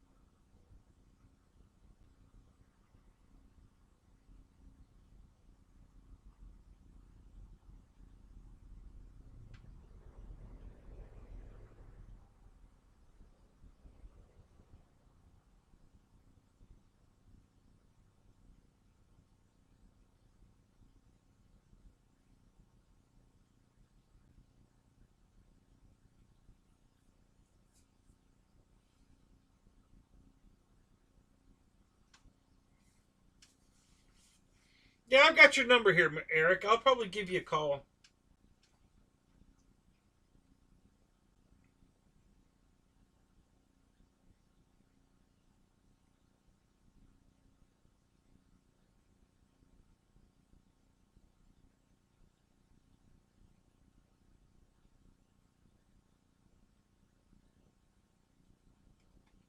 Yeah, I'm not sure what the V900 comes with amp wise. I'm thinking probably an 80, maybe 100, but probably an 80. It's only 4S, so I'm thinking I don't think they'd put a 100 amper in a 4S plane.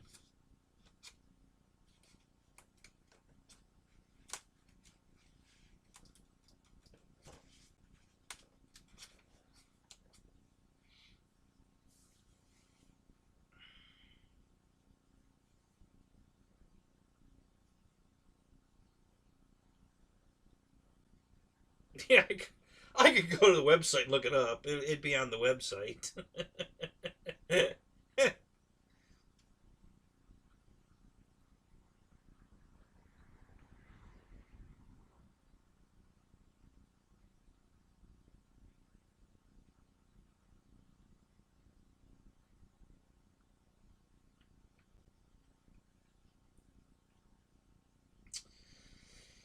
Yeah, what plane would I buy?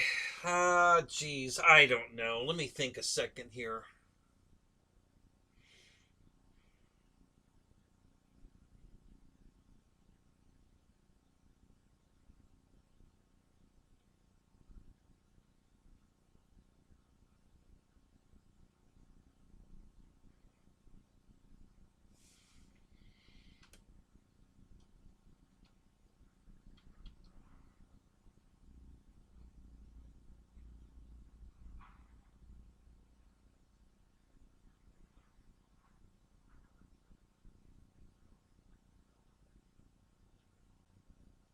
I'll be right back, guys. There's something going on out front I don't like the sound of.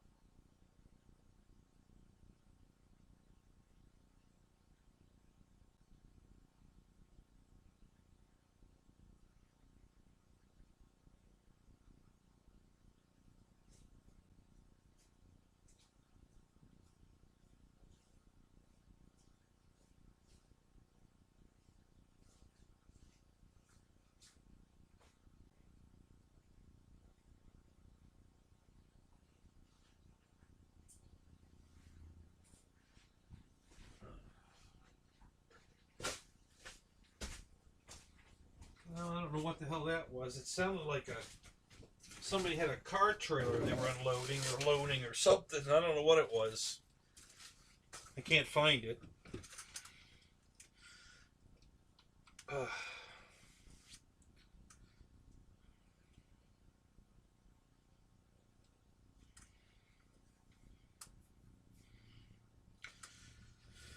Yeah, you know, I really, really like that ME262, guys, but man, that's expensive. Man, I'm definitely not spending that much money.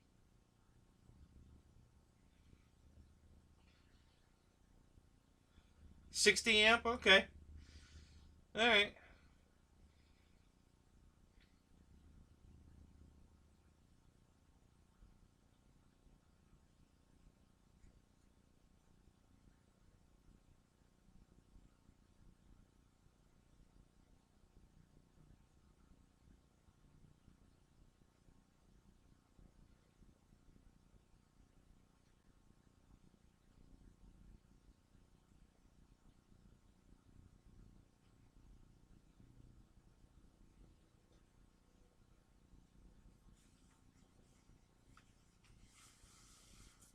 Okay, Alex, cool. Yeah, that's a pretty bird. I definitely want that bird. So I'm probably going to get that whether I get Draco or not. Um,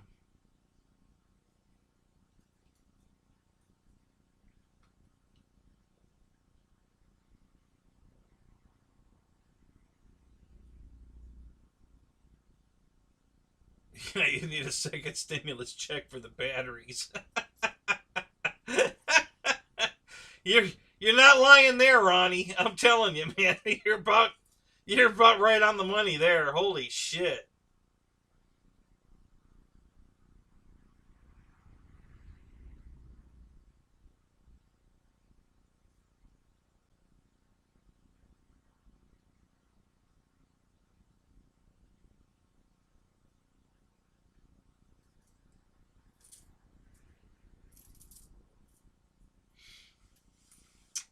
Yeah, God, what planes have I been dying to buy? Well, the QQ from Flex, for one, for sure. Um,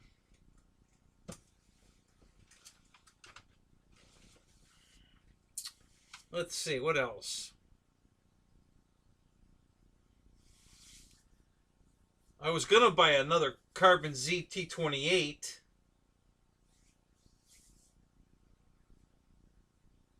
No, I don't have the F-14 free wing plane, and I won't be buying it either.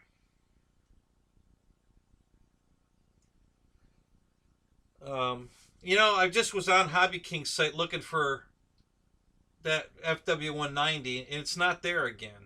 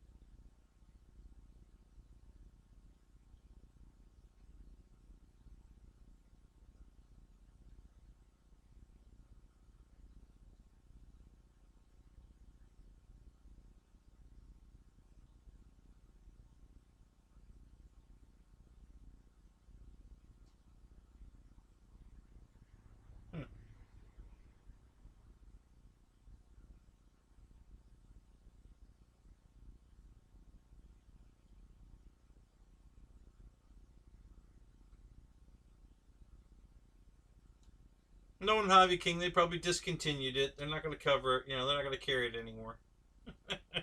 Wouldn't surprise me one bit.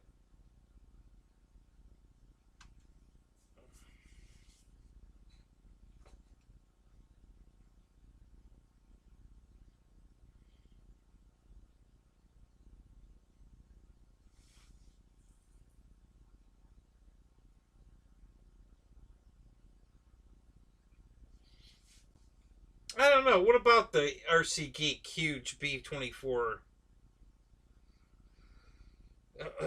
That's a 4-engine bomber. Yeah, really interested in that.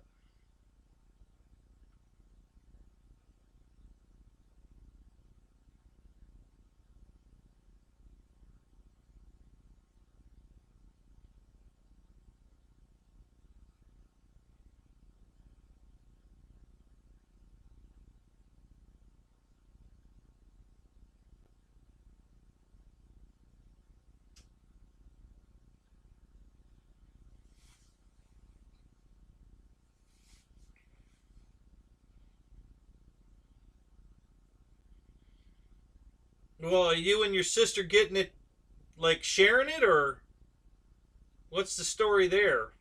Why is she throwing her 2 cents worth in?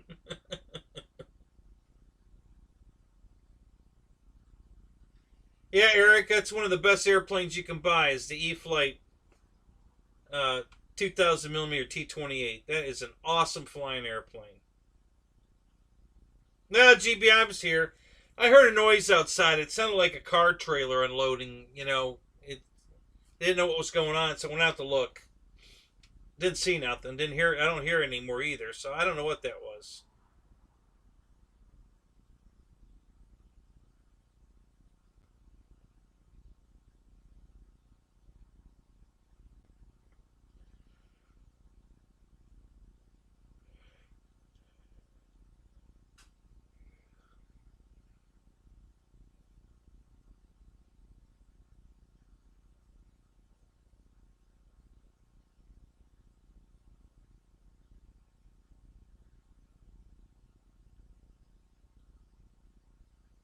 Yeah, exactly, Paul. Hey, Mickey, what's up? Yeah, we're still going. Oh my god.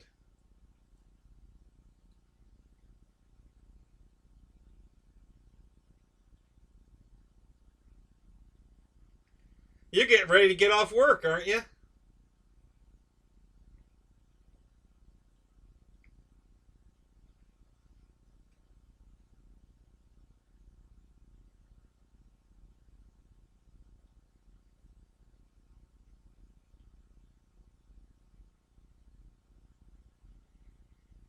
Yeah, Eric, if you get the chance to buy one of those Trojans, the Carbon Z, man, get it, because that is an awesome flying airplane.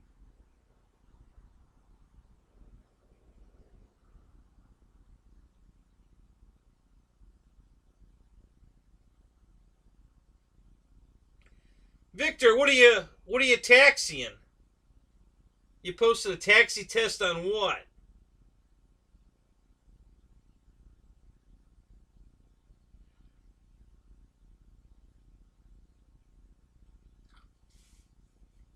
What is it, 330 there, Mickey?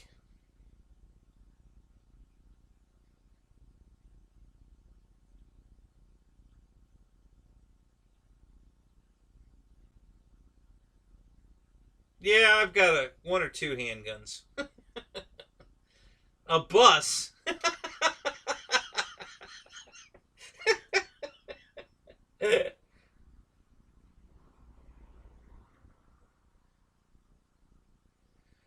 Well, if you want it, hurry up and get it because they just discontinued it. It's off the web pages everywhere. Nobody's no Graves Hobbies has one in Orlando, but the hobby towns don't show it. Horizon Tower, A Main, Flight Test, none of them show it anymore. Discontinued. So I don't know if they're bringing it back again or not, but if you want one, jump on it because they're not going to be around long. You know, it just depends on whether they're going to bring it back again or not.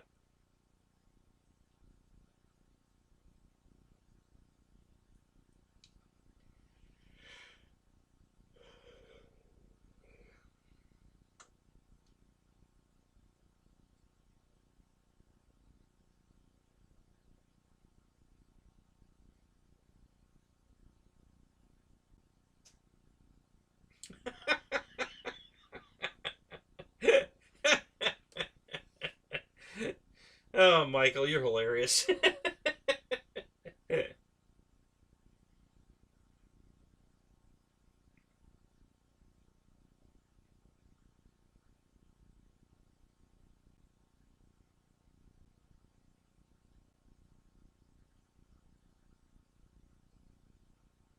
a good night, buddy.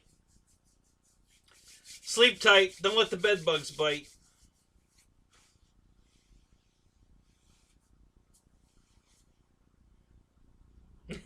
Hey, Rightsley, you're back too.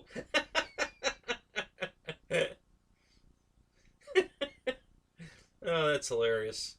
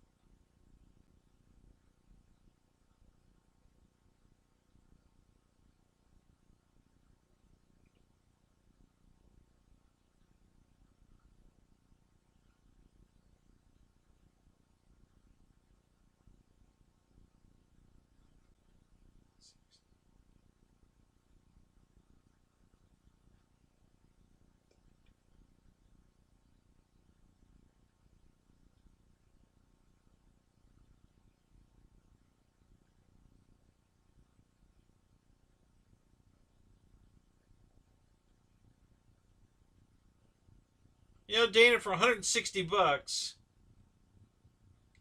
I can buy all the foam bits from Hobby King for that 1600 millimeter 190. 160 bucks.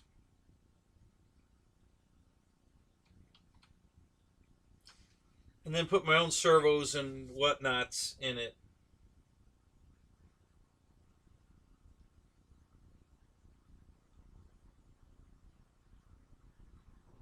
Oh, you picked up a E-Flight B-Hawk, huh? Cool.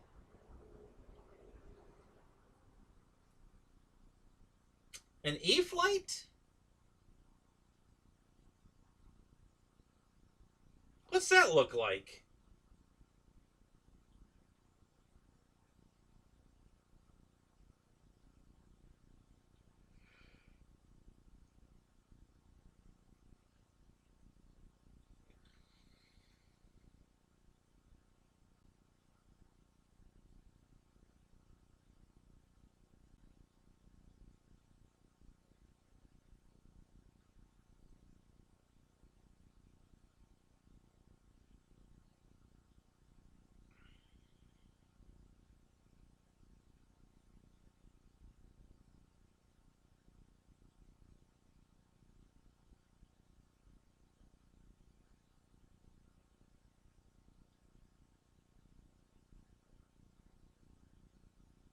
So it's a...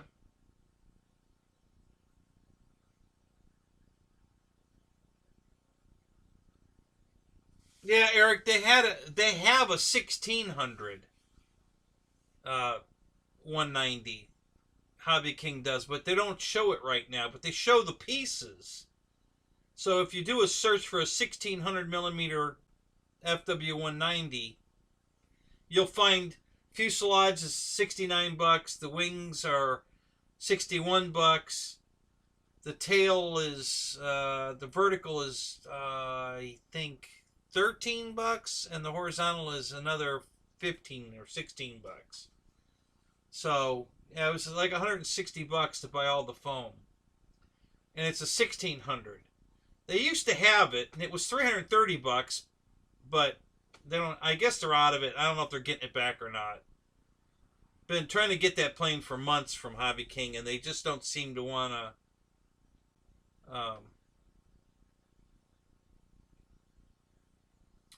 They just don't want to ship it to me for some reason. No, it's foam. It's a foamy.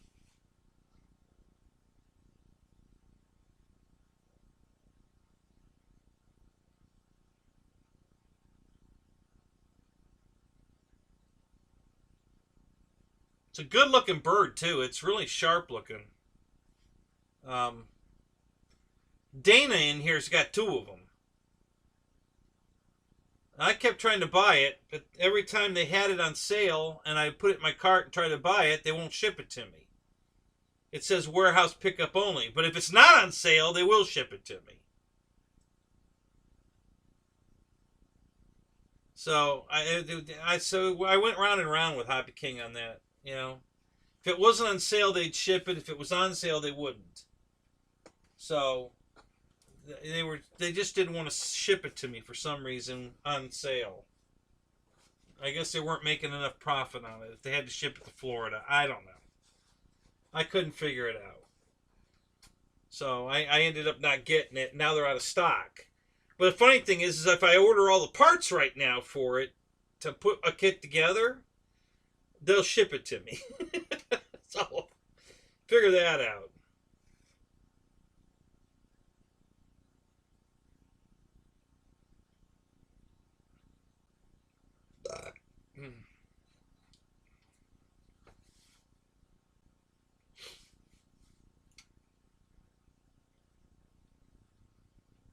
Yeah, I really wouldn't mind putting my own electronics in that plane. Maybe I'll do that. Oh, you know what was missing? Oh no, I think the cockpit came with the fuselage. Hang on a minute, let me look. Yeah, the cockpit does come with the fuselage. And battery hatch. Yep. Yep. So that's all part of the fuselage. So, yeah, maybe I'll do that. Maybe I'll just buy the pieces and put my own together.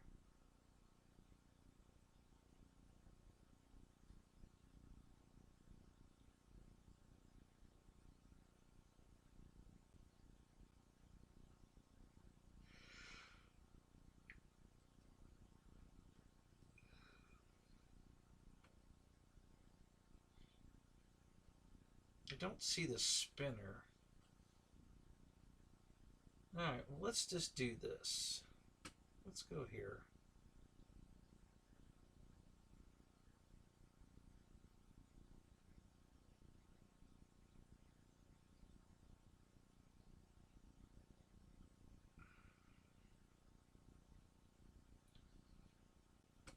Add to cart.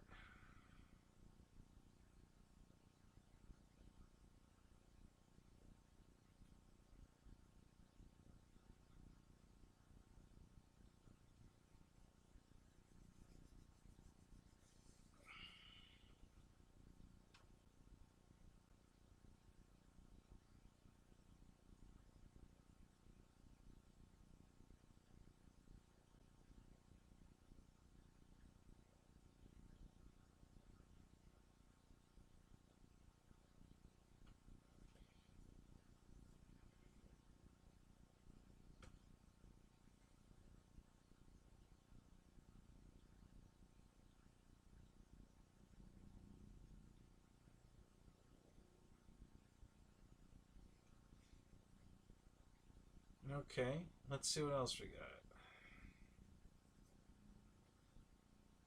There we go. So I'll add this to the cart.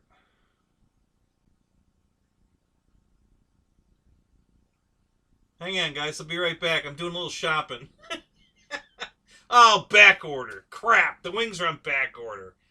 Crap. Alright, well, that's the end of that idea. Shit. Damn it. Thought I was onto something here. Oh, well.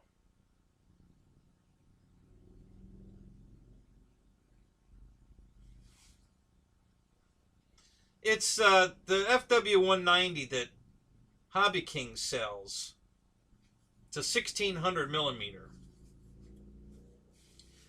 Dave's RC has one on his show. He's had it out of the box and you know, built it, screwed up the landing gear because he tried to run them on a servo tester instead of hooking them up to the sequencer that it needs to be hooked to. Dana's got two of them still in the box.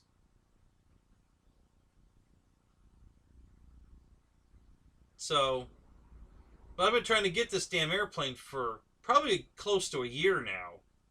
And every time they put it on sale all the time, but every time they put it on sale, it says warehouse pickup only. And then one time it said call for pricing to ship it. And then the last time it was, I think it was like $51.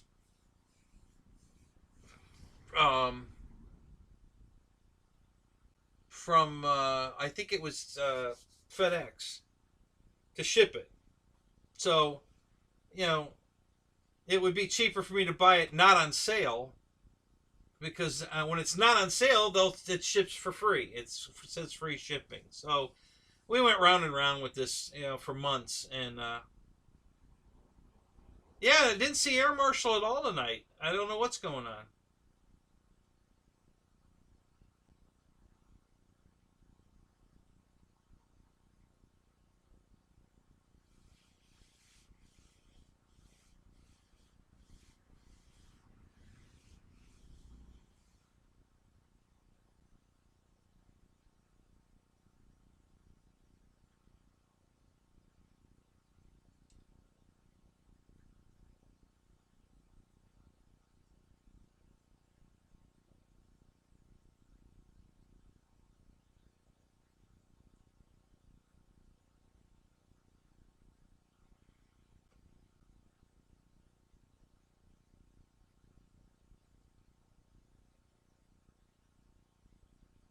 Oh, it's a composite airplane. Oh, really? From E-Flight? No shit. I gotta look that up. I haven't seen that.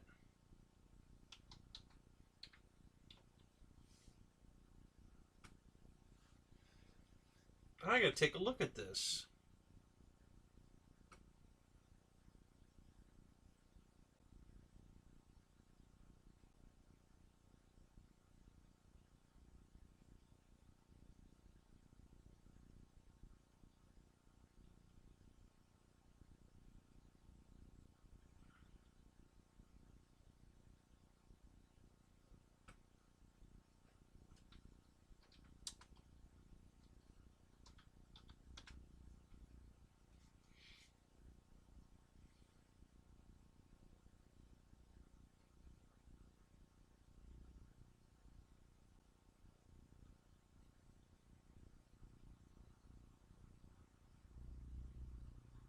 Well, shit, that didn't come up in a search.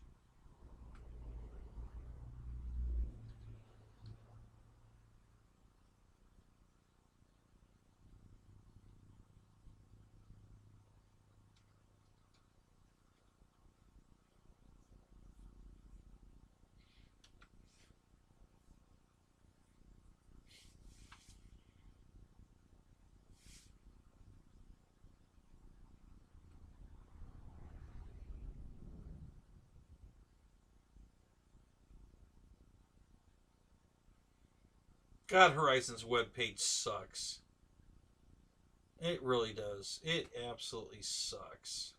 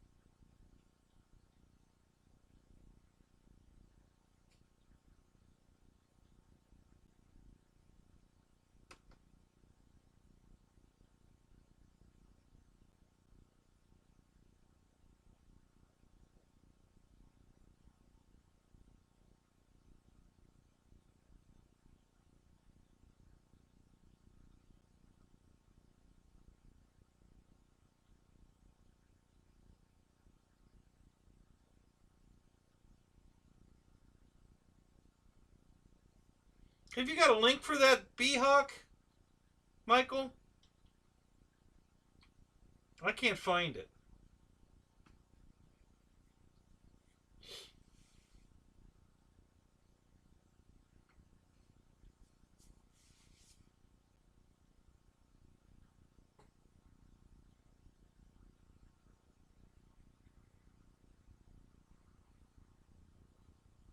Oh, he found a used one.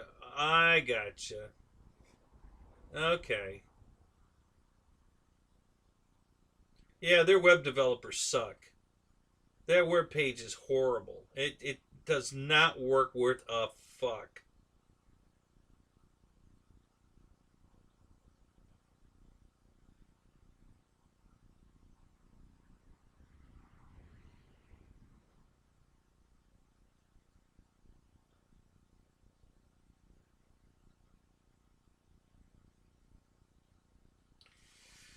You know, Mickey, I'm liking the one from Banana Hobbies. You know, that big one that. Oh, well, that's a L39, though. That's right. They don't have a Hawk. But they probably do, actually.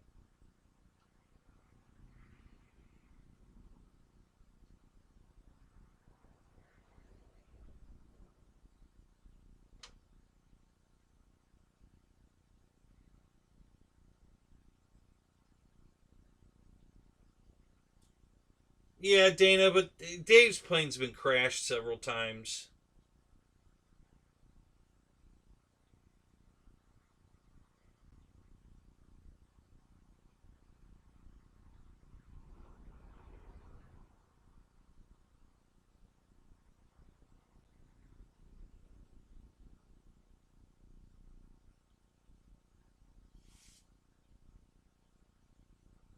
Oh, I am looking for a 190, but not. I don't want the E-Flight one. I think it's overpriced. The one I want was the one that Hobby King had. Not that I'm a Hobby King fan, but I did like that airplane. Um, so we'll see. We'll see what happens if they get it back or if they get replacement parts. Because if they're out of stock of the wing right now, but they have the fuselage. So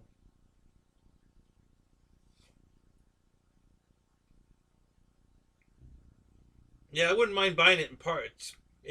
Because the landing gear they're using I don't want, and servos and motor and stuff I can just put my own stuff in it. So yeah, I wouldn't mind that a bit.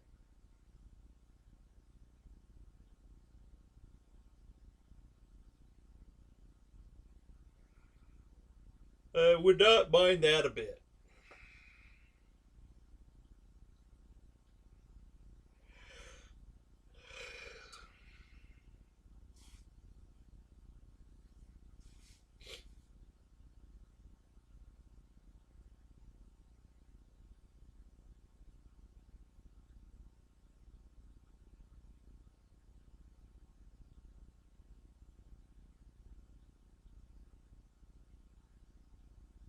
Yep, this is the one that was run over by a car, Dana. I fixed it. It's all better. I just have to put two new control horns on it. The rudder control horn is broken, and this elevator, the left elevator control horn, is broken. So they're in my cart right now. I'm putting an order together right now. And yeah, as soon as I think I'm just gonna add a V1 V900 to the order and place it, and I'll get that stuff on the way. But yeah, that's all I need to finish fixing this thing. It's ready to fly. I could use a new tail cone. I might 3D print one. I'm thinking of 3D printing a scale cone, you know, the one that looks like it opens and closes, and put that on it. I don't know. We'll see.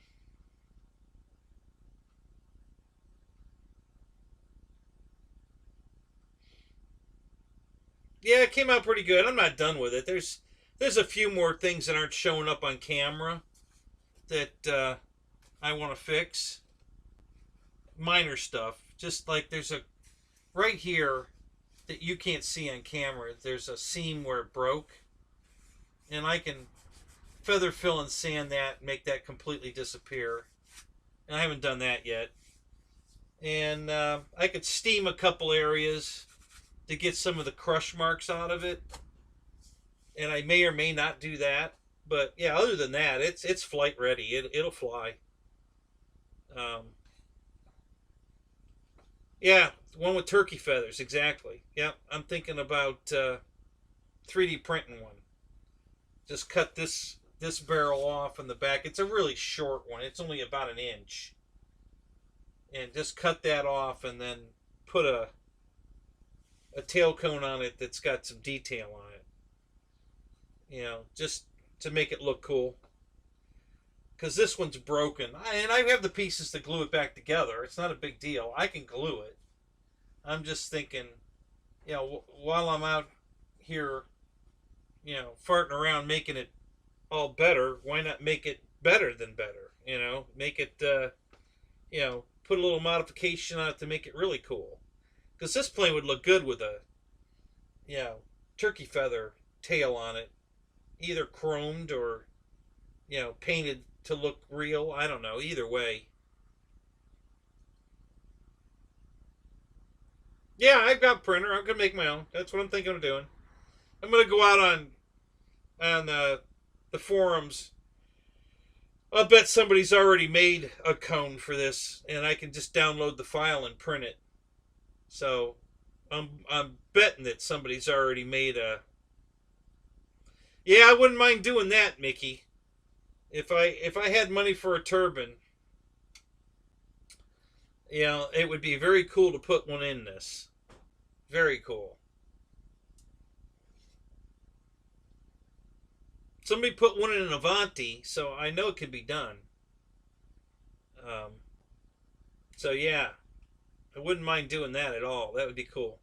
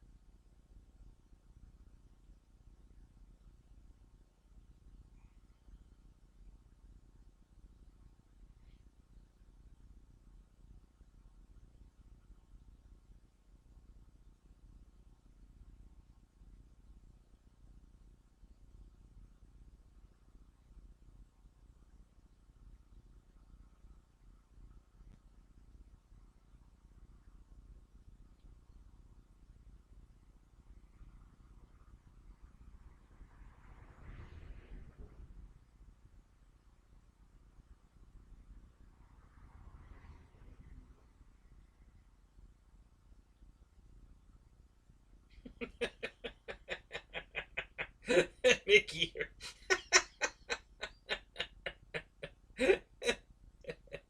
Clean up aisle 4.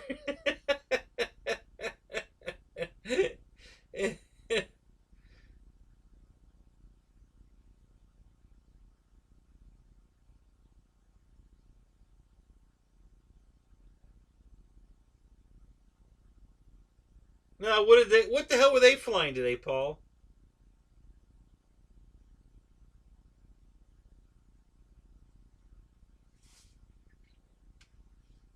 Hey, there he is! Look who showed up! Bitches! Fuck you!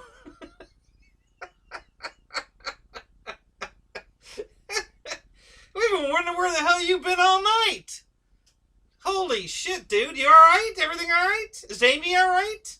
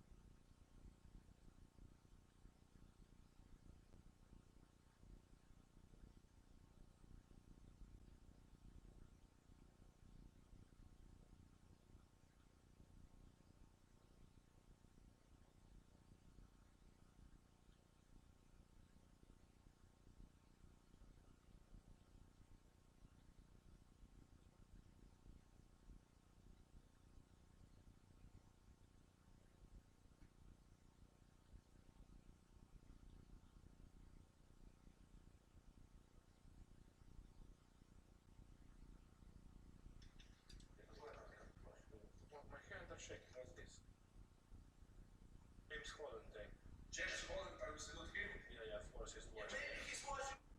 We can show this first because, I mean, this is something, eh? Hey, look. How many is there inside? I'm looking at this jet that they're unboxing. What the hell is this thing? A pulse jet? Yeah, it's a pulse jet.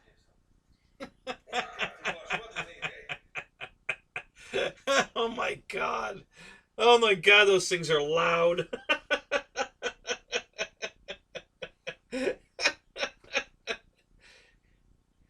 Oh my god, that's hilarious.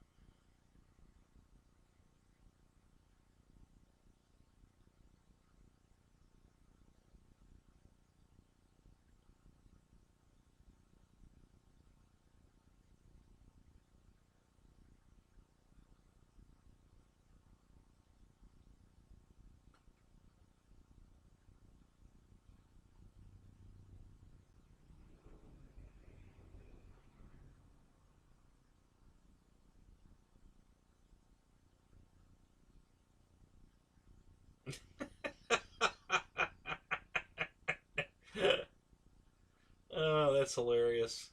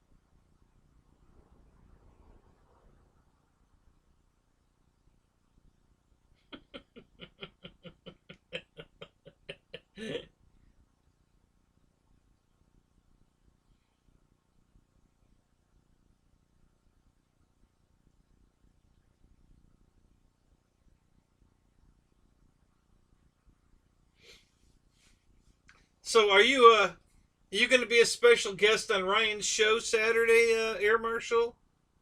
Or is somebody else coming on?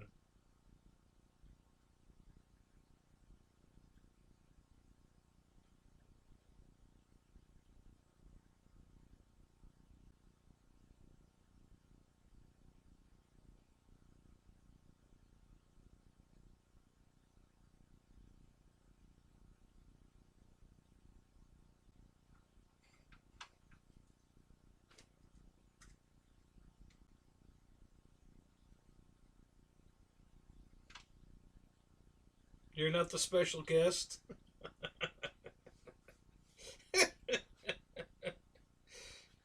Wait, don't tell me. It's Mike Patey. Right?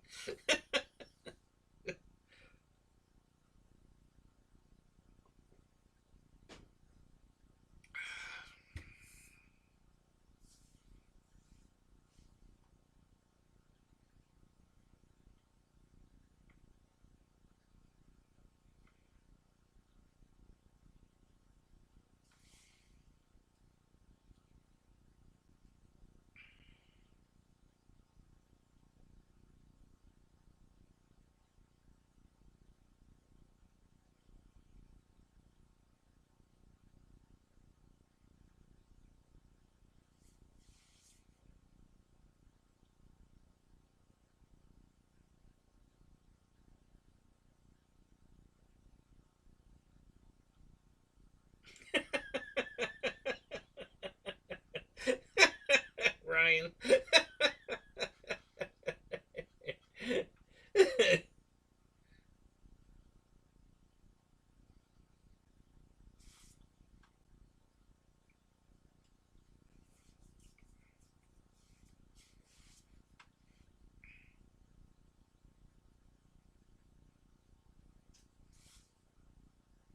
Come on, give us some kind of an Easter egg, Ryan. What's it about in general? I don't really care who the guy is. Or maybe you could say something about what he's going to talk about, maybe. I don't know. Anything? Come on, give us something to spark our interest. Not that we're not going to be in the show anyway, but whatever. It'll be about RC. There you go. Perfect. Airplane or surface? Oh, you've been talking about RC Girl. Really? Is she going to be on the show? That'd be great. Awesome.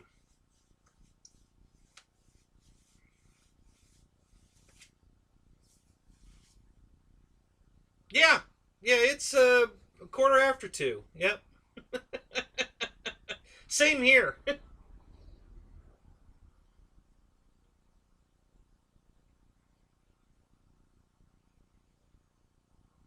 Oh, now what fun would that be? And I'm not the guy you need to tell to behave. Air Marshal is the one you need to tell to behave.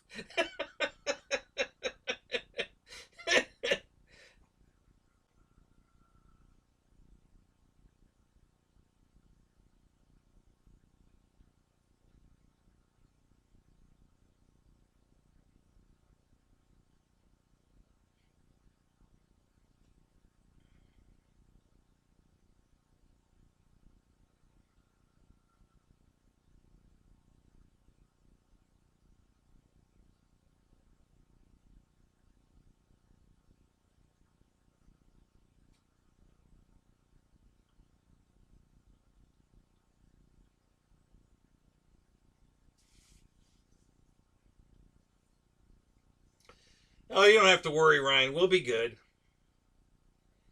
You might have to talk to GB.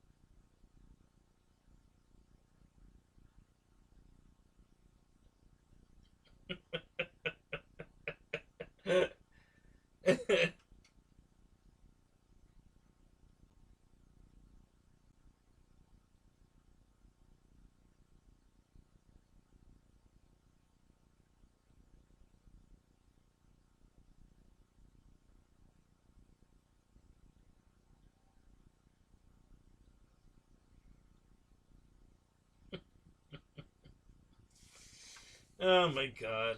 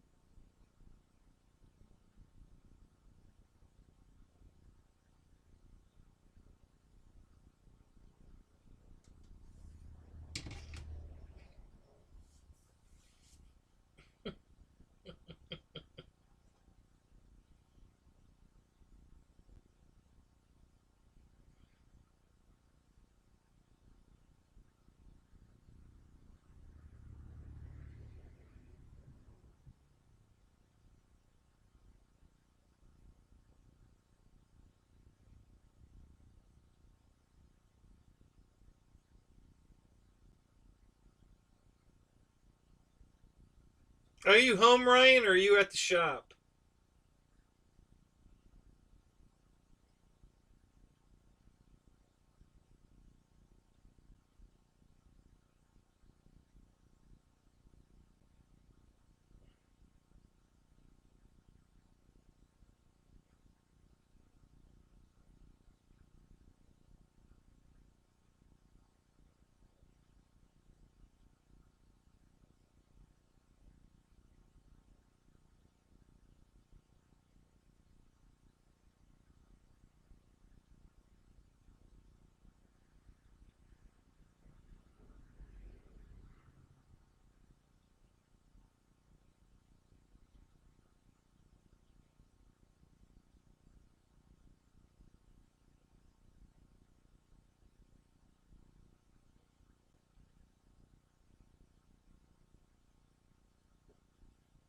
All right, man.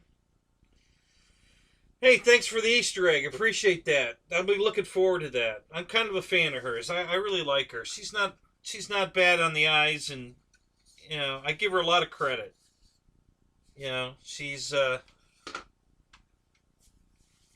right.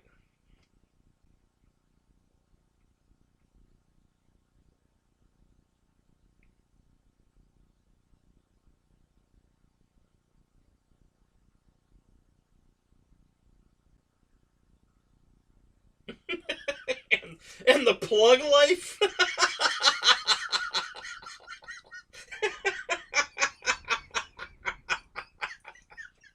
Oh my god, that's good.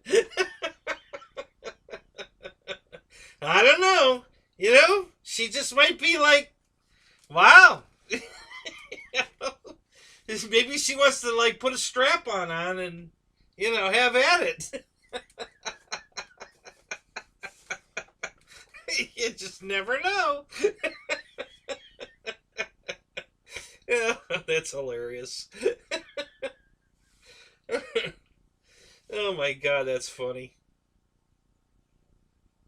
The plug life.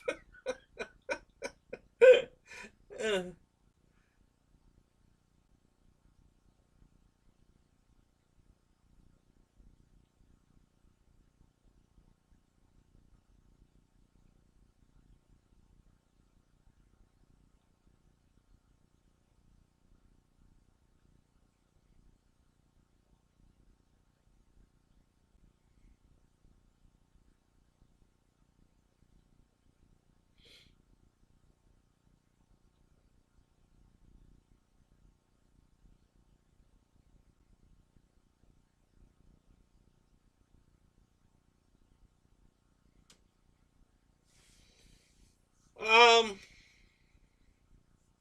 Dude tube.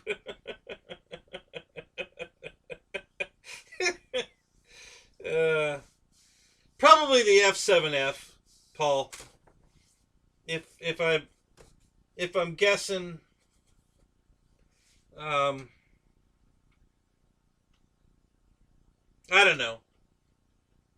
It just depends how much money I want to blow. Depends how much Draco is. But maybe the F7F or maybe the QQ. Um,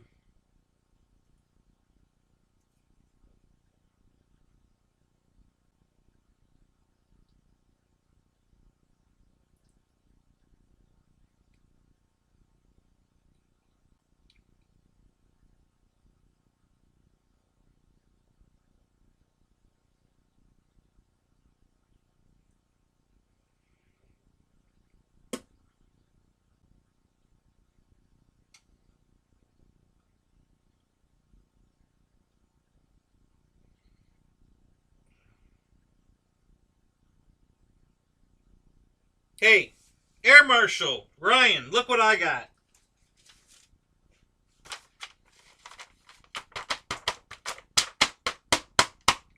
Building permit! Building permit! Building permit! Building permit!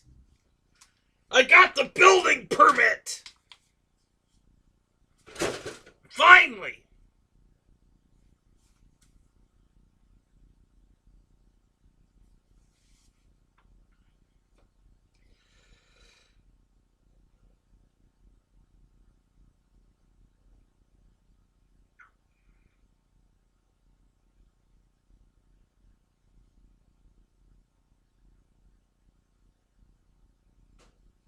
You get a Draco! You get a Draco! You get a Draco! Yeah, everybody gets a Draco.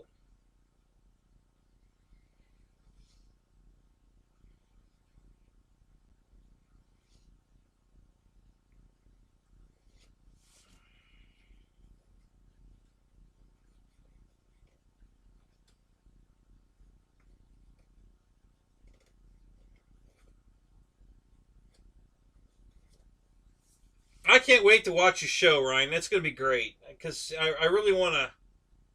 I'm just curious why she got into this RC stuff. You know, it's going to be cool to hear her story. You just don't see women in this hobby very much.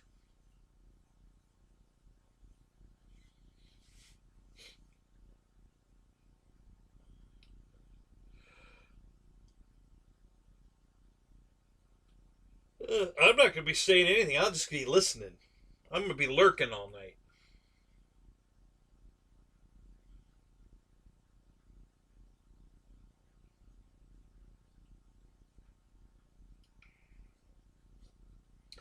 GB's the one you're going to have to worry about.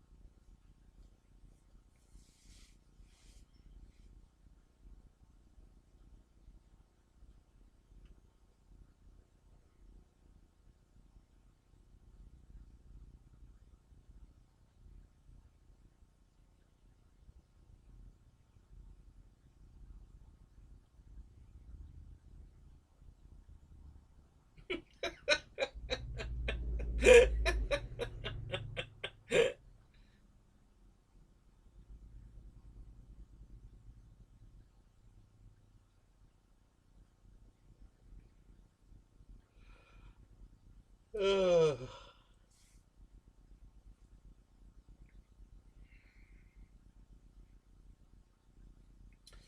Does she have a boyfriend? Are we allowed to hit on her?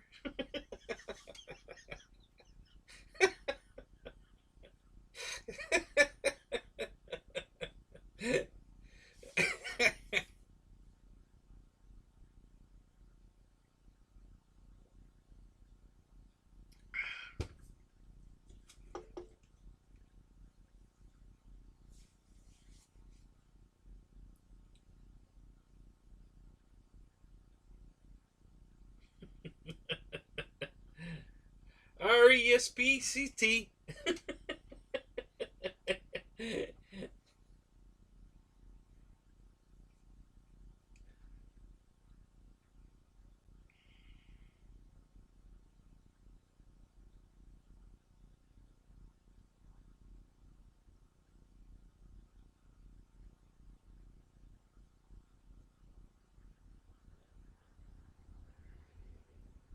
You'd have to ban me for that?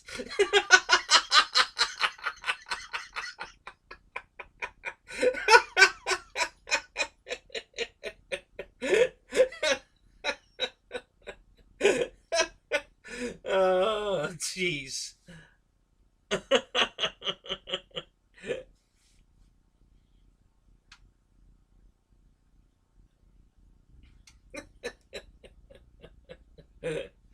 Oh my god.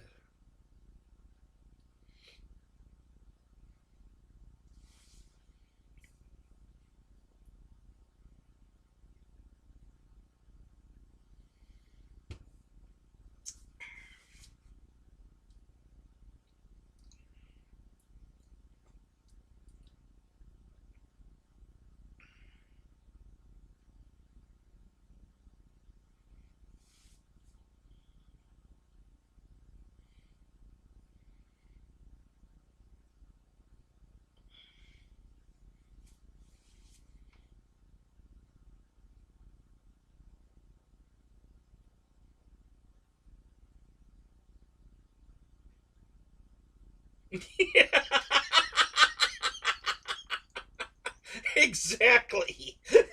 Hey guys, look what I got.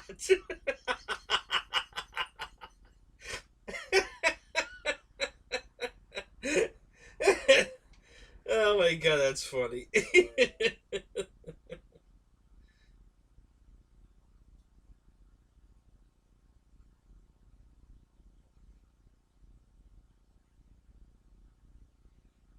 Well, no, you just told. Well, somebody said she's married. Is she married?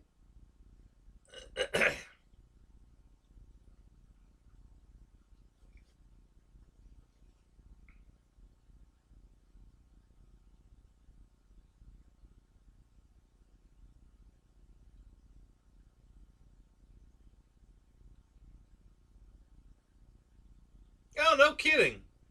Well, that's cool, Ryan. Nicely done. No, mine's good till next February.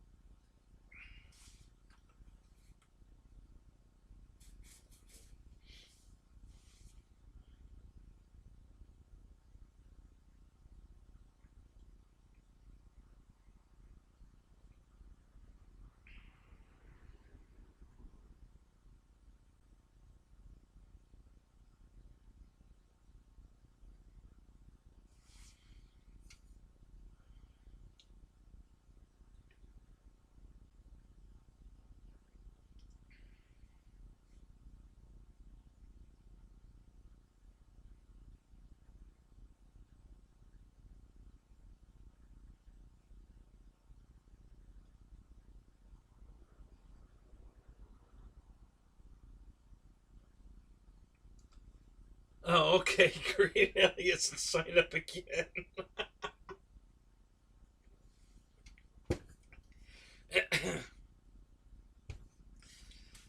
The problem with that is the next time I crash an airplane, I have to pay 2 deductibles.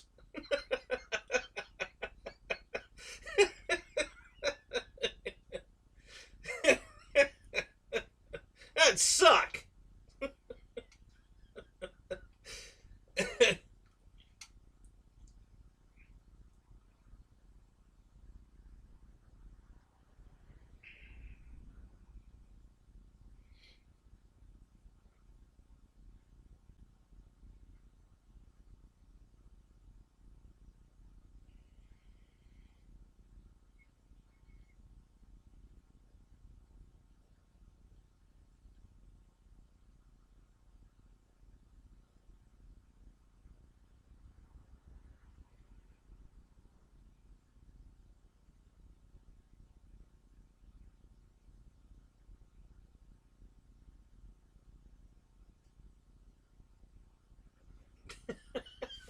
Well, of course they're going to look at your channel, Marshall. What do you think?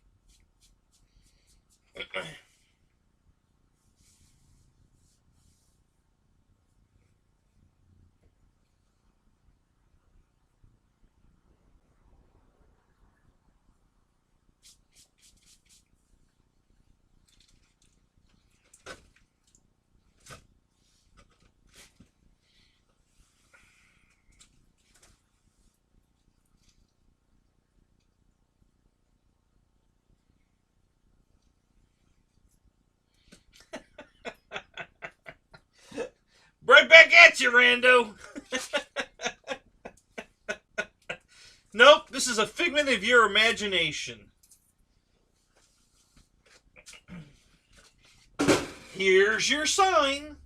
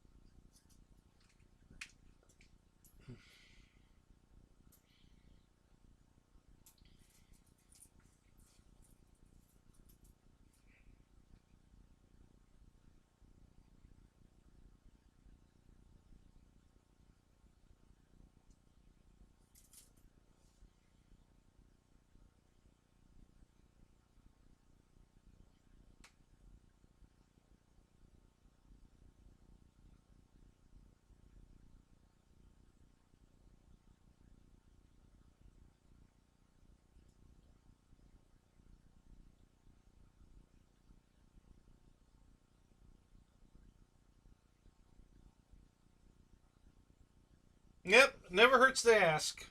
Why the hell not?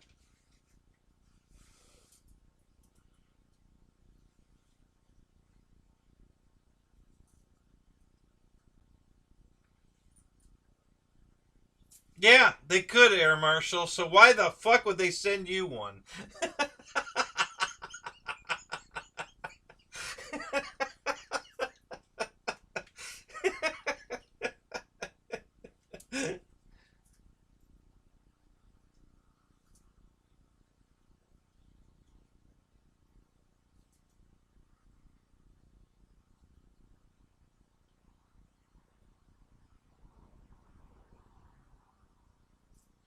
No shit. Mickey, you know Yoda? I didn't know you knew him. Wow. So what kind of, can you tell us what kind of deal you got?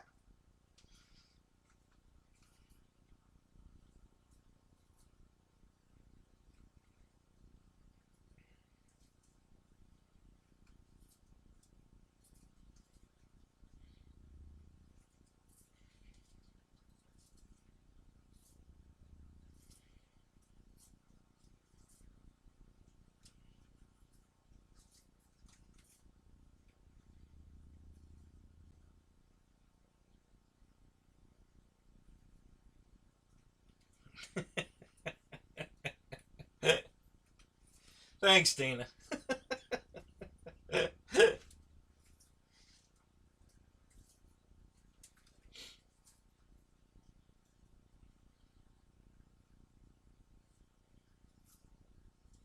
What is an MB339?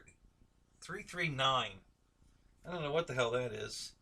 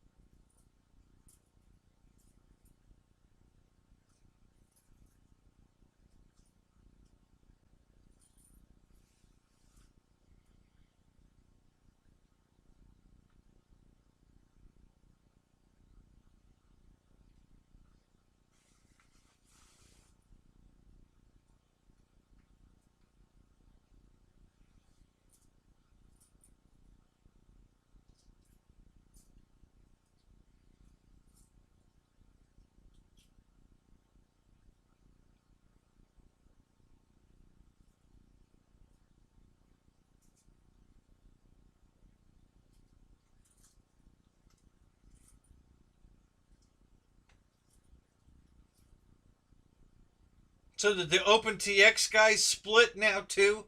And now the new group is Ethos?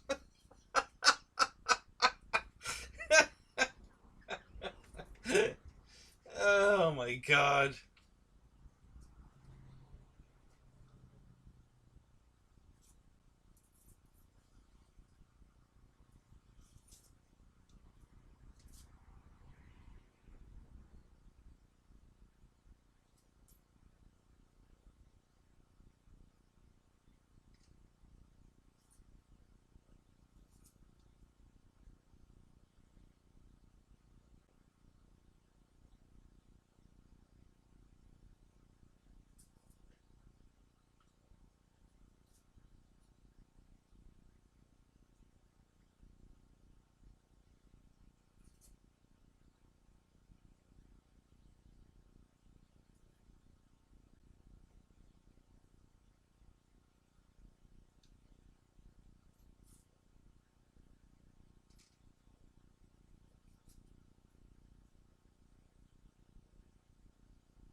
Sweet, Ryan. That's awesome, man. Do they do a live show on Monday, or is it a pre-recorded show?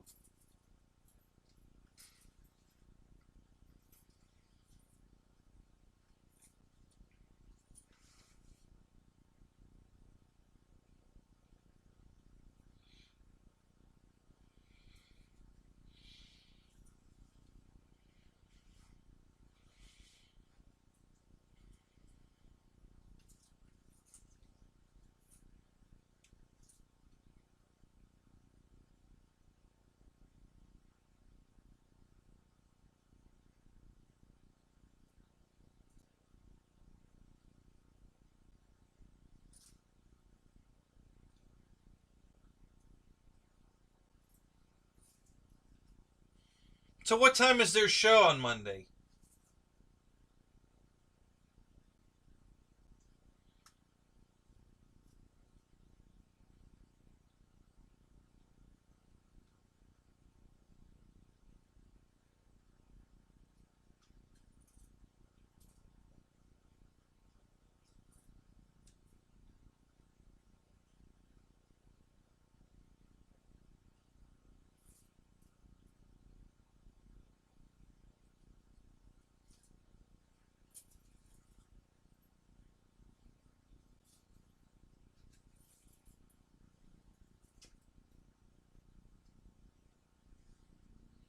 Cool.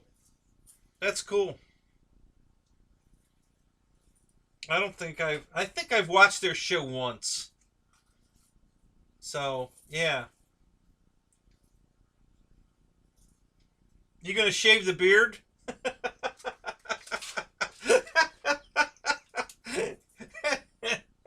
You gonna get all spruced up for your live show?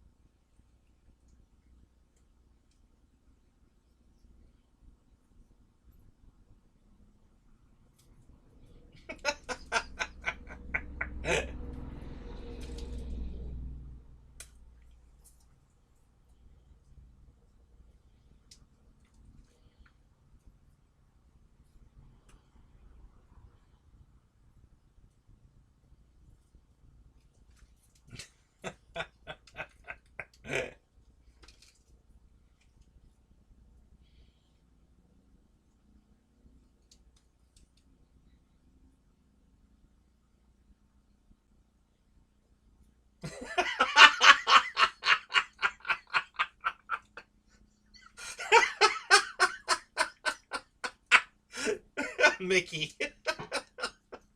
Oh my god.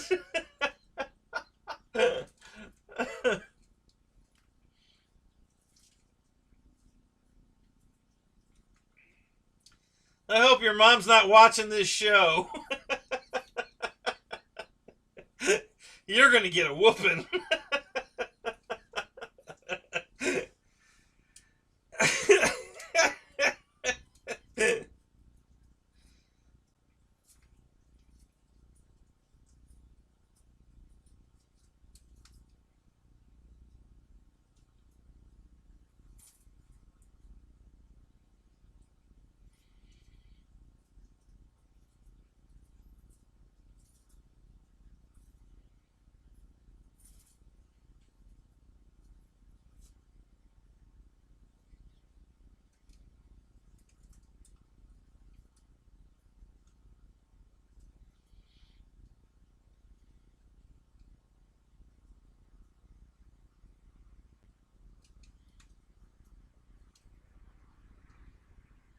Yeah, Paul, you're right about that.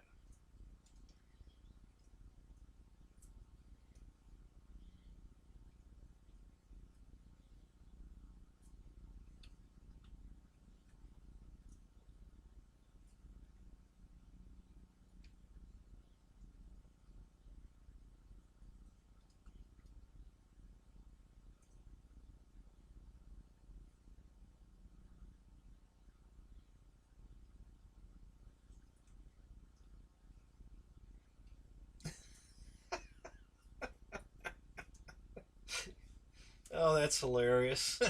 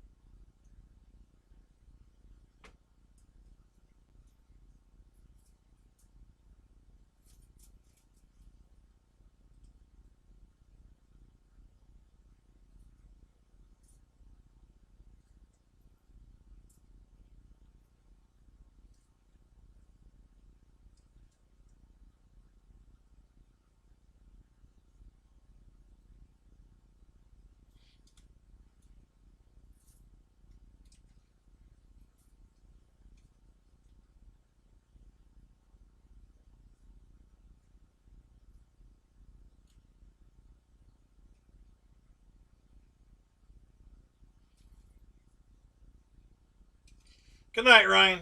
We'll see you. We'll see you Saturday.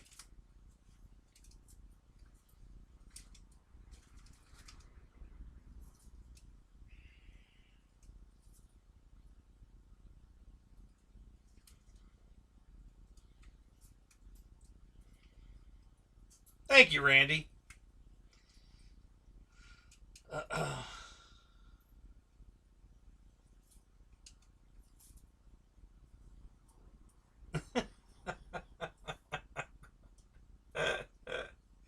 Oh, that's hilarious.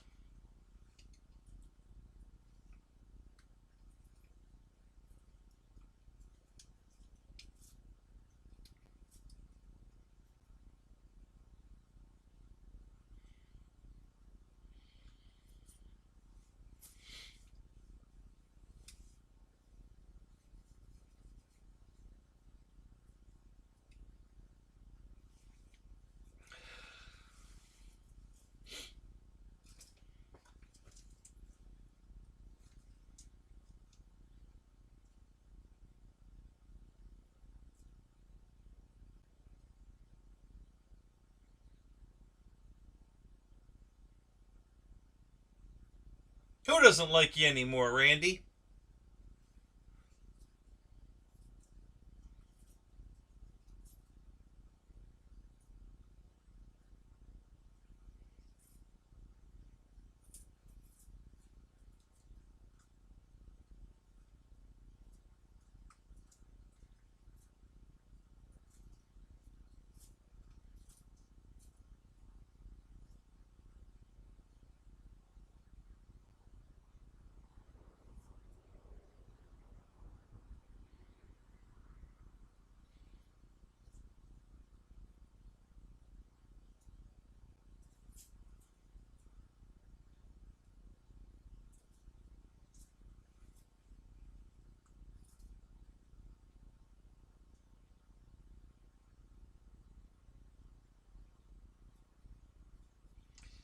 Hey, Randy, it's just part of the, you know, that guy, RC plane reviewer or whoever he is. He's streaming on Thursdays the same time I am, which I'm kind of bummed about because I'd like to be in his show. I'd like to go watch his show, but he's decided he wants to stream the same time I am. So he's definitely not helping either one of us. We can't. The guys that are in my stream aren't watching his show, and the guys in his stream aren't watching my show. So, what are you gonna do?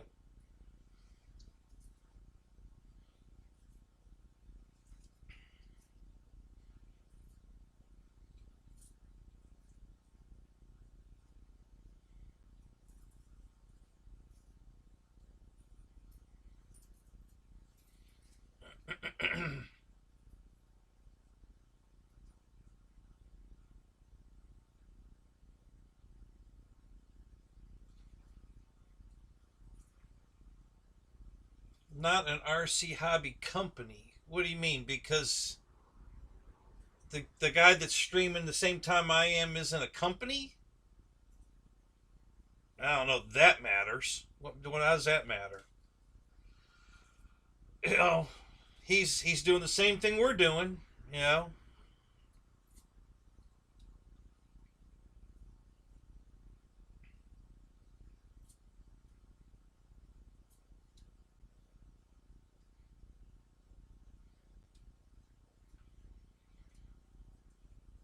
Well, I don't know. I don't really look at it that way. It's Bobby K. He's doing a show just like Ryan's doing, I'm doing, Air Marshal's doing, you're doing. You know, the fact that he's representing BitGo, I don't know that that matters. I don't know that it makes. Why would that make any difference?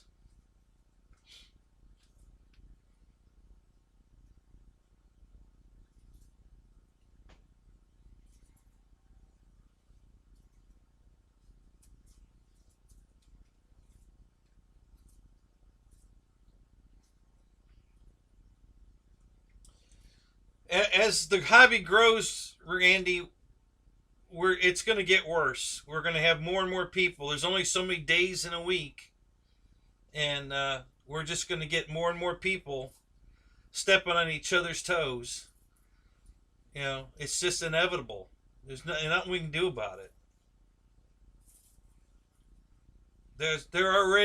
There's two guys unrelated to the hobby. Uh, Shows I like. They're aviation shows, but they're not RC related. They're full scale, and they're streaming the same time Ryan is, and the same time. Well,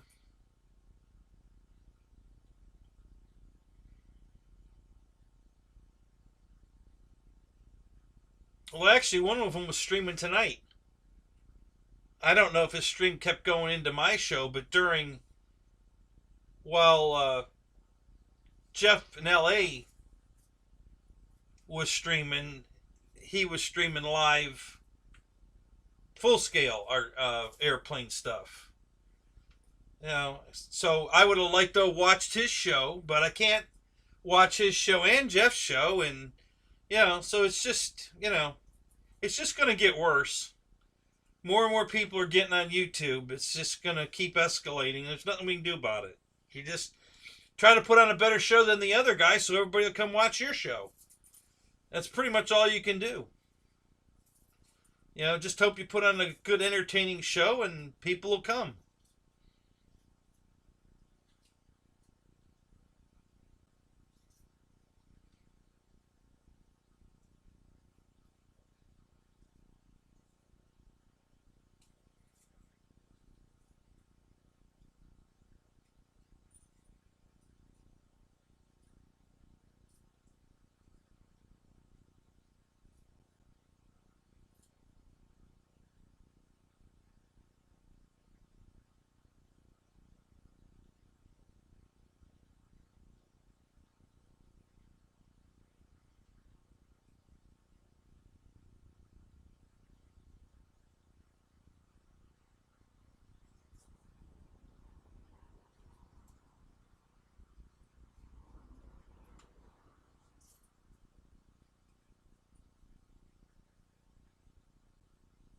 Pickle, what's up, buddy? You're back.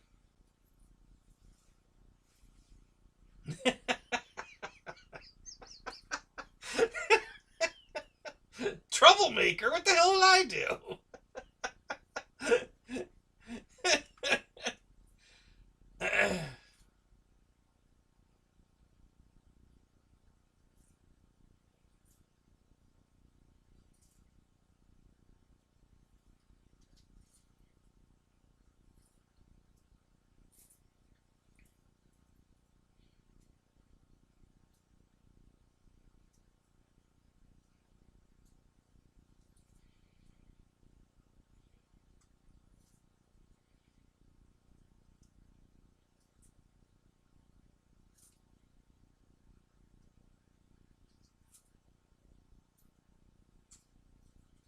Yeah, I haven't seen this new DJI drone. I'd have to take a look at that.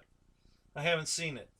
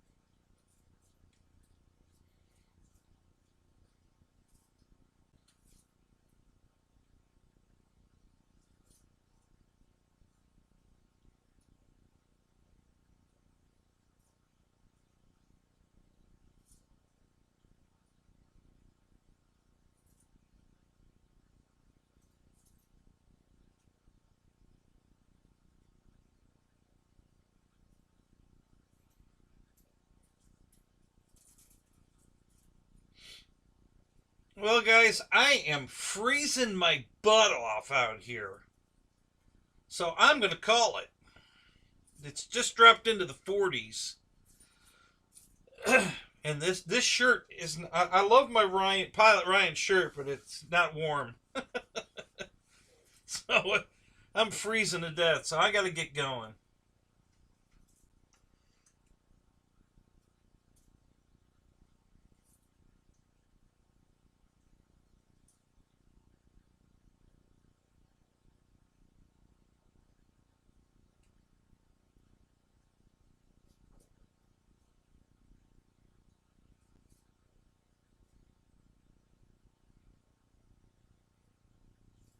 Yeah, I'm just getting... either that or I got to go get a sweatshirt. I'm getting cold.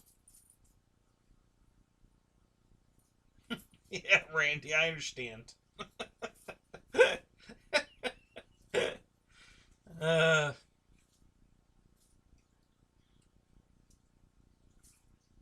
yeah, we'll see you guys tomorrow in Dave's show.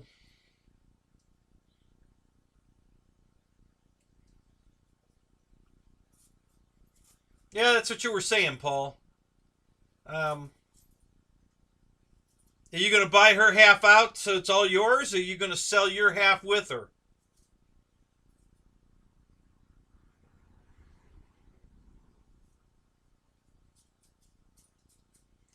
Thank you, Mickey. Yeah, well, it's slowing down.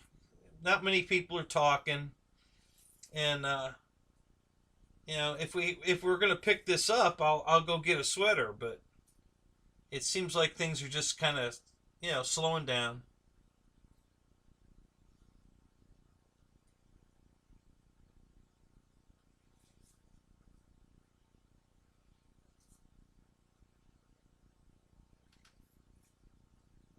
No, is that how it goes, Paul?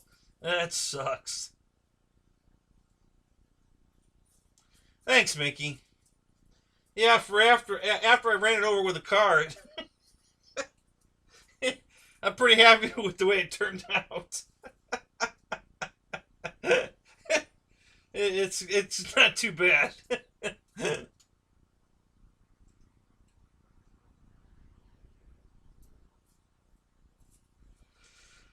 Oh,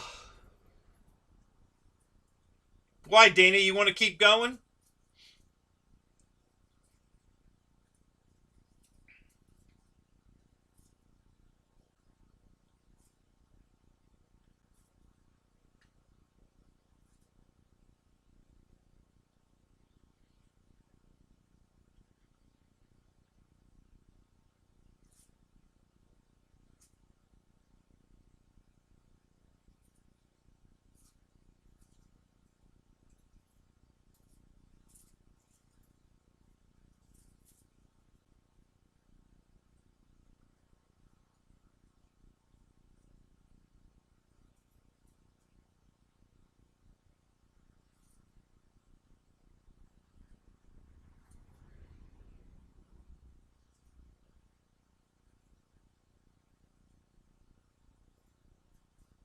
All right, I'm gonna go get a sweatshirt. I'll be back.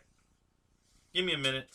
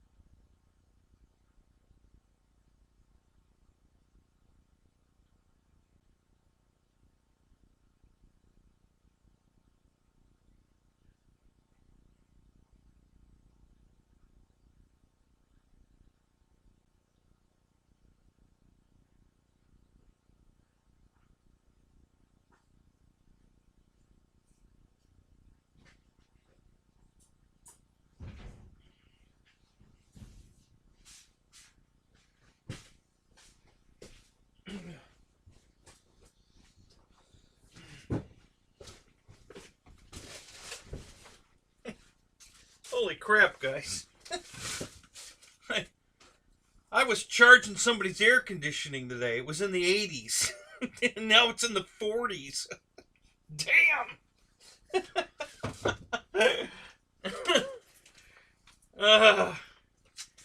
Holy crap, it's cold.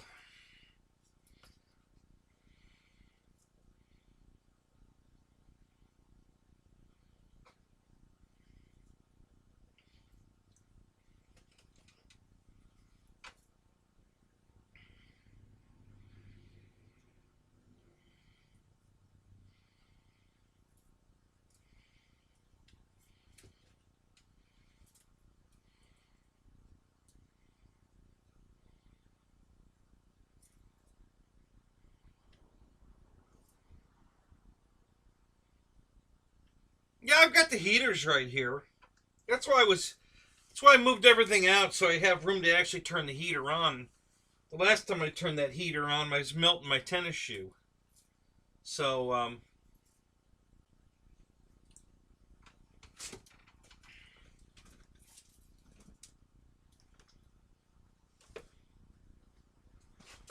me see if I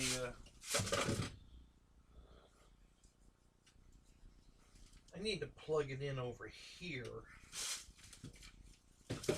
Let's do that. Let's hook this up.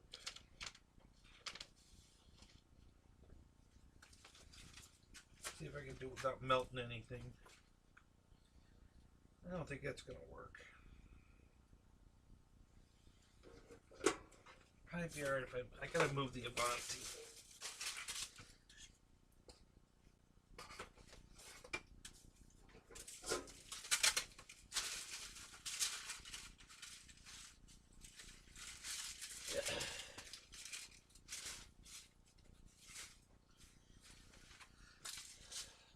This is what?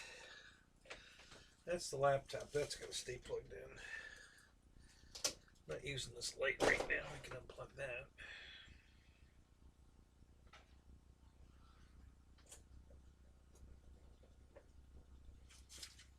Okay. Now we're going to move this.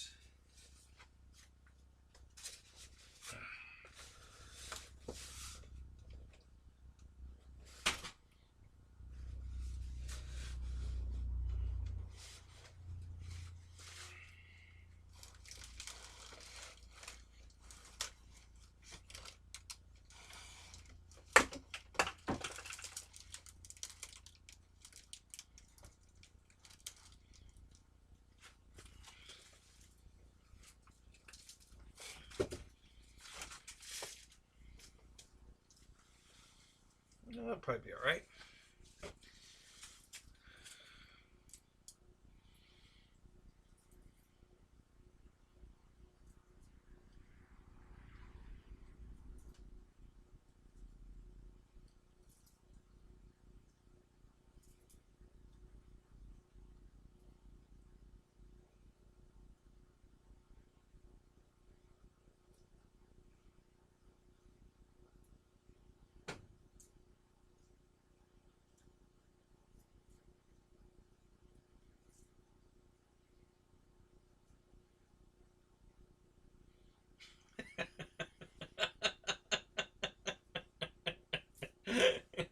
Clean up aisle 4.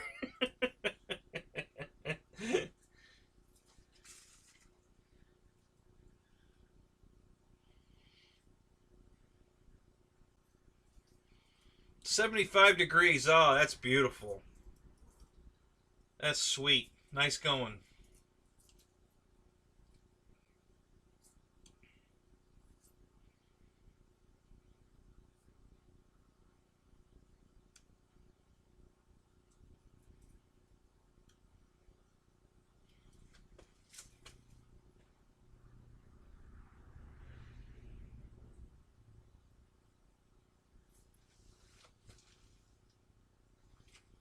Man, that old heater works so damn good. Man.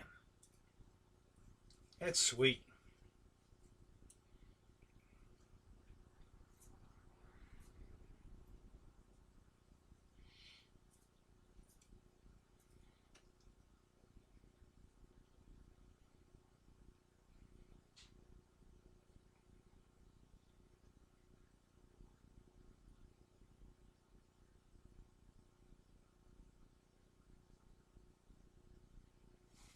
When did you do that video, Mickey?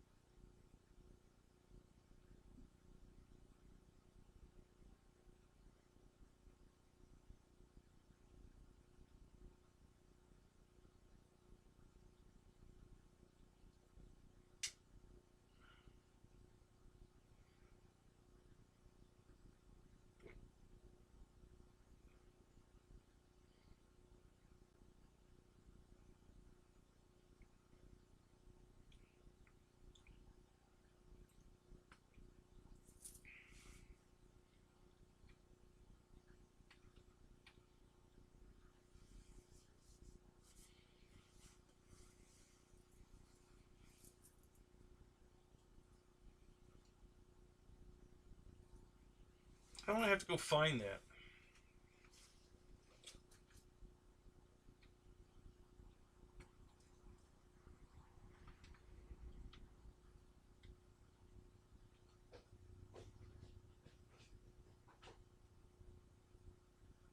Uh-oh. There's a critter in the house.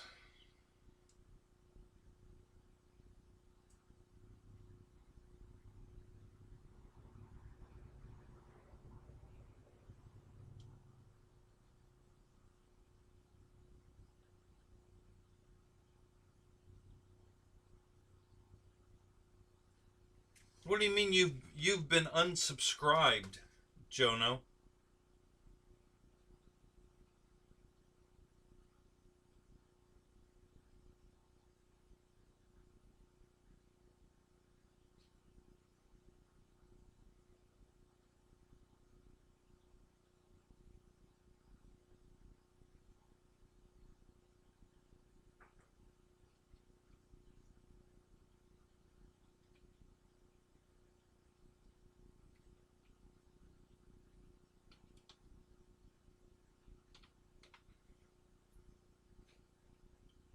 Hang on a second. I gotta go find out what's crawling around over here.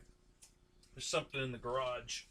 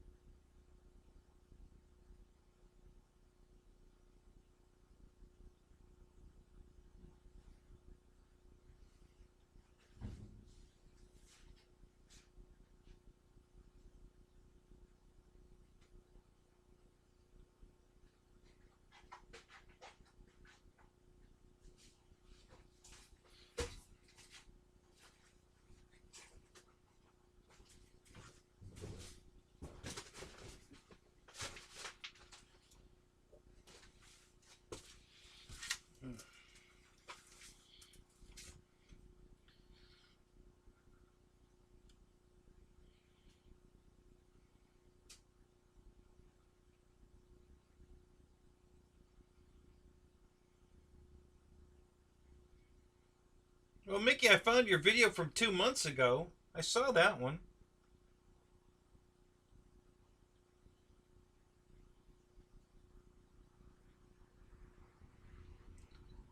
Let's try this.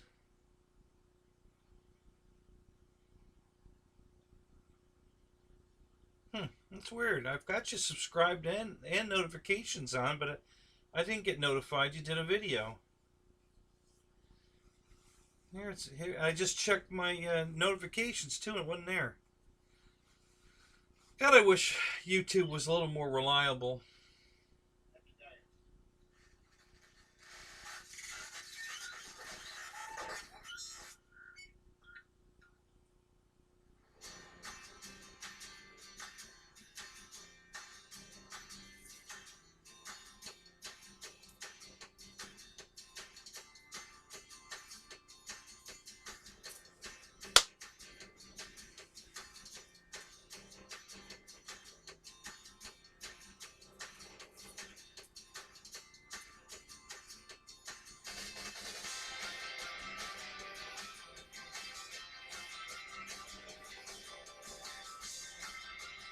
So, are you flying the 190, Mickey?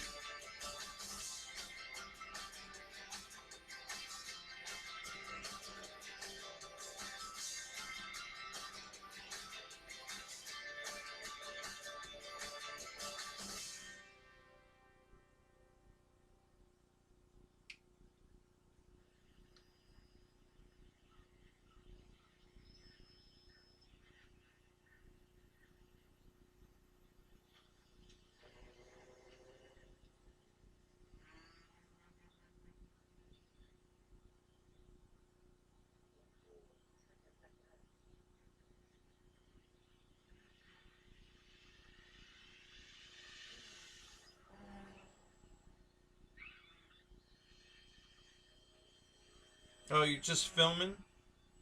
So whose 190 is that?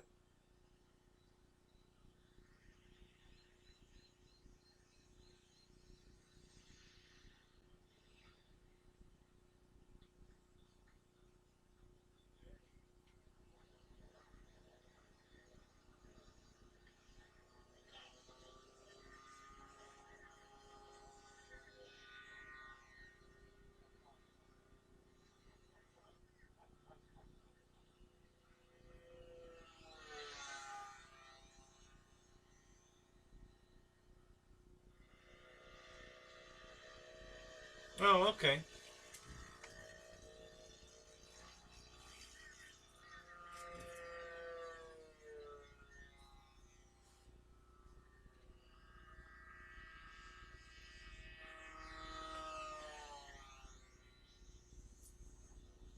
So that the T-20 that just flew by sounded like it was gas powered. What? Who makes that thing?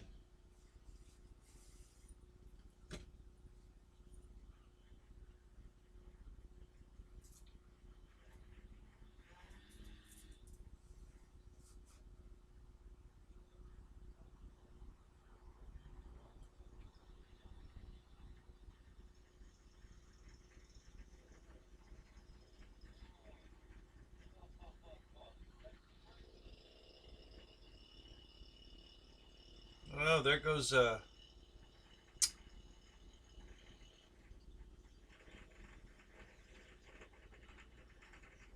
Aero. What do they call that bomber? Shit, I can't think of it right now.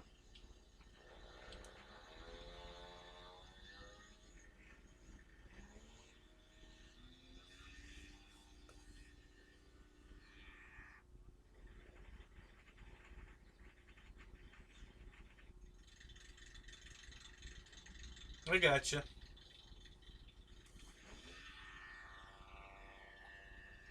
There's that big cub.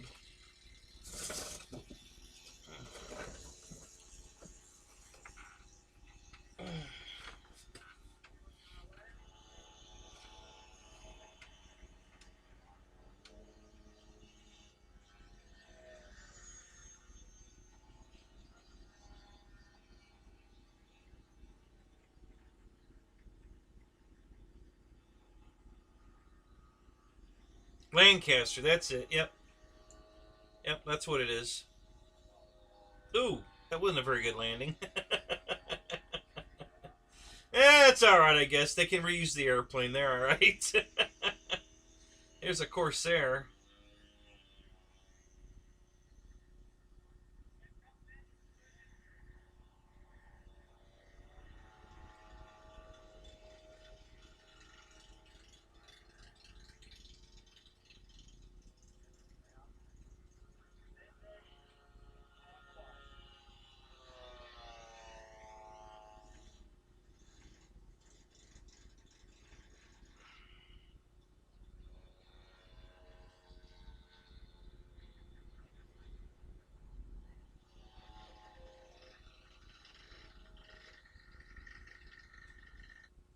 There's some kind of nice airplanes. Holy crap. Big Storch here. That looks like the Black Horse one.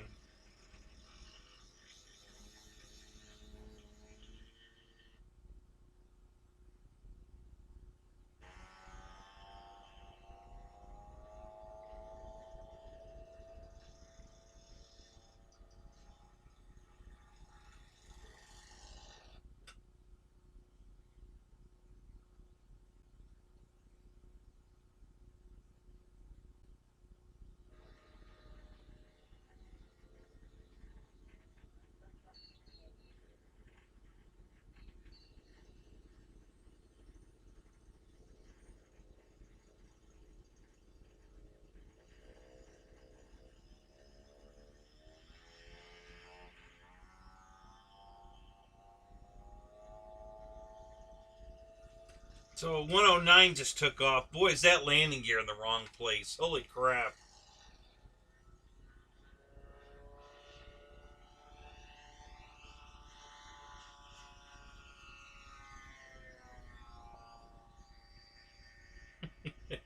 Thanks, Jonah.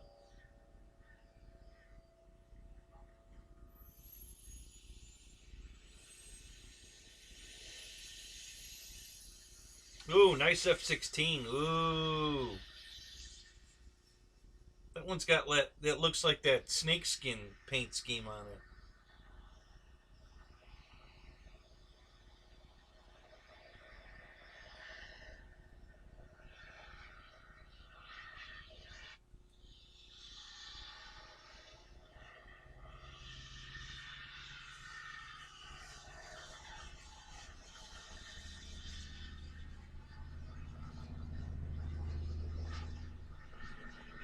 Okay, it's an F-16. Put the gear up. Nobody wants to watch a jet fly around with the gear down.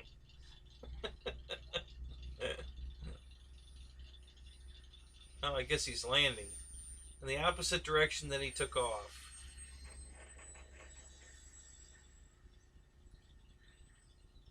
Slight overrun of the runway, but that's alright. There it is. Here's the 190.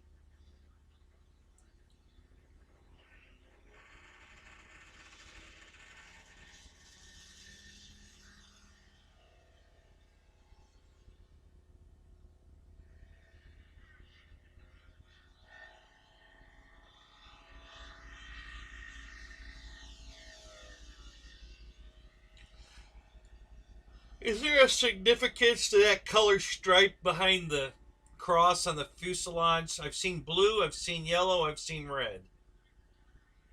The rest of the schemes all look the same, but I've seen that band on the back of the tail there. This one's blue. I've seen yellow and red also. I don't know if there's a significance to that or not.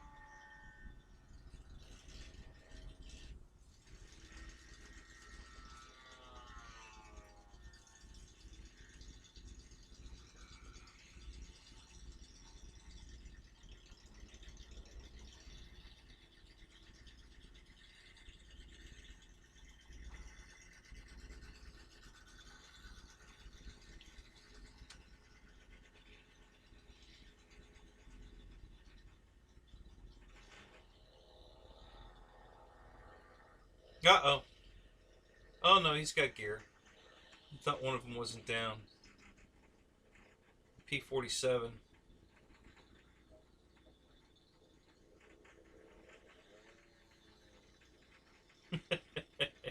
Yeah. Let me hit the like button. Wait a minute. I got it full screen. Here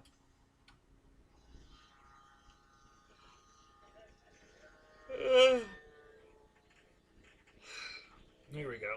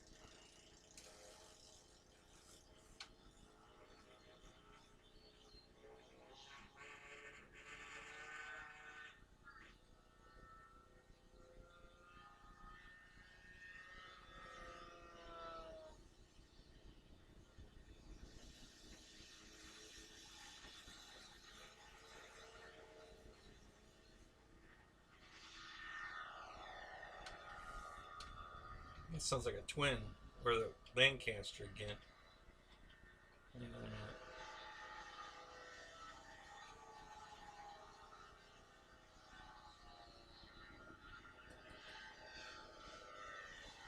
Oh, a B-17, also with the gear down.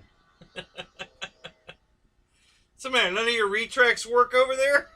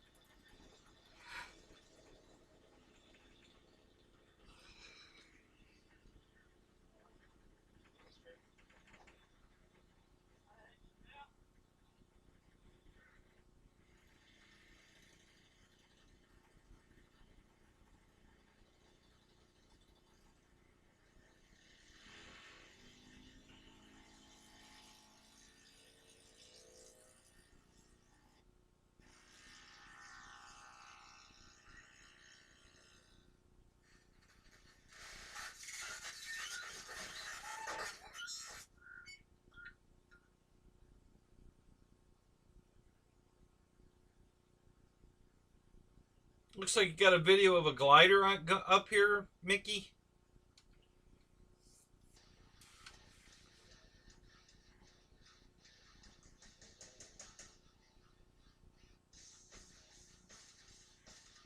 All right, Rando. Catch you later, buddy.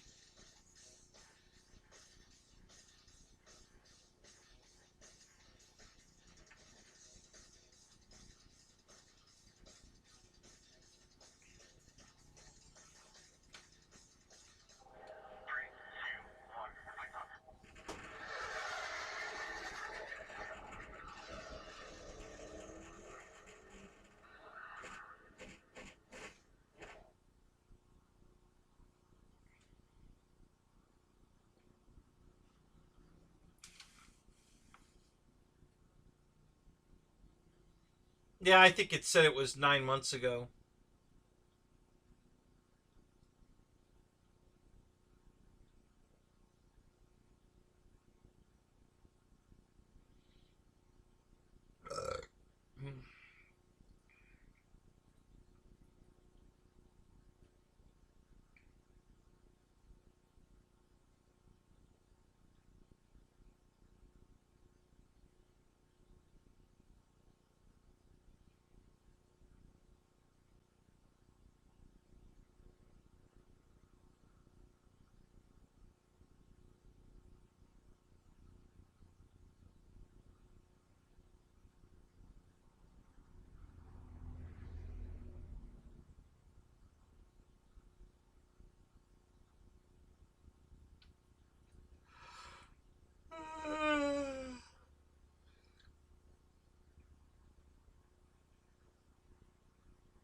Yeah, well, it's almost 4 o'clock in the morning here.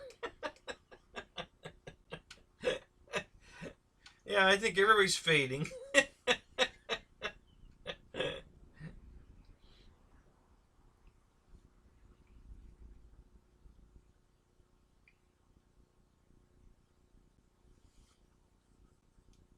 So where are you at, Juno?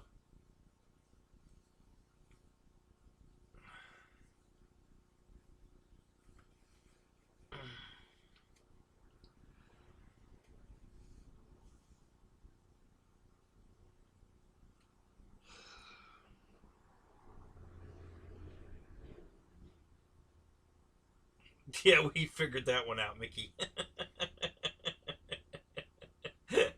If you were air marshal, I would have accepted, but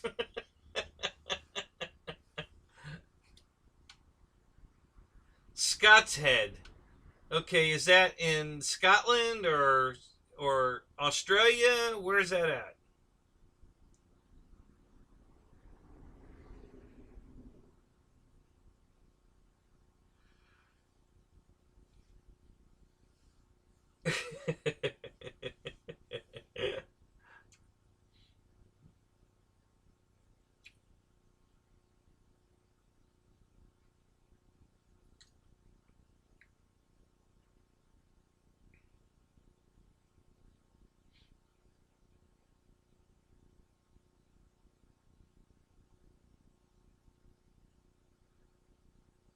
The Land of Oz?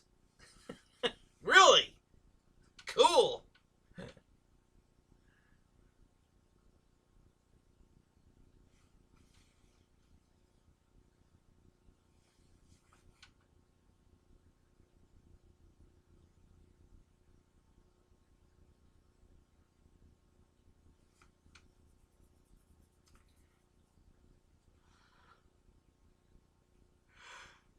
Uh,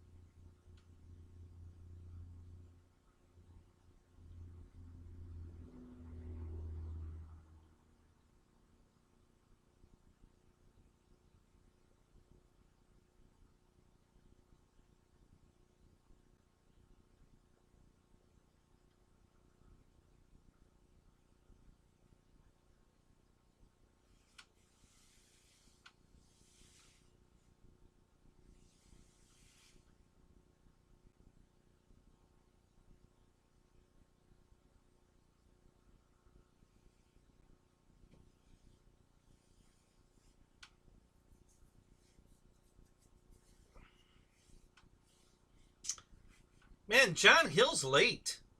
He's usually in here by now.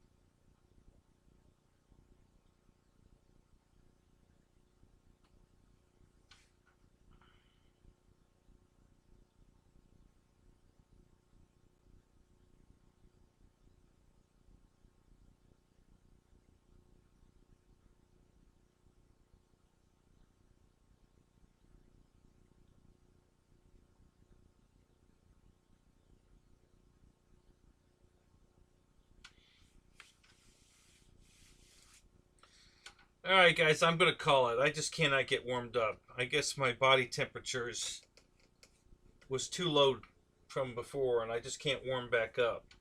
So I'm going to go in the house where it's warm. I can leave the chat running and actually just text from in the house if you guys want to stick around for that. But I'm going to get off the camera. I'll leave the stream going, and I'll text in the chat instead of talk to you on the camera if you want. I want to get inside. It's too cold out here. I don't know yet, Mick. Once we get the garage up and decide whether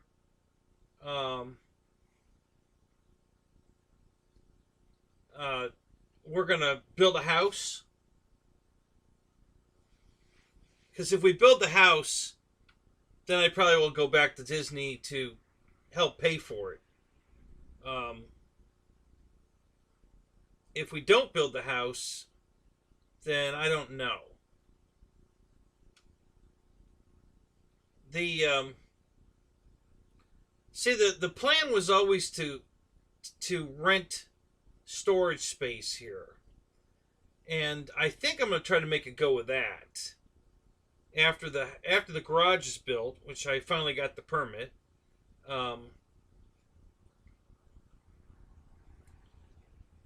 Then I can start my storage facility.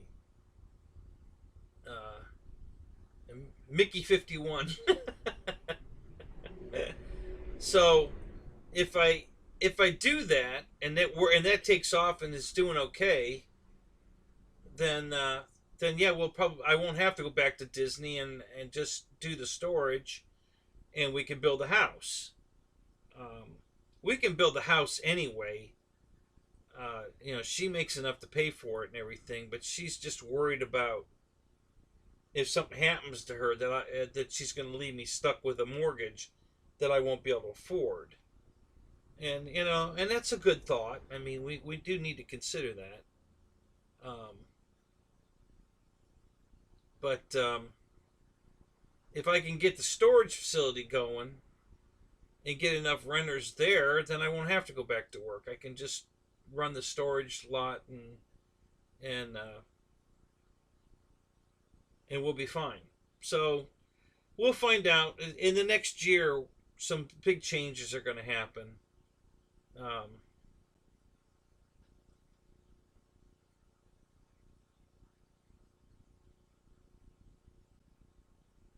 Yeah, Jono, there's no way anybody can unsubscribe you. I mean, it's not like I could go in there and unsubscribe you or somebody else. I don't know how that happened, but it had to have happened at your end, because nobody else can go in there and unsubscribe you. So, maybe you bumped it accidentally. Now there's times when, and the only reason I'm saying that is because you said you were unsubscribed. I miss a lot of notifications, and I am subscribed. That's just on YouTube when that happens. If you're subscribed and you don't get a notification, like for instance Mickey's video on that we were just watching with all the gas planes, I didn't get a notification for that, but I just made sure I was still subscribed and the bell, ringing the bell, and I was. So that's just YouTube blowing it there. I didn't get a notification on that one. So, that happens. I mean, YouTube's not the most reliable platform on the internet for sure. Yeah, that was always the plan. When I looked at the place almost 8 years ago, Mick,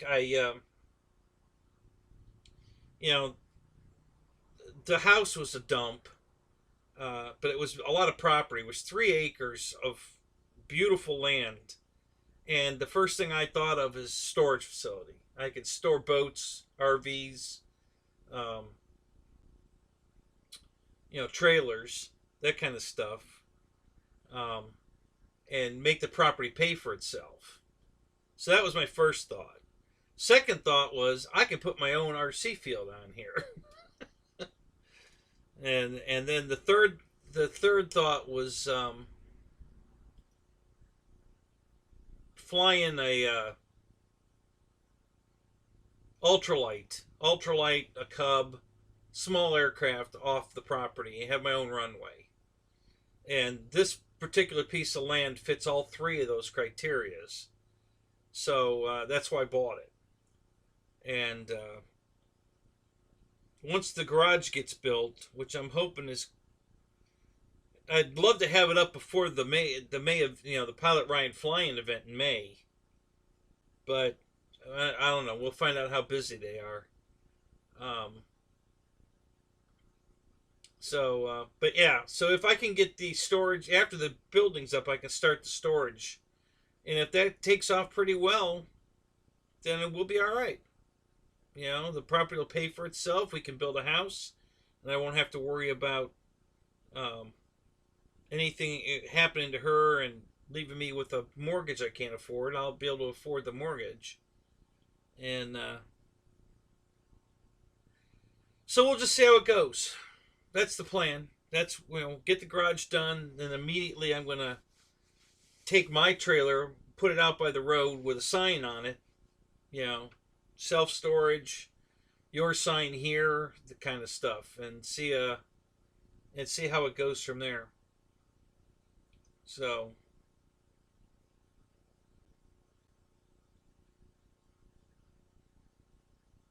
it's going to be 40 feet by 60 feet. So big enough to put an airplane in for sure.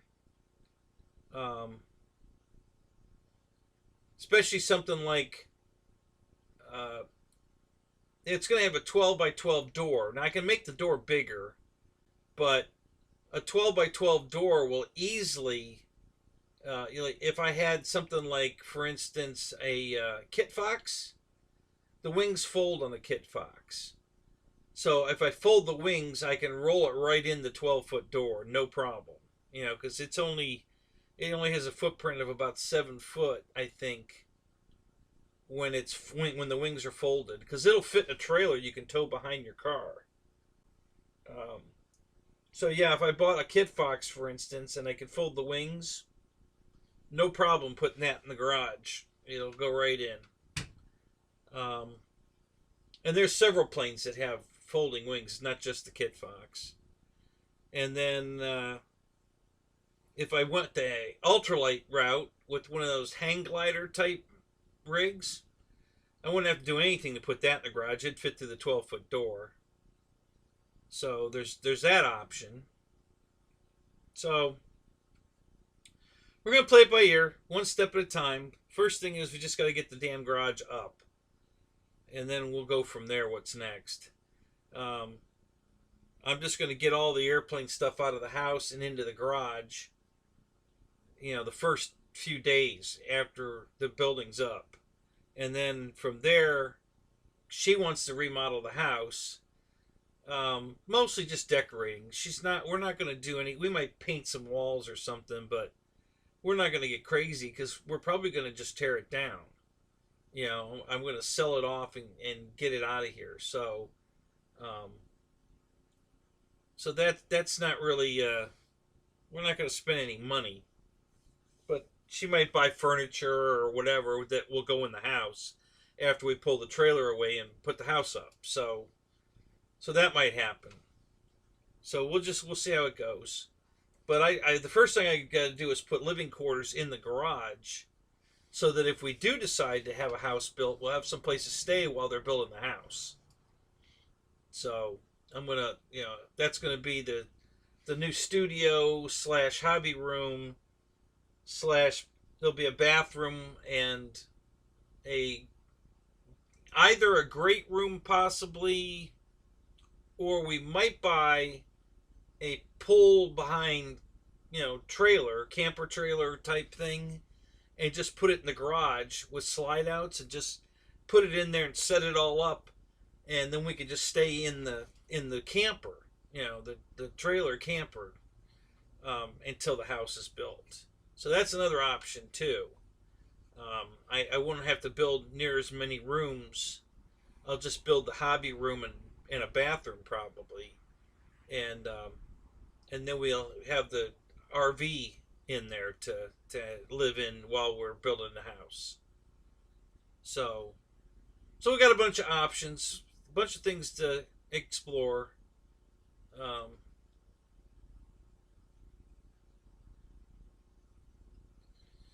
Yeah, yeah. Those one of the trike hang glider trikes, or even a paramotor. Yeah, those can fly in there, no problem.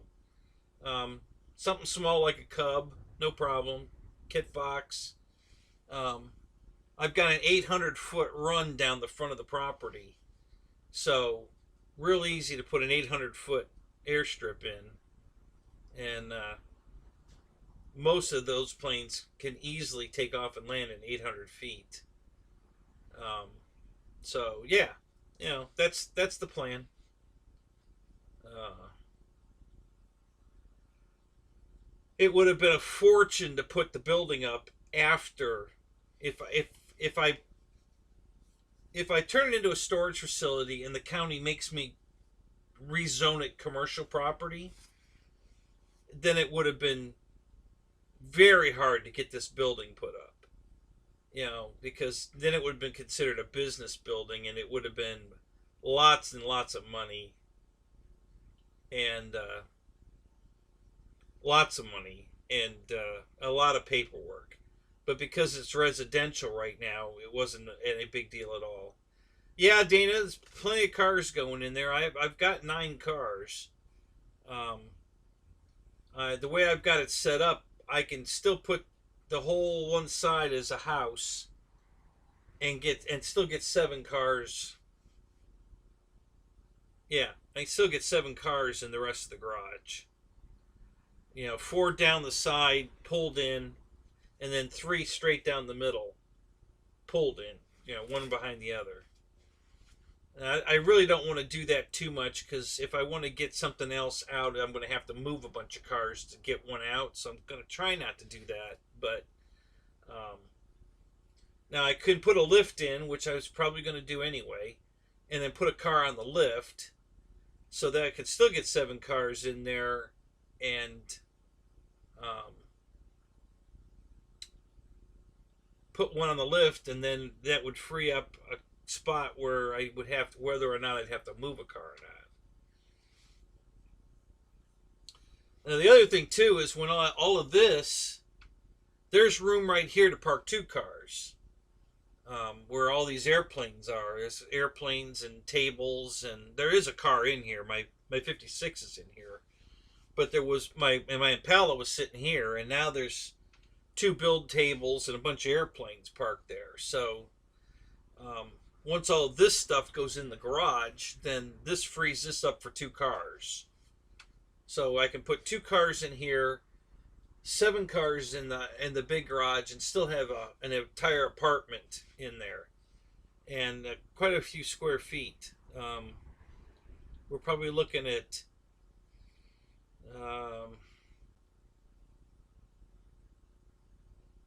probably 1,000 square feet of living space, and all the room for the cars, and on the outside of the living space. So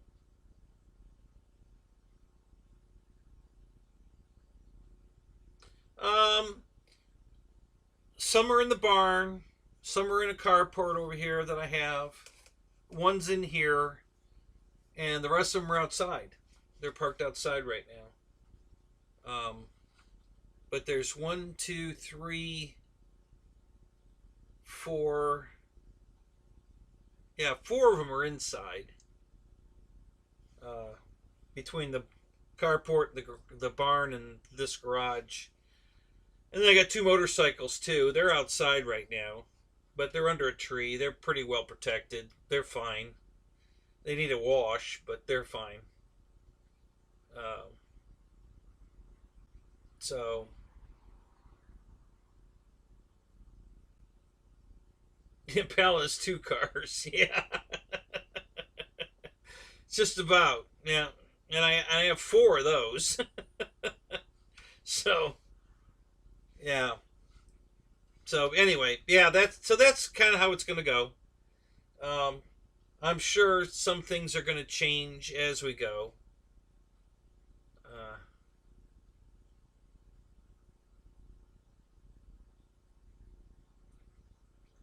I have a 67 Camaro. Yeah. I have an 86 Pontiac. The NASCAR 2+2 NASCAR that they ran in '86. Uh, right, Keno storage. Yep. So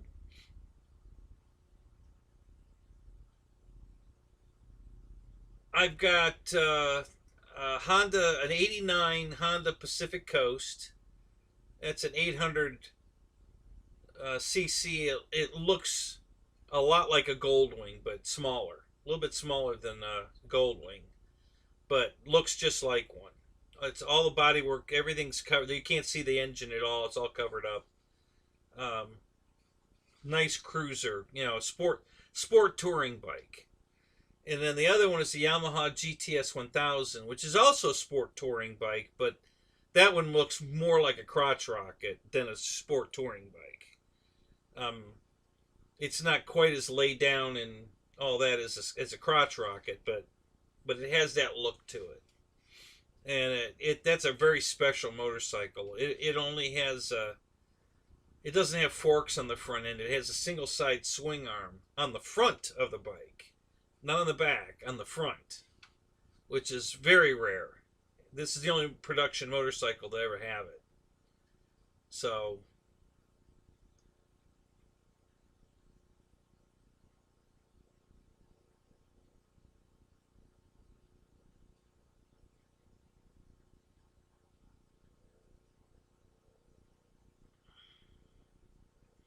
well, it's easy to hold it up as long as you keep it balanced, Mickey.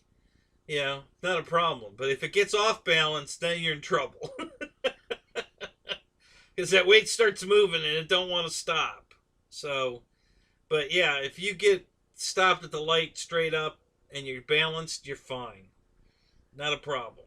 But boy, if it starts to go, it could be a problem. Okay, so I'm smelling...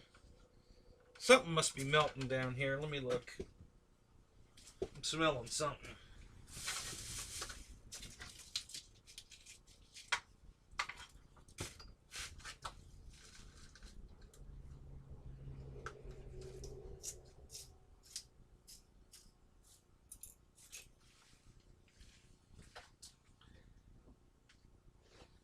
No, it's all right.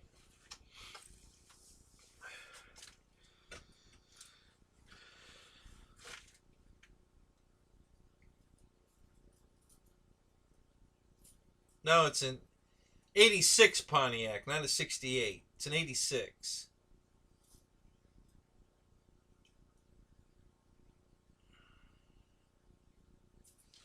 Yeah, I could show you what that looks like. There's all kinds of pictures of that on the internet.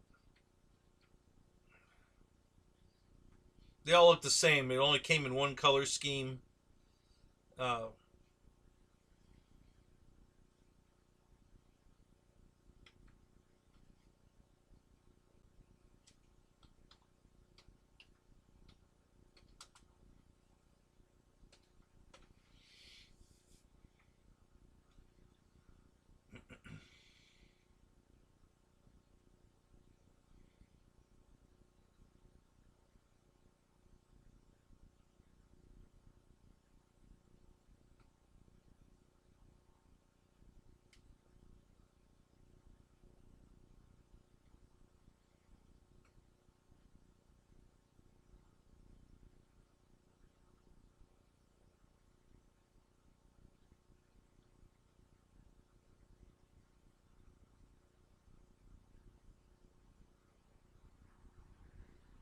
God, this looks like mine with the when I was autocrossing it. I know it's not, but damn. It sure looks like it.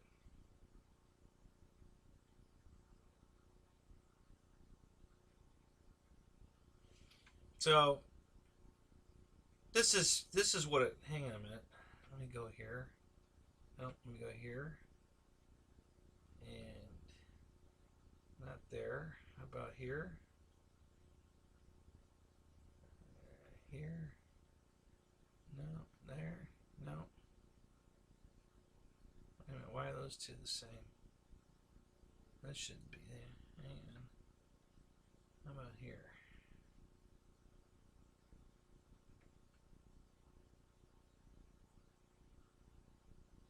Oops. Hang on. Wrong image.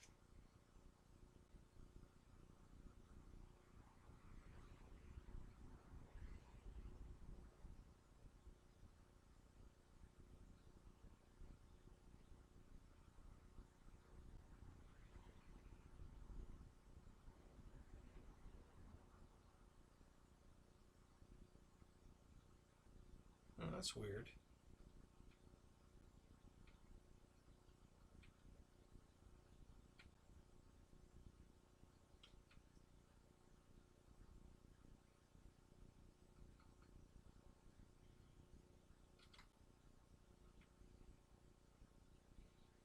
Alright, let's do this.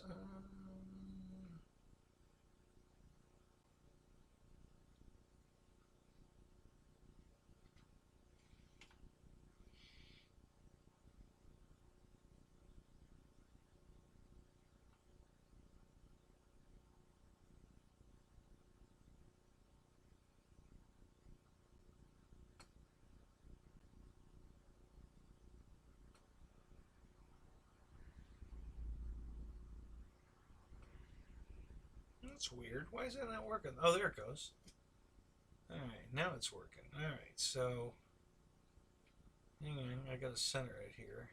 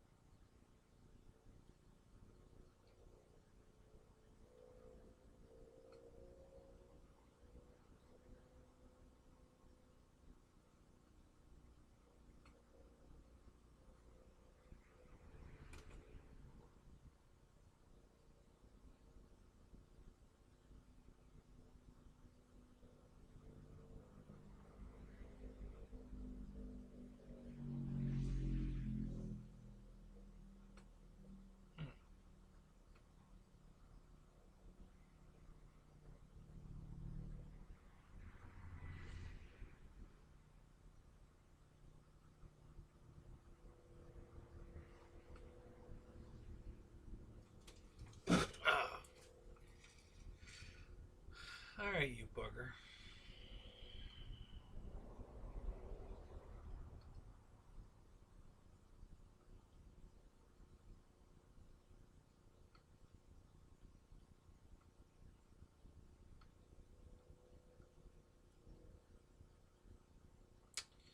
Why are you doing this? Damn it.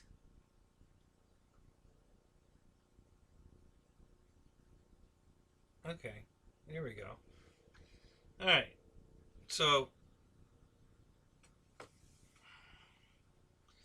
that's what my Pontiac looks like. It's got some race trim on it,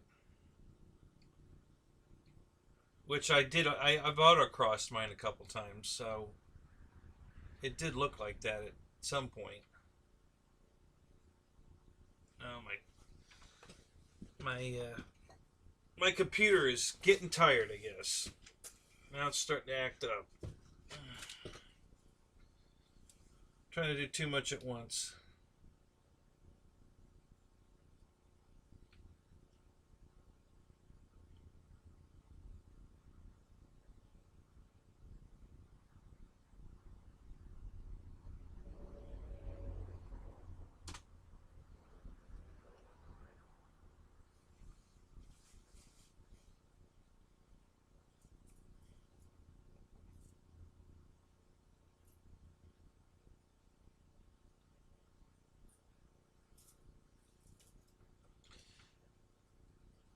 Have I seen Massive attack.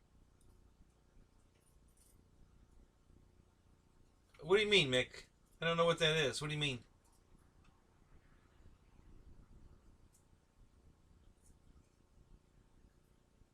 Oh, is that the name of a vehicle? Massive Attack? A 55 Chevy with a Merlin? No, I haven't seen that.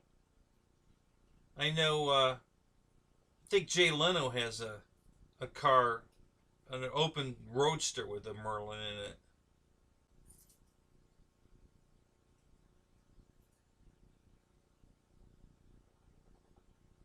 Wow. Yeah, that's crazy. I haven't seen that. Yeah, so that's the exact color scheme my car is. The wheels I have are slightly different.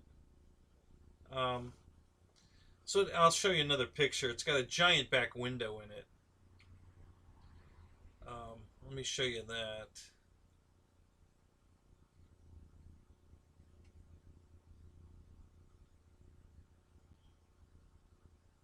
So they did all this for aerodynamics for NASCAR, so they could run the car and go over 200 miles an hour. And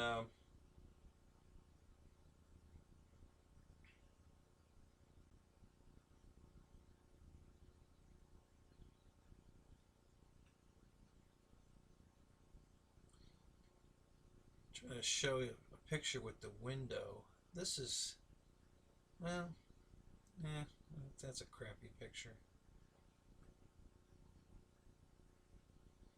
Yeah, I'll show you this one. This isn't bad.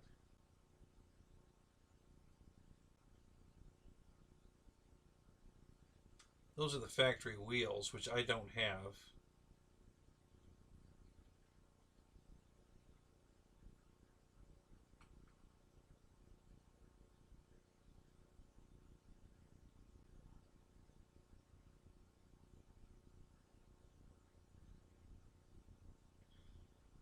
Come on. Okay.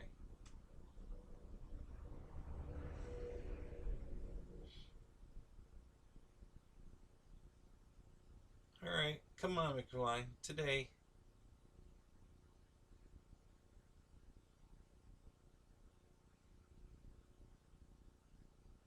So there's a good picture of the massive back window that's in it.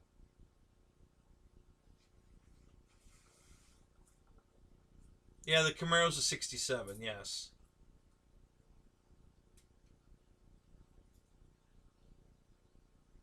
So that big window in the back, without that window there, when the roof line went, just followed where you see the painted body, where the roof is. That's the way the window used to just go straight down there, and then it had a big long trunk lid. And when the car was in that configuration, at 212 miles an hour, the back of the car lifted off the ground from the turbulence coming off the roof. So they couldn't catch Bill Elliott, Ford Thunderbird, because of the aerodynamics of this car. So they did the same thing to the Monte Carlo. It's not the same window. The window in the Pontiac is much bigger than the window in the Monte Carlo, but they both do the same thing. They keep the airflow going over the back of the car to get it down on the spoiler to hold the back of the car down. So they had to make 1,220. They made 1,225 of these. I think they had to make 1,200 to be legal for NASCAR. So they made a total of 1,225. And I got one.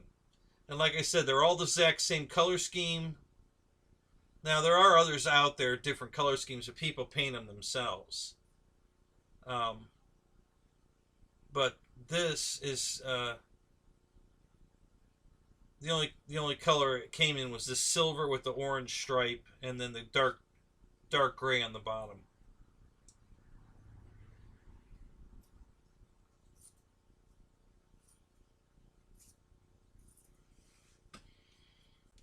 Yeah, I actually bought a Monte Carlo SS, not an Aero. This is called an Aero Coupe, and I didn't buy an Aero Coupe. I had a regular Monte Carlo SS, same year, 86. And my dad loved it. He fell in love with it. So we were looking for one for him. and we found a Monte Carlo SS Aero Coupe that was in really nice shape, and the price was right, so he bought it. He didn't really like the back window so much, but it was such a beautiful car that he bought it. And then one day I found um, this one in the back of an auto trader. So we went and looked at that, and he bought that too. So he had both. He had the Pontiac and the Monte Carlo at the same time. And then he decided he needed to get rid of the Pontiac, so he sold me the Pontiac. And I still have it. You know, I've had this car now for got at least 20 years. I've had the Camaro, Jesus, 40 years, at least 40 years. Let's see, I was 19, yeah, 41 years. I've had the Camaro. So, yeah. So this is a really cool car. I really like this Pontiac. So I'm looking forward to getting that in the garage because I want to get it all cleaned up, and it's right now it's in the carport out here, which, you know, it's keeping the sun off of it, so it's in good shape. It's dirty. It's got some mold on the outside of it, but that'll wash right off. No big deal. It's out of the sun, so it's not rotting the interior or anything else. So that's the main thing. But I'm very much looking forward to cleaning it all up and getting it in the garage. So get it back on the road.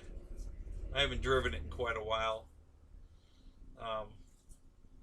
When I was working and everything was going good in my life, I had money to spend on repairing all these cars. So I had them.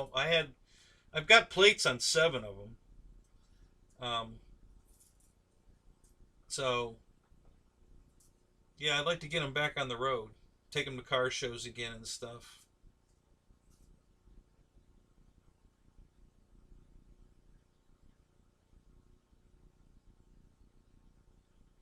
Yeah, if you look it up, 86, 7, and 8.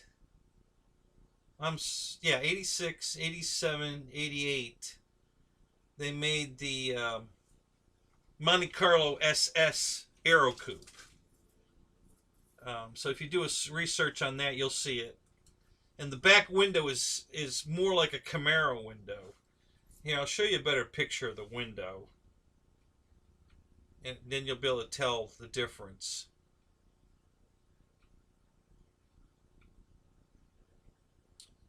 This window is not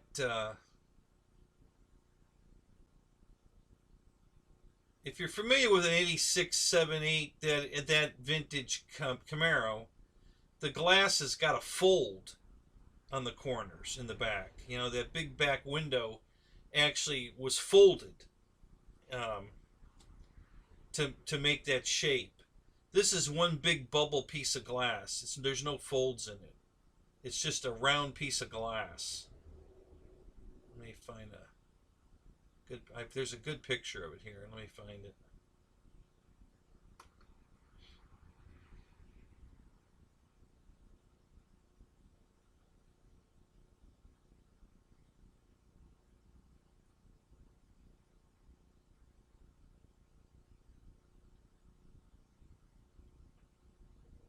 I think it's a better picture than that one.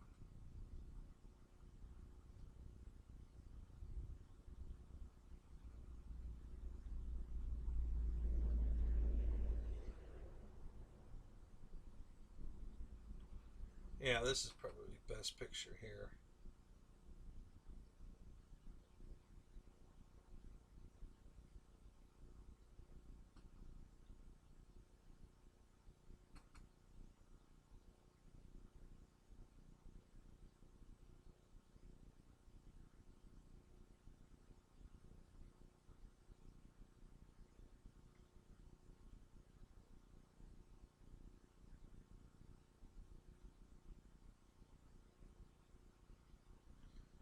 So is that showing up? Yeah. You'll see it here in a second.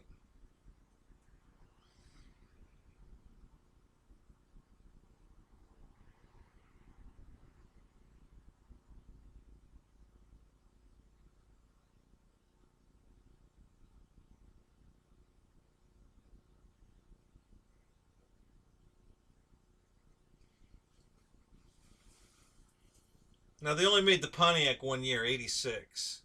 Wasn't like the Monte Carlo where they made it 3 years. They only made the. So yeah, see now you get a good look at that one big piece of just rounded glass, and it's glass. It's not plexiglass. It's glass. Yeah, the funny thing is, if you look right at the base of the window there's a line going through the very bottom of the glass. That little flipper. So the trunk lid is just a little flipper. The glass is stationary. The glass doesn't move. Just the tail of the trunk lid is like a little flipper that opens. So it's got a giant trunk, but the opening is only like, maybe a foot. It's not very big.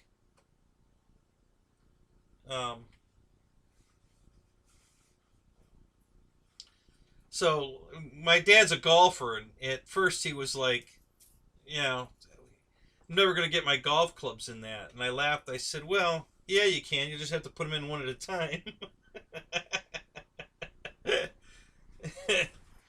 And he laughed at that. And then I told him, I said, listen, when you go golfing, you never bring anybody with you. So just put your golf clubs in the front seat. You'll be fine. And he said, yeah, I thought of that. And so that's what he did. Now that I made that go away. Why? Oh, here it goes. Now there it goes.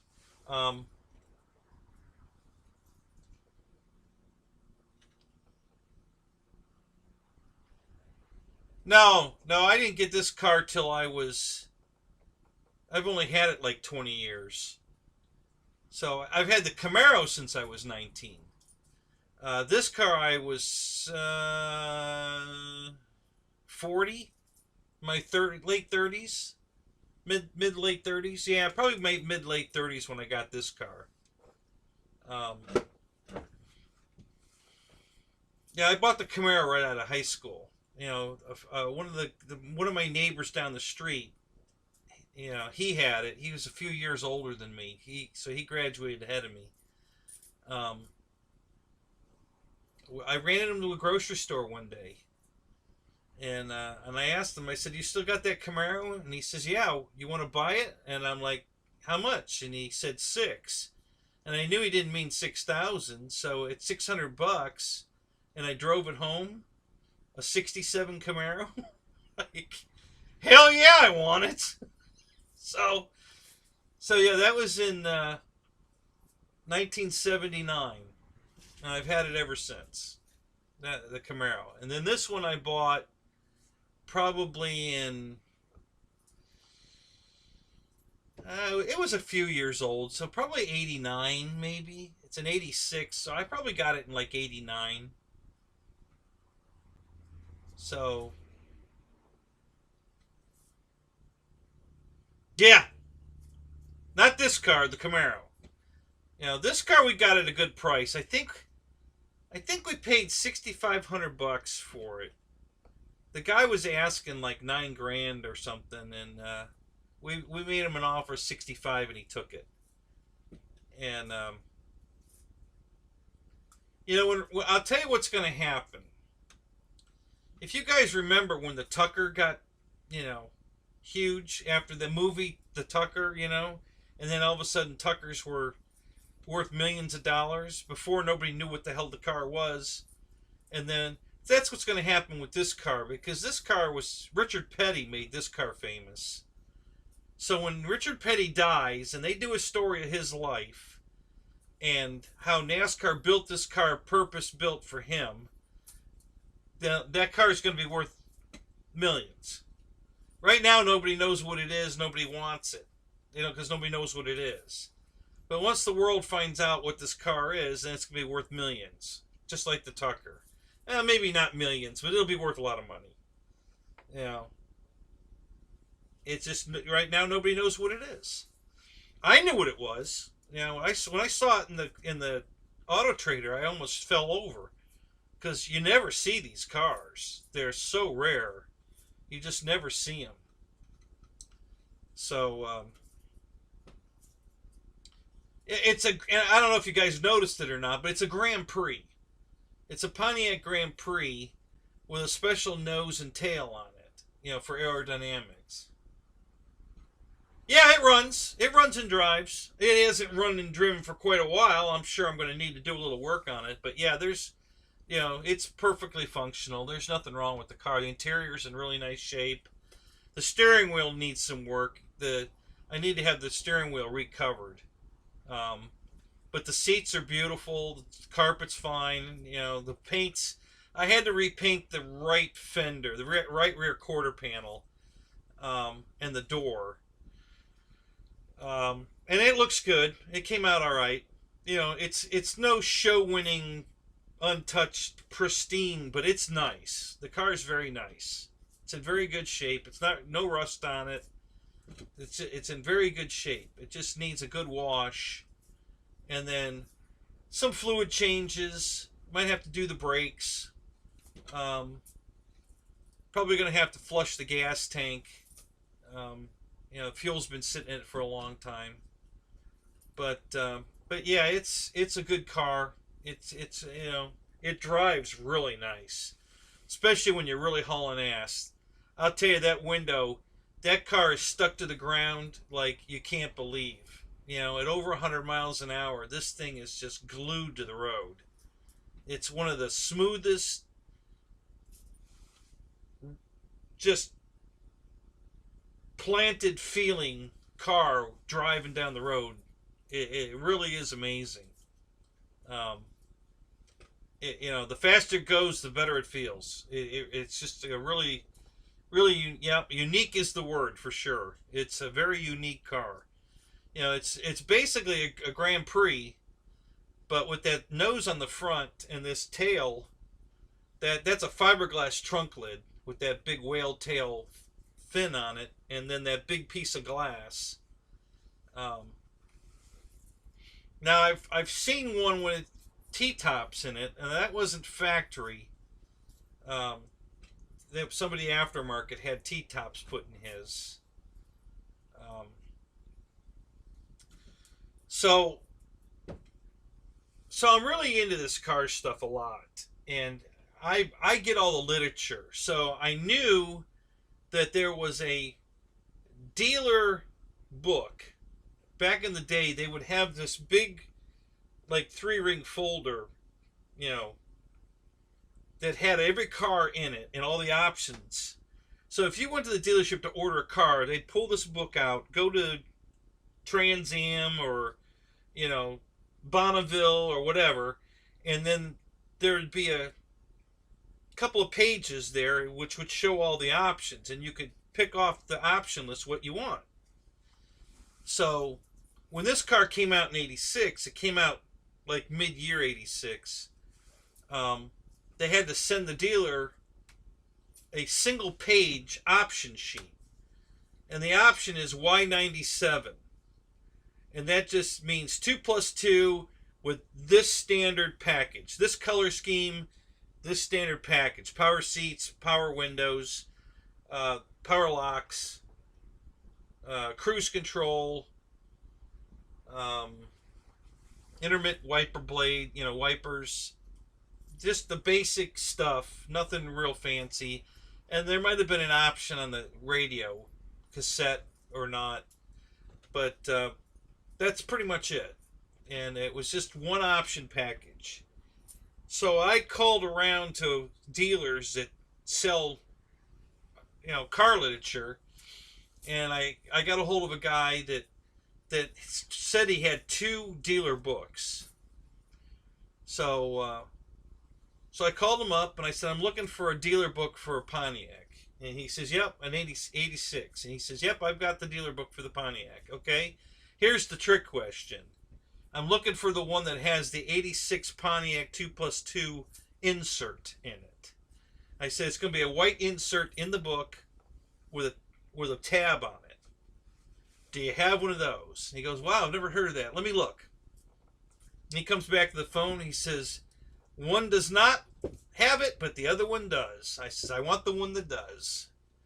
So he sent it to me. So I had the leather, well, it's not leather, it's a vinyl, dark brown Pontiac, 86 Pontiac book, and it has the 86 2+2 option sheet in it. And then I got all kinds of other literature too, you know, sales brochures and, you know, and then a bunch of NASCAR poster pictures because Rusty Wallace ran this car.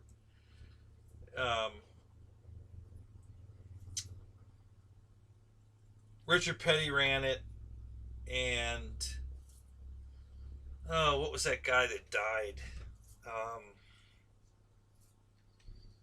There was one other guy I think that ran the Pontiac. I can't think of his name right now. I think he was at Watkins Glen when they were doing the road course, and he hit the fence and flipped upside down. I can't think of his name now. So there were very few Pontiacs running. But the reason they made the Pontiac is because of Richard Petty. They weren't even going to make it.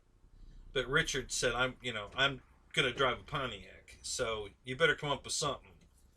So they did.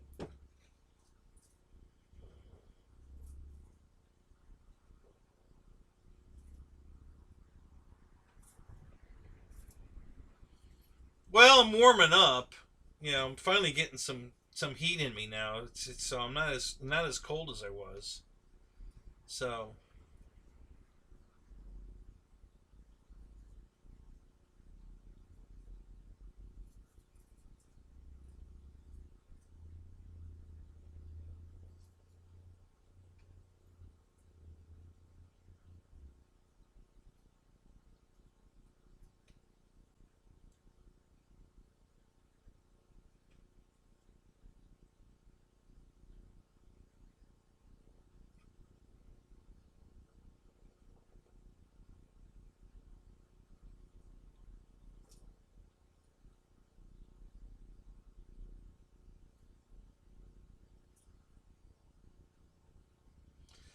this car is not fast as far as, you know, they made it look cool, but they didn't put a big motor in it. It had the 305 low output, not, you know, the Monte Carlo SS got the high output motor. This one just got the standard 305 motor. It's not, you know, no rocket ship by any means. It drives nice. It's quick enough. You know, I mean, it'll get out of its own way, but it's no rocket ship. It's not like my Impala SS's, yeah, at all. Um, but it could be. I mean, it's got a standard small block Chevy in it, so you could put a pretty hefty motor in there if you wanted to and drop right in. But, you know, I just want to leave it stock. You know, it's just it's a really nice piece, you know, of history, and it's just a really nice driving car. So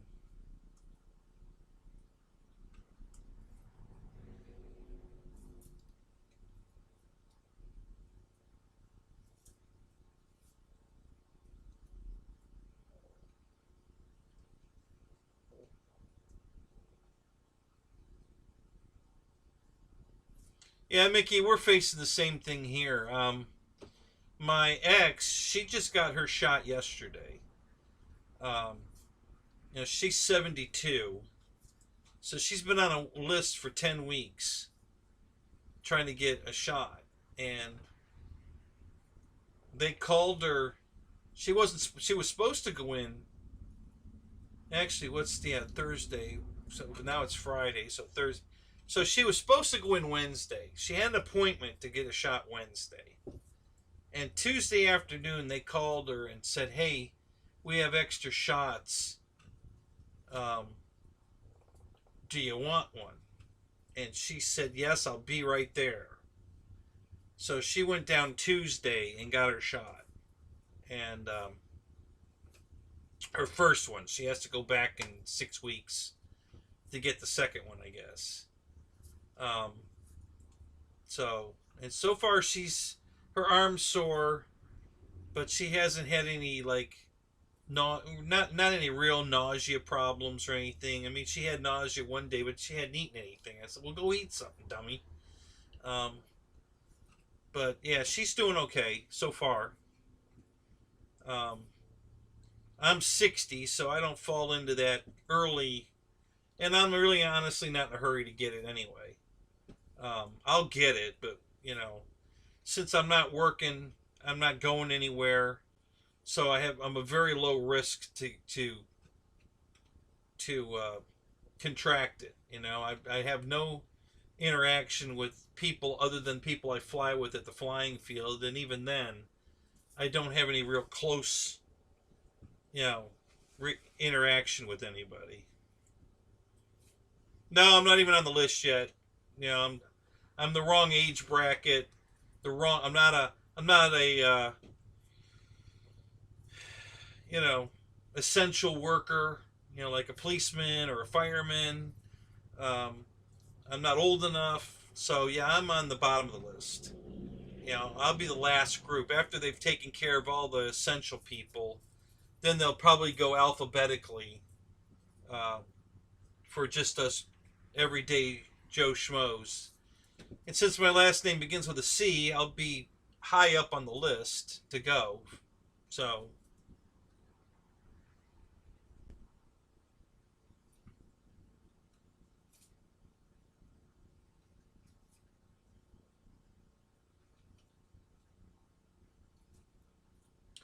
what is GC, Mickey?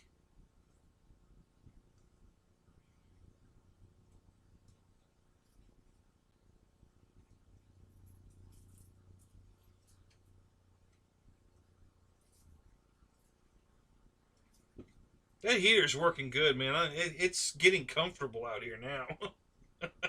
Of course, we've only been running the show for almost 8 hours, but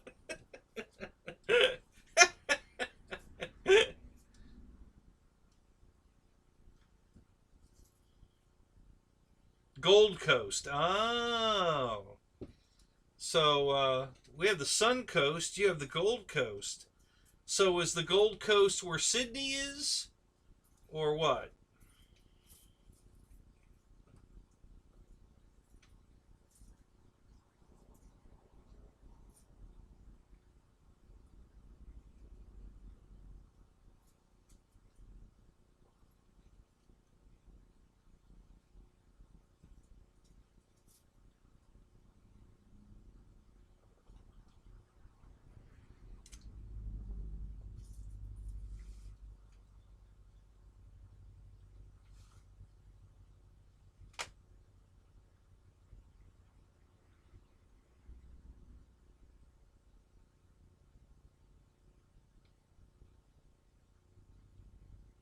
Yeah, that's got the stock Pontiac wheels on it and everything. This is exactly the way the car came from the dealership. I don't have the factory wheels. They're easy to get. Christ, they're a dime a dozen. You get stock Pontiac wheels everywhere.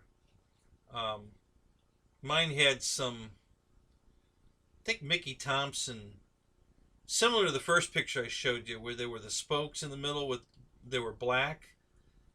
Mine are just the round circle, looks like a NASCAR wheel.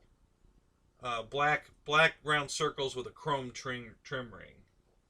So I like the wheels; they look good, um, but they're not the wheels that are supposed to be on it.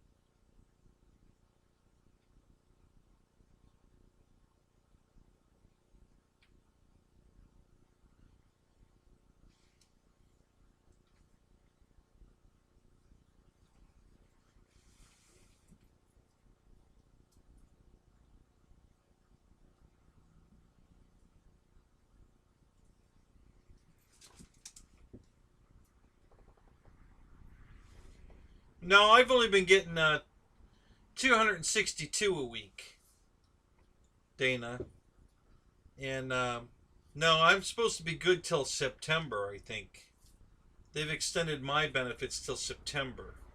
But I only get 262. No, I'm sorry.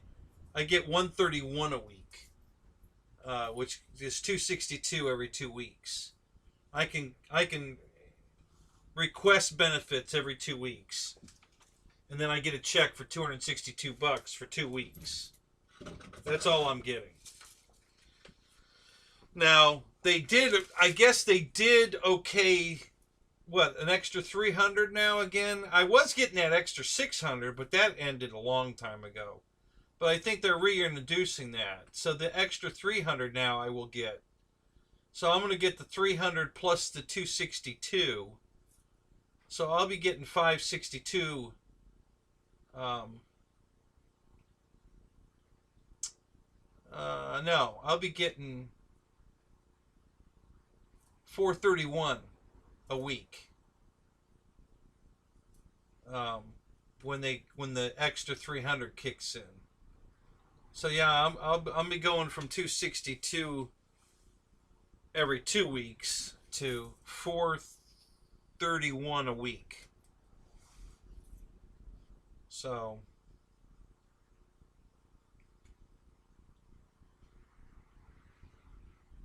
which is way more money than I was making at AutoZone or O'Reilly's. Way more.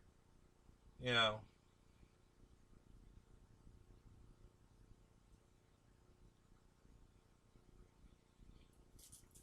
Well, Mickey, a couple of things. A, my property is paid for, so we have no real bills. I burn my trash. I have a well, so I don't have a water bill. I don't have a garbage bill. So the only thing I'm paying for is monthly, the power bill and my internet. My internet's $58 a month, and my power bill averages about $160 a month. So now we took out a loan for the garage, and that's what we're paying extra now for.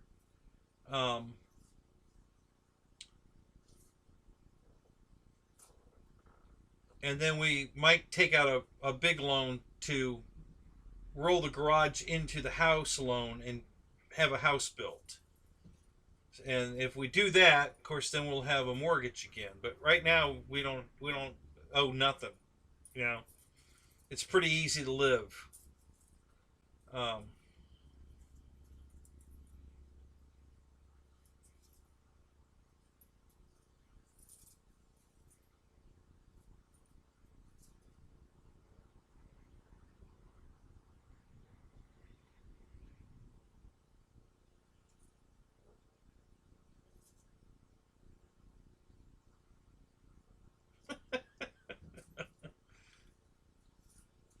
The sheriff is hunting you. For what?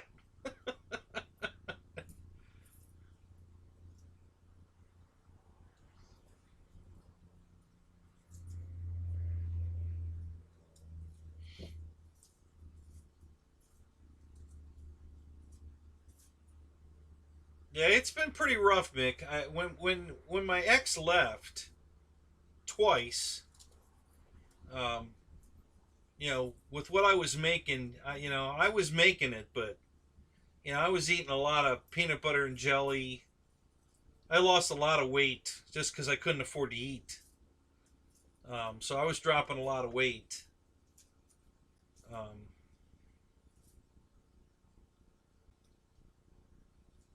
but yeah, it's she came back and we got comfortable again, and then she left again, and then she came back again, and I think she's back to stay this time. I know she's getting antsy again because she's just tired of living this way, and so am I. I mean, the house is such a mess. But once the garage is up, we'll be good because the house will be empty. Everything I own is going out in the garage, so the entire house is going to be her doing. Whatever she wants to put in there and however she wants to decorate it or organize it or whatever is it's her blank canvas to do whatever the hell she wants to. And if she wants to build the house, that'll be hers as well, as far as whatever she wants to do. I don't care. You know, I want my garage. That's all I want. I want a place to put all my planes and my cars. And I'll be perfectly happy. So,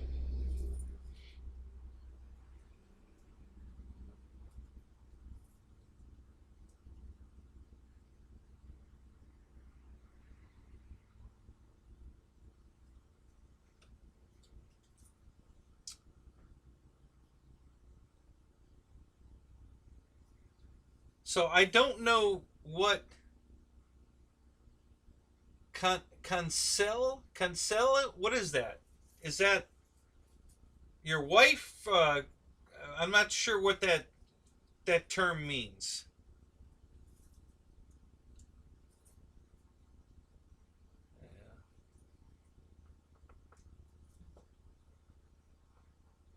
I don't know, because it was all in small letters the first time you said it, so I didn't think it was a name. Now the first letter's capped, so maybe it is a name. I don't know. This I'm wondering. I'm trying to figure out. It sounds kind of like maybe, is that your wife? And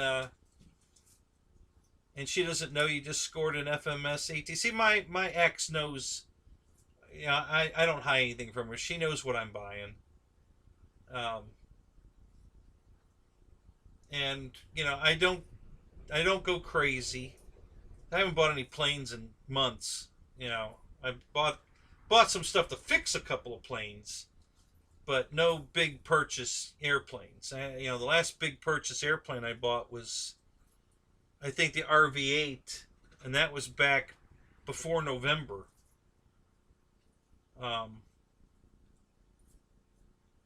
And I bought these used planes, but they were cheap. Like this Avanti right here. It's in pretty good shape, and I got it for 160 bucks. And then I bought that. What the hell was it? The T-clip for 110 bucks, and the Wildcat for 80 bucks. Those are the last planes I bought. So yeah, everything else I have is old. And the RV-8 I fixed recently when I got shot down, when I lost my signal on the Spectrum. So I bought the parts to fix it. So it's fixed and flying again. And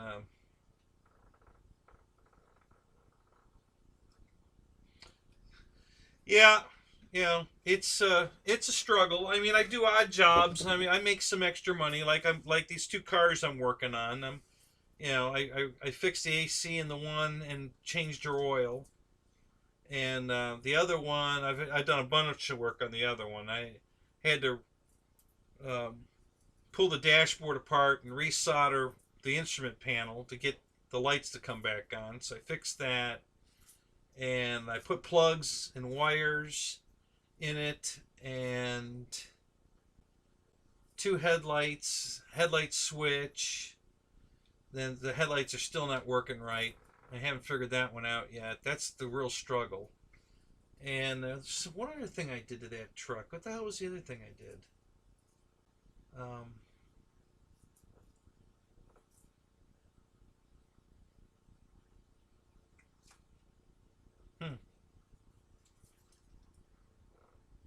I don't know. There was something else I did.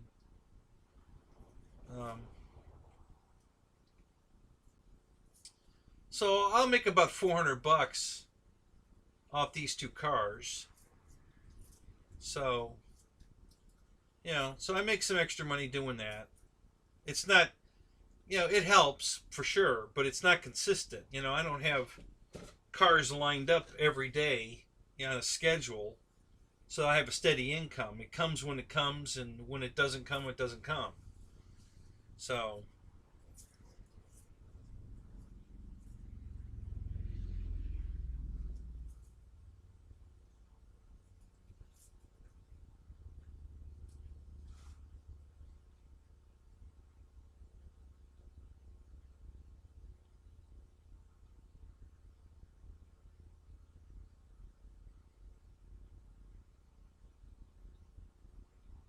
Well, Mick, I'm trying to get it scheduled right now.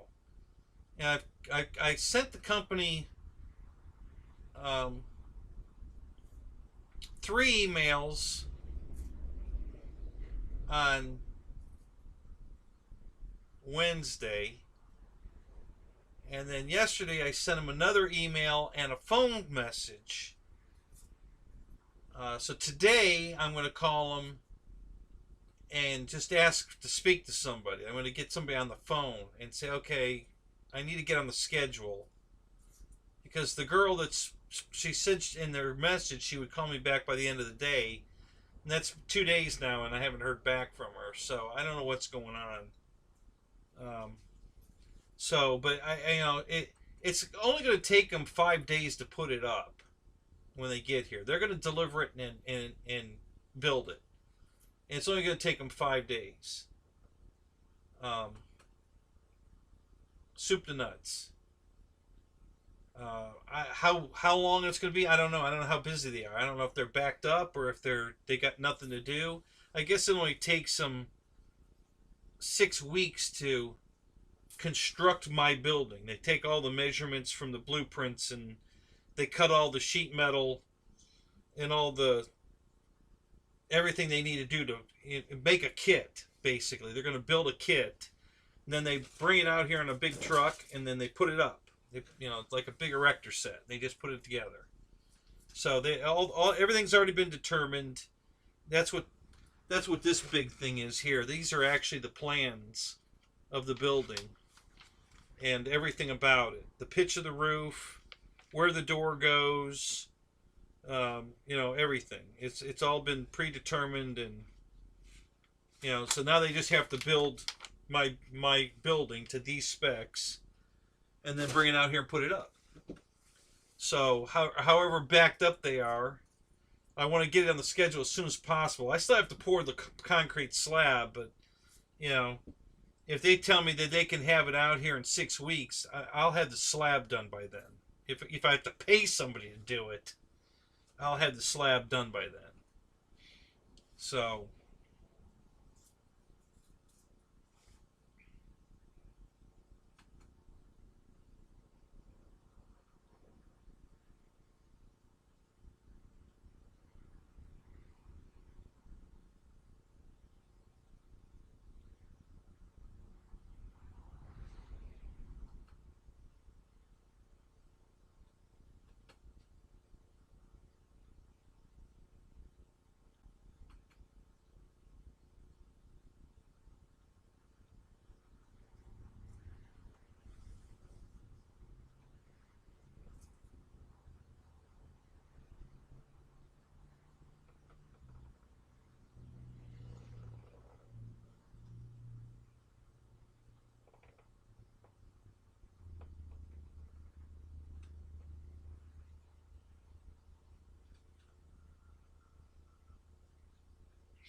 wow, $13,000 worth of airplanes.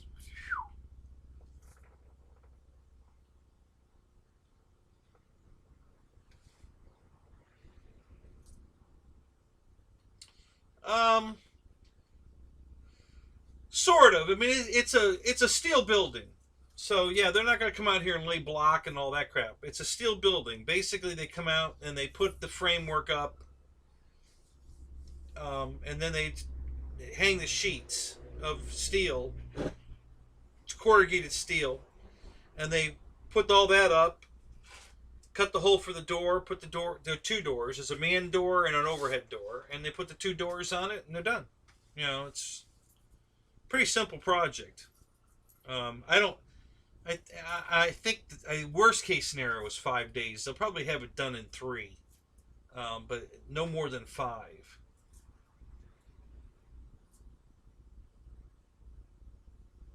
So how many times have you been to Florida, Mickey?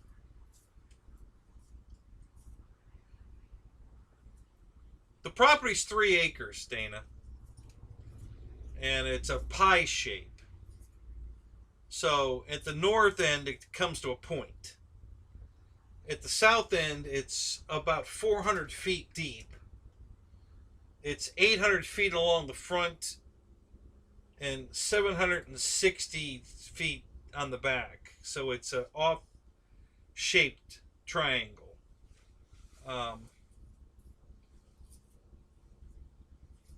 So yeah, it's a very nice piece of property. There's over 100 trees on the property. I know that sounds like a lot, but on 3 acres, it's nothing. You know, there's a lot of open. I can fly airplanes here. There's plenty of room to fly airplanes here. I got lots of room, even with over 100 trees on the property. You know, but I've already cut down about 56 trees. But there was room to fly on the property before I cut any trees. So the more trees I cut down, the more property I have to fly on. And if I put a runway in to fly an ultralight, I'll be cutting all the trees off, you know, 50 feet off the front. There's a road out front, and 50 feet back from the road, I'll clear all the trees that run the whole length of the property and put the runway along my fence on the inside of the fence, and the road that's out front will be on the outside of the fence, and I'll have a place to land a full-size ultralight or a small plane, you know, Cub type, you know.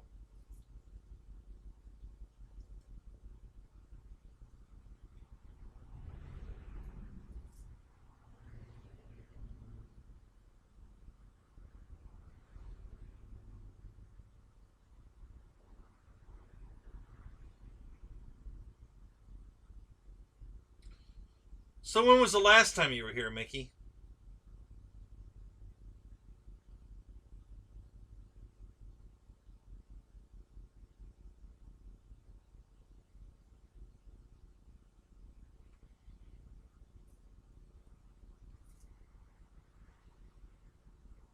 Yeah, there's room to put a not quite a 9-hole course here, but maybe a chipping course. But yeah, there's a lot of room here. You know, especially the south end. It's huge over here. And that's the end I want to put the storage is over here. The north end is, I mean, I could put storage there too, but and I might put an RC race course, you know, car track at the north end of the property. Yeah, I'm seriously thinking about doing that. That might be another business venture I can get into to make money to survive, where I don't have to go back to working for somebody else. We can hold car races here a few nights a week and just do that. So, because I had the hobby shop for 27 years, so I might just buy one of those office trailers, put it on the property, and turn it into a hobby shop and build a racetrack. And we'll just hold races Friday night, Saturday night, whatever. And I'll just do that. Storage over here, racetrack over there. You know, that should work out fine. You know, I should definitely be able to make this property pay for itself with some work. And that's where it's going to go. As soon as I get the garage built, that's what we're going to do. I don't know what. I'll probably start with the storage. See, I'm going to be very picky about what I store here. People aren't going to bring junk here. I want high-end stuff. I'm not going to charge a lot of money for it, but I want people to have nice, you know, $100,000 motorhomes or boats, you know, that they take out twice a year and they need a place to keep it the rest of the time. That's what I'm looking for. I'm not looking for a guy that's got a car that he wants to restore one day, but he needs a place to keep it for now. Now, I'm not, you know, not interested in, because that just turns into, their junk turns into my junk. You know, they don't come and get it. They stop paying for it, and now I have to go to the courthouse and fill out the paperwork to get custody of it so that I can get rid of it. I don't want that headache. So I'm not looking for every I don't need to fill the property with vehicles. I have enough room to put 100 vehicles, which would be nothing. I've got plenty of room to put 100 vehicles on here. And if the average vehicle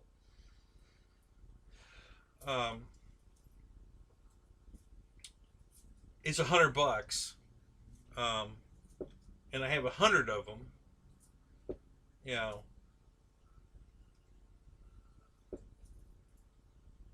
that's $10,000 a month in storage. Now that's probably $50 average would be more realistic. That's $5,000 a month. That's more than enough to live on. So, and that's very easily achievable. So, but we gotta get the garage done first, so that because if they make me turn this into commercial property and then I put a building up, now it's a commercial building. Oh my God, the price of that and all the paperwork and crap you got to go through to construct the exact same building, but now it's a commercial building. So yeah, I had to do the building first before I started the storage, just in case they make me change my property from residential to commercial. So if the building's already existing, it's not a problem. But if I was going to build it after the property was already zoned commercial, it would have been a nightmare. So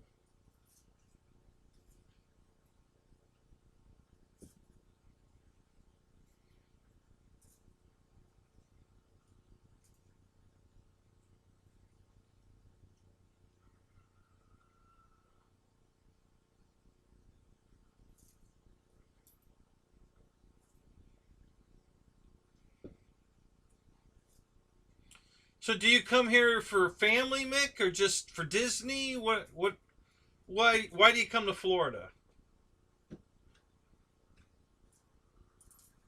Right. Insurance is another big issue. You're absolutely right. Once it becomes, commercial property, everything changes. And I'm really not looking forward to that. Now, I'm out in rural no man's land for the most part. So I don't think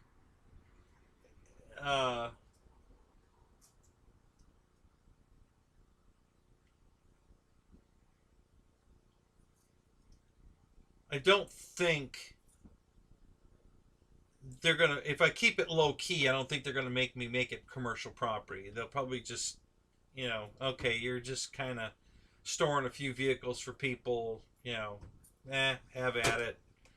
But there's a guy down the street here that's got he's got every piece of crap you can imagine.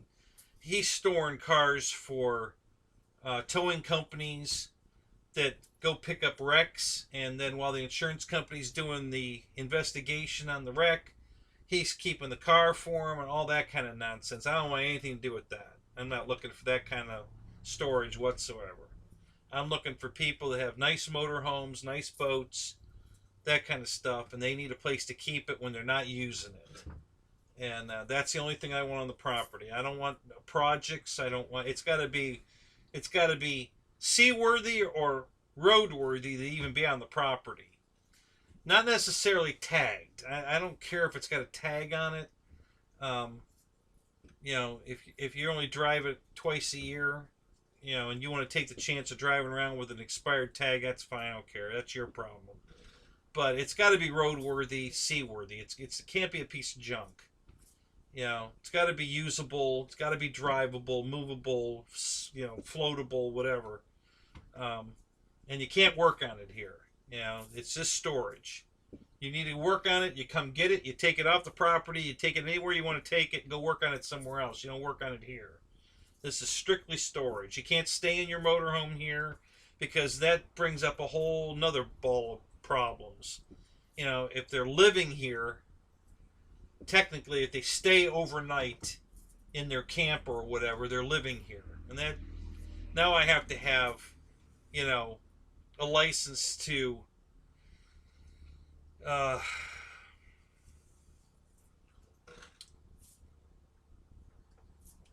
would be like an RV park.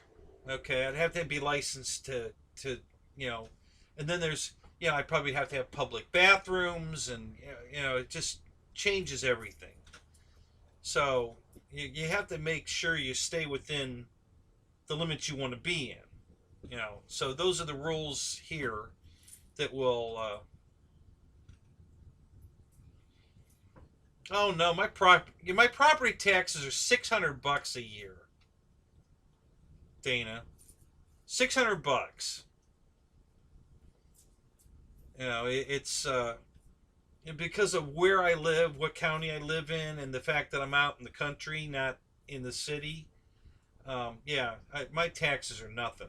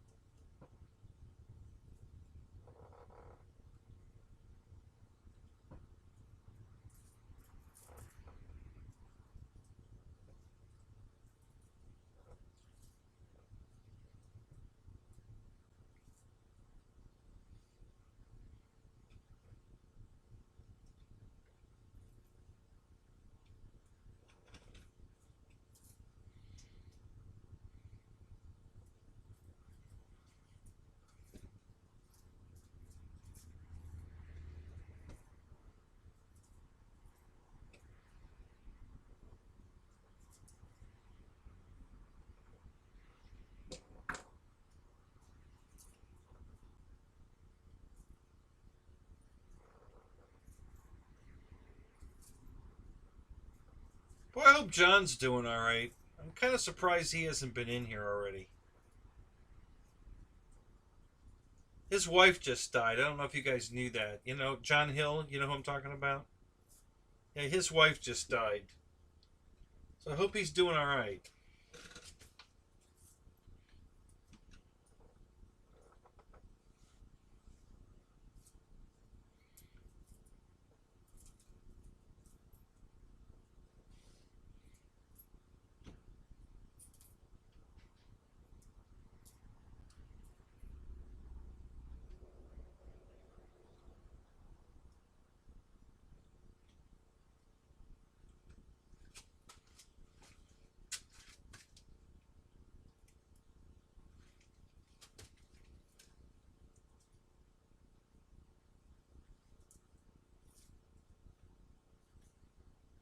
Heavy? What heavy? Heavy? What does that mean?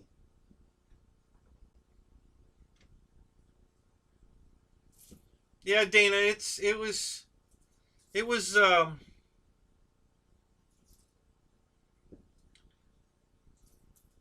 don't want to say it was a dream. I wanted enough property to be able to put a garage up. The garage was a must. We were going to buy a house once that already had a giant garage, and bigger than the one we're building. But the house was just ridiculous. Oh, I got you. Yeah. Yeah, I haven't talked to him since she died, so I don't know how he's doing. So, but and then this, I got screwed so bad from the bank. It's unbelievable. They foreclosed. I sent them my last check to pay off my other property. They sent the check back and then foreclosed on me for lack of payment. And we've spent 6 years in court. I won the first time. And then they resued me. And the second time I lost. And I lost the house. Which, there were so many things that were illegal about that whole thing. Double jeopardy, going back after me for the exact same thing, and the judge letting you know, letting them resue me, and then the judge introduced his own evidence against me, which is totally unethical, and it was just a really, really, I mean, I got fucked hard. So I lost that house, and had to move out. So we looked around, and I needed something cheap.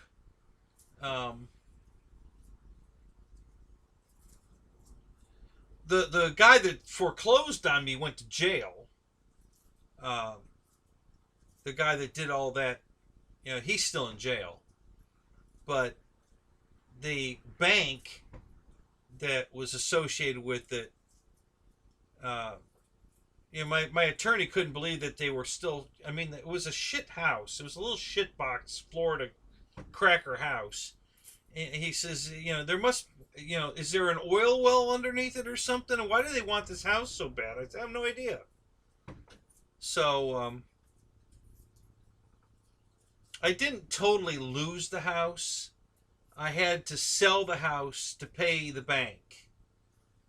They made an offer, and after we got screwed over by the judge, my attorney said, well, we should take his offer because it's still on the table. They haven't pulled it back yet. So before they do, we should take the offer. So we did. I had to sell the house, which gave me a little bit of spending money. But I had to move. And so I sold the house, did a quick sale, took the money I got, put a down payment on this property, and we moved in here. And this thing was an absolute... my friend that I had to move last year when I was supposed to go to Jet Jam is a doctor. And I had him come out and look at this property when we were walking it to buy it. And he just looked at me with the saddest eyes you've ever seen on a person and said, you can't live here. And I said, Howard, I don't have a choice. I have to live here. I don't have a choice. He says, well, can't we, like, gut the trailer or, you know, buy another one and put it out? Yeah, if you're buying it, I'd love that. You know, but, yeah, I don't have a choice, man. This is what I'm left with. And he was just unbelievable. He just couldn't believe that I was going to move into this shithole. And so we made a lot of, you know, my ex and I did a lot of work without spending any money. You know, we changed a lot of what was inside the house, got rid of a bunch of makeshift. There was a makeshift closet in the bedroom that was a piece of crap. We tore that out. There was this really crappy makeshift, like, I don't even know what I would call it, like a peninsula counter in the kitchen area that was a total piece of crap. So I tore that all out. Just a bunch of, you know, trying to make it more a standard house thing, and then we went and got free paint. You know, if you might have it where you guys live, I don't know. We have these places where if you've got extra paint or chemicals or whatever, you can drop it off at the county, and they'll dispose of it for you. And if it's usable stuff, they catalog it, they put it inside, and they don't sell it, they give it away. If you come up there, and if you see something you want, you just sign the paper and you get to take it. So so they don't have to put it in a ground, you know, they don't have to put it in a landfill, you know. So we got, I think, 13 gallons of paint for free, some bug killer for free. I even got some car polish. I just saw on the shelf. I said, hey, I can use that. So I got some car polish for free. And so we came home and we repainted the whole inside of the place. And we cleaned the floors. A buddy of mine got me 2 carpet remnants from a place he deals with. He's a carpet layer. So we carpeted the 2 bedrooms with nice Kiristan carpet, but they were Rems, you know, but that's okay, I don't care. So we put some, so the place, after we got done painting it and putting up some new blinds and some new flooring, the living room floor was wood, but it was really poorly put in. It was terrible, but it looked okay. It was livable. So we left that alone, but we carpeted the bedrooms and with the paint and the carpet and the blinds and it was livable. It actually looked pretty nice when we first got done. It looked pretty nice. Livable for sure. Not the Taj Mahal or anything, but definitely livable. But over the almost 8 years now, with everything we've accumulated between my dad dying and I got all of his furniture and all my mom's furniture, and I'm storing some stuff for my brother, and then all the airplanes, and we're just she left, bought all new furniture, then came back, brought all that with her, then left again, bought all new furniture again, came back, brought all that with her. I mean, it's just, where am I going to put all this crap, So, yeah, there's 4 dining room tables in the living room. Well, it's a great room. So it's a living room, dining room, but there's 4 dining room tables in there. And the tables have airplane stands on them, and each table holds 8 airplanes. So there's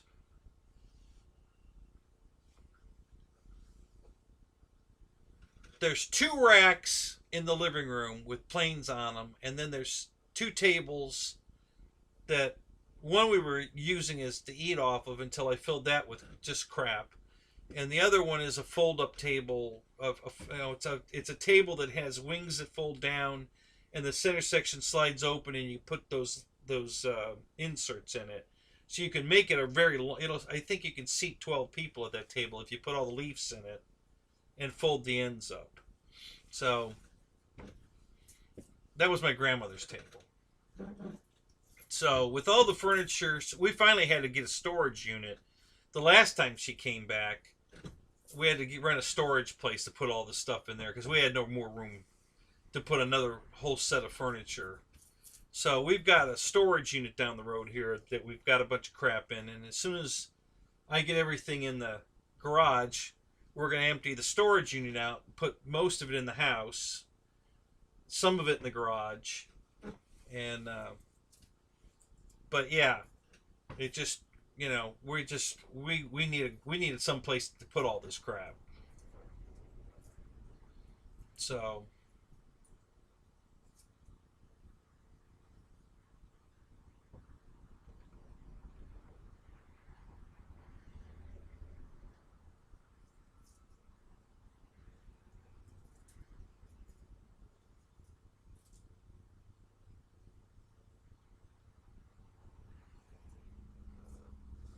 right, workshop heaven.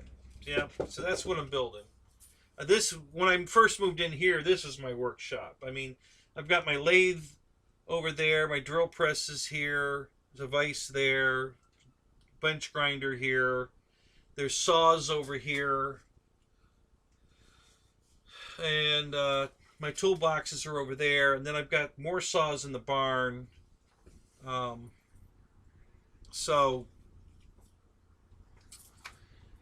And then out here I've got another one of those, like a garden shed type thing. The ones they sell at Home Depot, Lowe's. It's plastic. You put it all together. And I have all my tire machines for the cars are in there. There's a press in there, a sandblasting cabinet, and a parts washer are all in that shed. And so all that stuff's going to go into the garage once I get it. We're going to set it up where everything will be functional. I'll be able to get at it easily and use it. So, all right, Mick. Well, you guys talked me into staying. I'm kind of glad you did. It was really cold there for a while, but the heater definitely got me warmed back up. It's comfortable. So thank you. Thanks for coming, guys. Like I said, man, I do this for you. I love doing it. So I'm glad we we didn't make a record tonight, but it was a good show. So I'll see you guys in a few hours for Dave's RC coming up tonight.